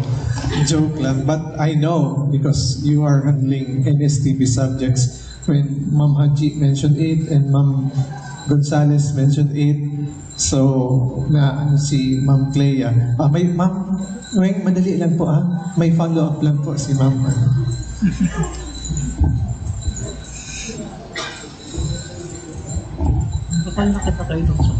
Thank you. I'm not really very knowledgeable on this topic, but I am an advocate of peace in so many ways, in so many different aspects. What if I just do not know exactly the coverage of understanding self? What if, is it possible, because I understand ito, nangyayari to sa mga Catholic school, galing ka doon siguro sa UST, or I don't know. What, is it possible na ma-include, because of this, anxiety, may mga depression cases, kulang man ang ating mga guidance counselor, spiritual leaders inside the campus, parang di ko nararamdaman yung mga spiritual activity for nourishing oneself, nourishing one's soul.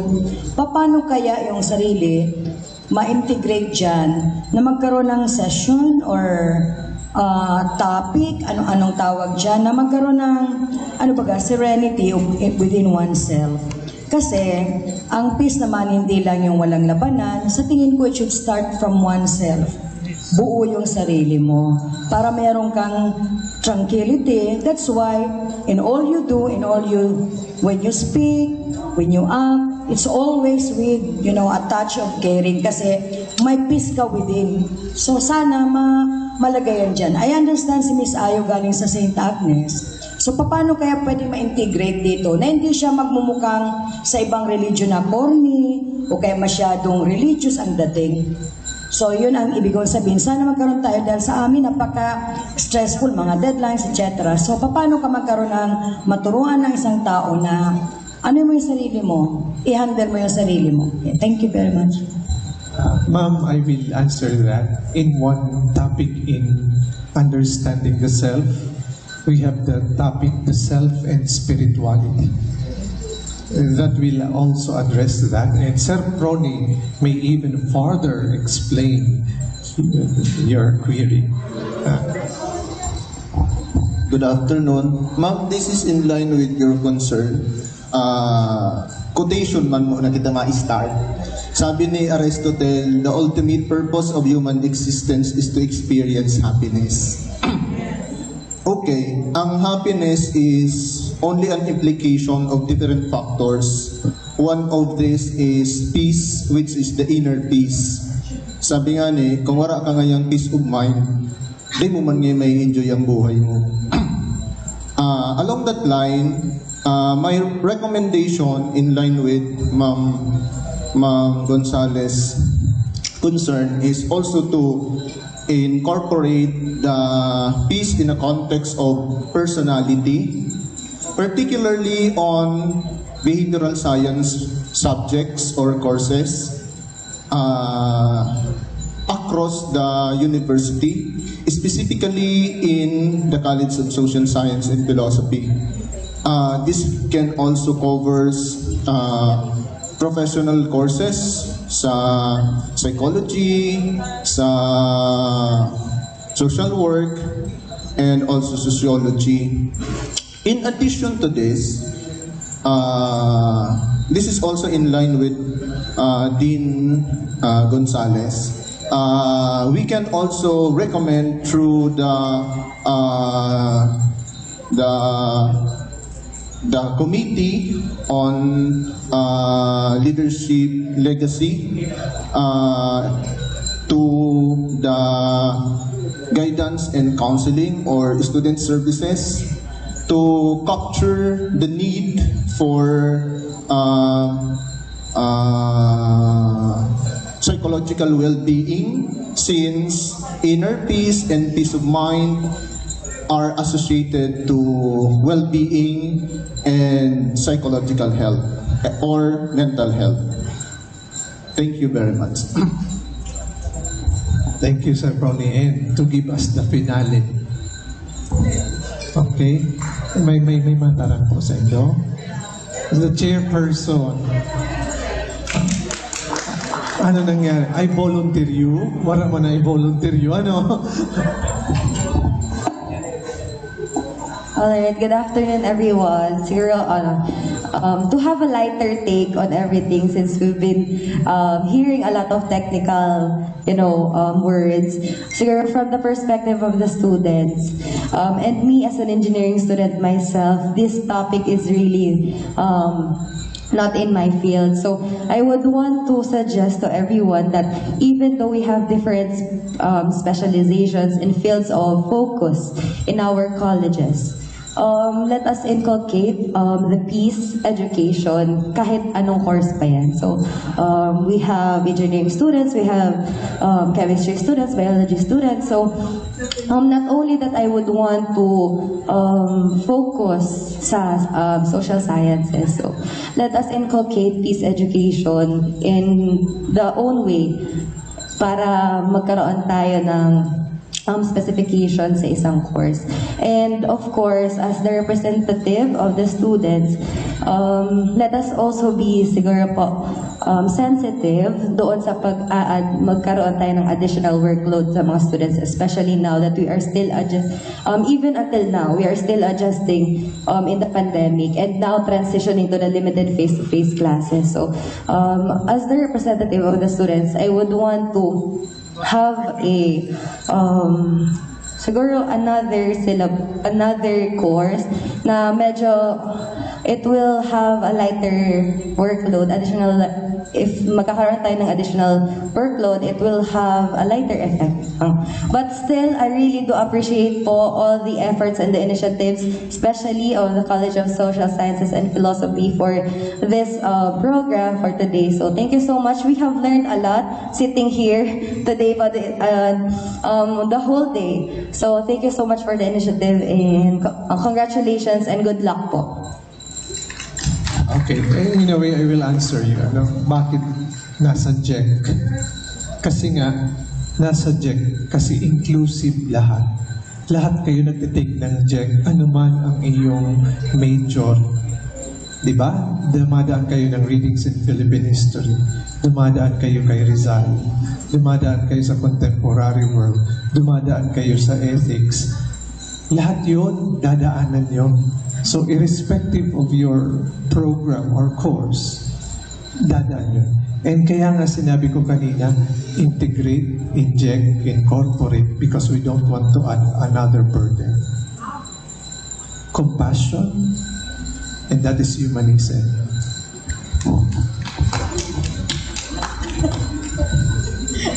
Thank you, Sir Gerard. Mapasalamat ako maubos na sa oras. Pero nailiwang ginara ko ni Sir. Anyway, good afternoon po sa inyong lahat. Actually, ang isa sa mga napuna namin, although karamihan na Sir, they are mentioning about the NSTP. And of course, sa NSTP, nakapasok po yon under good citizenship values po baga. Nandun po nakapasok sa pagiging makabayan, makatao at makabansa, lalo-lalo na yung mga about equality, love, peace, and unity and other topics. So, and of course, I also have the same idea na kung pwede, hindi lang siya sa JEC. Although JEC, because nga, everybody is taking it, yun ang justification. But we can also integrate nga sa lahat ng subjects. Like, there was a time na nag-talk din ako kina ma'am sa engineering, discussing engineering in sustainable development. And of course, pagka nagsalita tayo about sustainable development, na-mention yung kanina ni Dr. Darila, yung SDG about peace, no? So, yun ang pinakabasihan natin since yun ang pinakamataas na legal basis natin. Then also, dinidiscuss natin ito sa loob ng subjects dito sa JEC because we want to develop a holistic person, no? For them to become a productive citizen. So sabi nga, lalong-lalo na ngayon, we kept on asking for good governance, and na-mention mo din po kanina that we cannot attain good governance unless we become good citizens in our day-to-day activities baga. Then also, since we are developing them as a holistic person, para when they go out of the university, acquiring all those education, all those topics na inan natin, magamit nila ito when they are now part of the professional world or kung asain man sindamaduman. And while in each school, of course, Malaugso Extension, as one of the mandated functions na while they are inside the classroom, mga theories lang ito, no? But of course, hindi mag-end sa theory yung magkailangan nila yung application. So, sa application, doon pumapasok yung social awareness nila, social consciousness, and nagdi-develop din sila sa diring kaisipan, but of course with the guidance ng ating mga professors. Sabi nga ni Sir kanina naman, when it comes to research, kailangan makadevelop tayo ng mga bagong theories, additional knowledge, Then pag in-apply natin ito, kasi ang mga students natin pagka lumabas yan sa labas ng university, iba ang nakikita nila in reality or in practice, no? So, maging critical, sabi nga, critical thinkers baga sila while andito pa sa school. So, hopefully minsan wala ang magkakaroon ng misconceptions on how our students think or apply kung ano ang napapag-usapan inside the classroom about peace, about equality, about injustice. Kasi nga, this is how we want to develop them as a person and as a member of the society. So, parang yun po, sir, ang gusto kong And of course, dito, may dalawa kaming part ng, they are peace students actually. So, sabi nila, we thought, ma'am, magkakaroon ng separate ng subject para sabi ko hindi pa integration pa lang ang pinag-uusapan natin dito sa mga subjects in which hopefully daw sooner magkaroon ng separate subject, although may may BAPS na tayo curriculum. Opo. Thank you, Ma'am Weng. Ang pinali talaga sa picture me, ginaibo mo, application na, hoping that it will really be realized soon. Pero gradual lang po, baga, as we understand that, hindi pwedeng automatic ma-overwhelm tayo. Kasi it will take a lot of time and money, the lifeblood, and yung thinking na yon. So, I think, nakuha lahat ni Ma'am Vida yun. And then, siguro, sa lahat ng mga sinabi natin kanina, ang nakita ko doon na message nyo ay dialogue, education, for peace, to help free our hearts from rejection, from intolerance towards others. Inner peace, it all starts from within. We cannot compel others to be at peace if they are not at peace with themselves. So, but it's good that we start lighting the candle of peace. Sabi nga ni kan mga gurang, maguurisan mo lang ang puso, maski bako grabe, maagihan mo lang, it will, in a way, give change or effect. So, at this point in time, may I call our Dean, our Dean to give the awarding of certificates together with Ma'am Gina to our speakers this afternoon. Okay po. So, Dean and Ma'am Gina, I know Ma'am Gina, you will award yourself. Sabi sa bagong English, schedule. Martiho na, no? Martiho na. Opo, Dean. Okay po, Dean. Inihintay lang natin yun. Okay. So, yeah. I will read the citation. Okay. This certificate of commendation is awarded to puro doktor po dito, Dr. Herbert B. Rosana, Dean, BU Graduate School, in grateful recognition of his outstanding knowledge and invaluable contribution as guest speaker during the Season 2, Series 1 of Leadership Legacy for Peace and Development, with special focus on peace education with the theme, Building a Legacy of Peace Through Peace Education. Topic, Historical Development of Peace Program in Bicol University. Held this 28th day of May 2022 at the Pepperland Hotel Event Center, Legazpi City, and live streaming at Bicol University Extension Management Division, BUEMD Facebook page. Signed by Attorney Alex B. Nepomuceno, PhD, Dean of Bicol University College of Social Sciences and Philosophy, and Arnulfo M. Mascareñas, PhD, Sub-President for Bicol University. Congratulations, Sir Bert.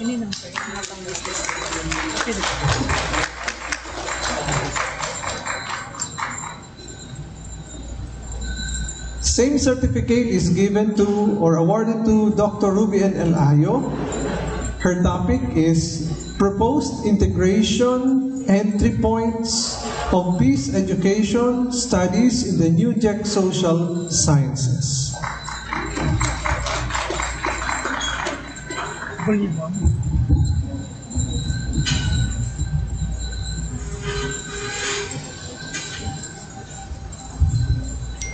Hindi ka na magalit dyan.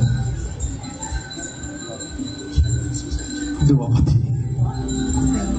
Dr. Gina M. Oropesa, for the topic, Proposed Peace Education Studies Module Outline for Integration to the New JEC Social Sciences, and for the commitment with the theme, Building a Legacy of Peace through Peace Education.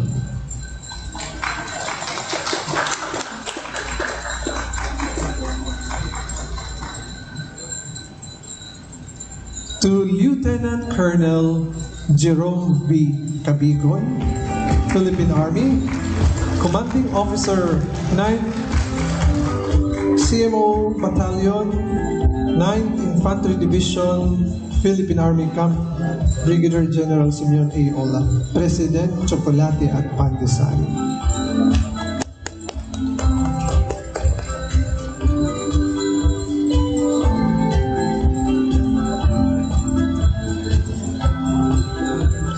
To Dr. Digna M. Paner, Alba, President, Council of Deans and Department Chairs of Colleges of Arts and Sciences Incorporated, CODCAS.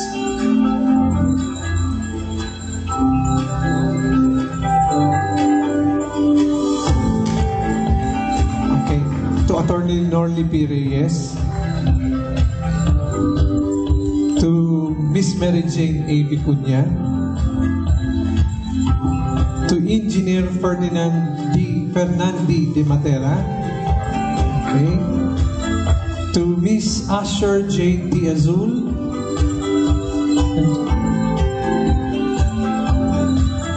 Ma'am Asher, Miss Asher Jade Azul, representing the USC.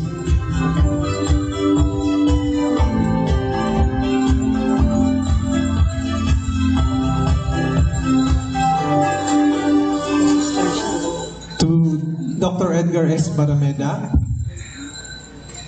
and last but not the least, to the lead proponent, Dean, Bicol University College of Social Sciences and Philosophy. Meron, sir. Okay, congratulations po.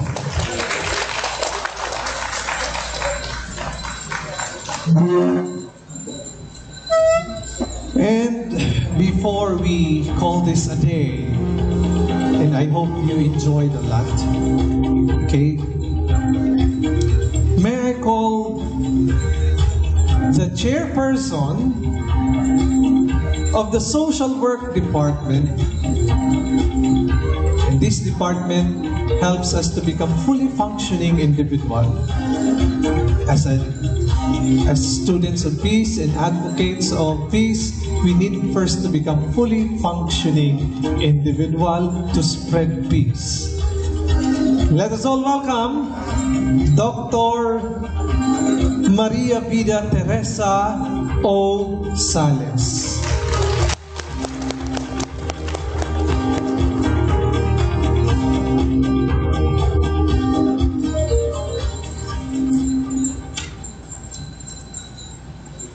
A pleasant afternoon to all of us. Albert Einstein said that peace can only be achieved by understanding. And what better way to let people understand than by education? Series 1 of the Leadership Legacy for Peace and Development, Season 2, paves the way for this to happen, as it is indeed true that peace education is a potent approach to sustainable peace and development. We would like then to express our deepest appreciation to those who have been instrumental in making this whole day activity fruitful and successful. Honorable Dr. Aldrin A. Darila, CHED Commissioner and Chair of the PU Board of Regents, our keynote speaker, Attorney Dr. Christian Rivero, Dr. Herbert Rosana, Dr. Ruby Ann Ayo, and Dr. Gina Oropesa, our esteemed speakers this afternoon, Lieutenant Colonel Jerome Cabigon, Dr. Digna Paner Alba, Ms. Mary Jane Vicuña, Engineer Fernande Matera, Ms. Asher Jane Ms. Asher Jade Azul, Dr. Edgar Barameda. Your commitment to support our endeavors would be a powerful tool in realizing our goals. Dr. Arnulfo Mascareñas for his unwavering commitment to CSSP's undertakings.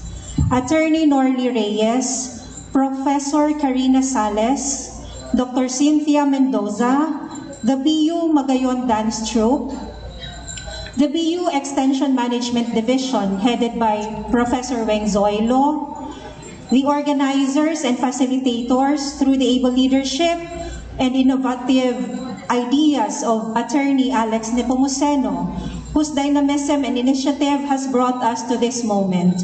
We also give special mention to the Associate Dean of CSSP, Dr. Imelda Barce, Wen and Ariel of the Dean's Office.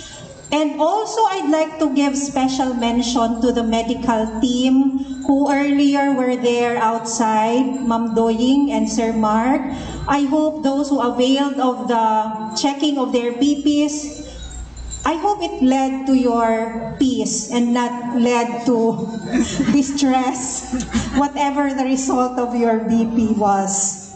And of course, we give thanks to you, our dear participants, both here with us at the Pepperland Hotel and those who tuned in virtually via FB live streaming. The Chocolate and Pandesal member agencies, the CODCAS officers and members, guests and representatives from PFP, TESDA, NAPOLCOM, POPCOM, DENR, DOST, DepEd, PPSC, NPC, Ateneo de Naga University, Kabalikat Civicom 5, our student representatives who are here with us, the deans, directors, department chairs, teaching and non-teaching staff of Bicol University, Professor Joy Nino Franco and Professor Gerard Lawenco. I am positive that we have learned a great deal today, from accessing subsidies for peace education initiatives to how the peace program in Bicol University evolved, and most importantly, on mainstreaming peace education to our curricula, particularly for our GE Social Sciences courses. For sure, the workshop, which turned into an intellectually stimulating discussion and brainstorming, has helped make our lives as educators easier. And the inputs could be additional evidences of our compliance to CMO 1 series of 2019 and CMO 42 series of 2021. Coupled with the stimulating and evocative messages we have heard this morning, there is no doubt that we will be able to fulfill our roles in building a legacy of peace. As peace educators, our legacy will be manifested and seen through the advocates and champions of sustainable peace and development that we train in our institutions. Let us then continue to rise up to the challenge, since this is a continuing endeavor. After all, as what Maria Montessori stated, which was mentioned earlier by our Master of Ceremonies, lasting peace is the work of education.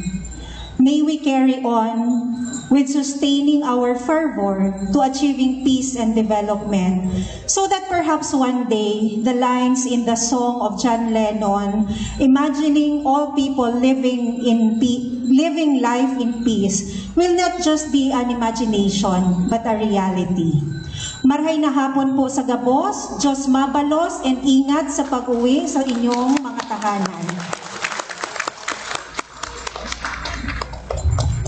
Before we end, may we ask yung yung mga sinulat nyo kanina to leave those suggestions of yours. It will help us a lot in crafting a better module and integration. So, parting words rather plural pala. Education breeds confidence. confidence breeds hope. Hope breeds peace. I am Mr. Gerardo Villaveco Jr., your Master of Ceremonies today. Thank you and God bless you all. Thank you. Salute to our Master of Ceremonies. We shall now have a photo ops. I think we can have per institution or per delegation, and then later on, all of us, para complete checking of attendance. So when we see each other again, season 2, series 2, so we can check if who will be present and if who will be absent. Okay, so basta ha, diretso tayo hanggang book writing and module writing. Thank you. Mahaba-habang lakbay ito.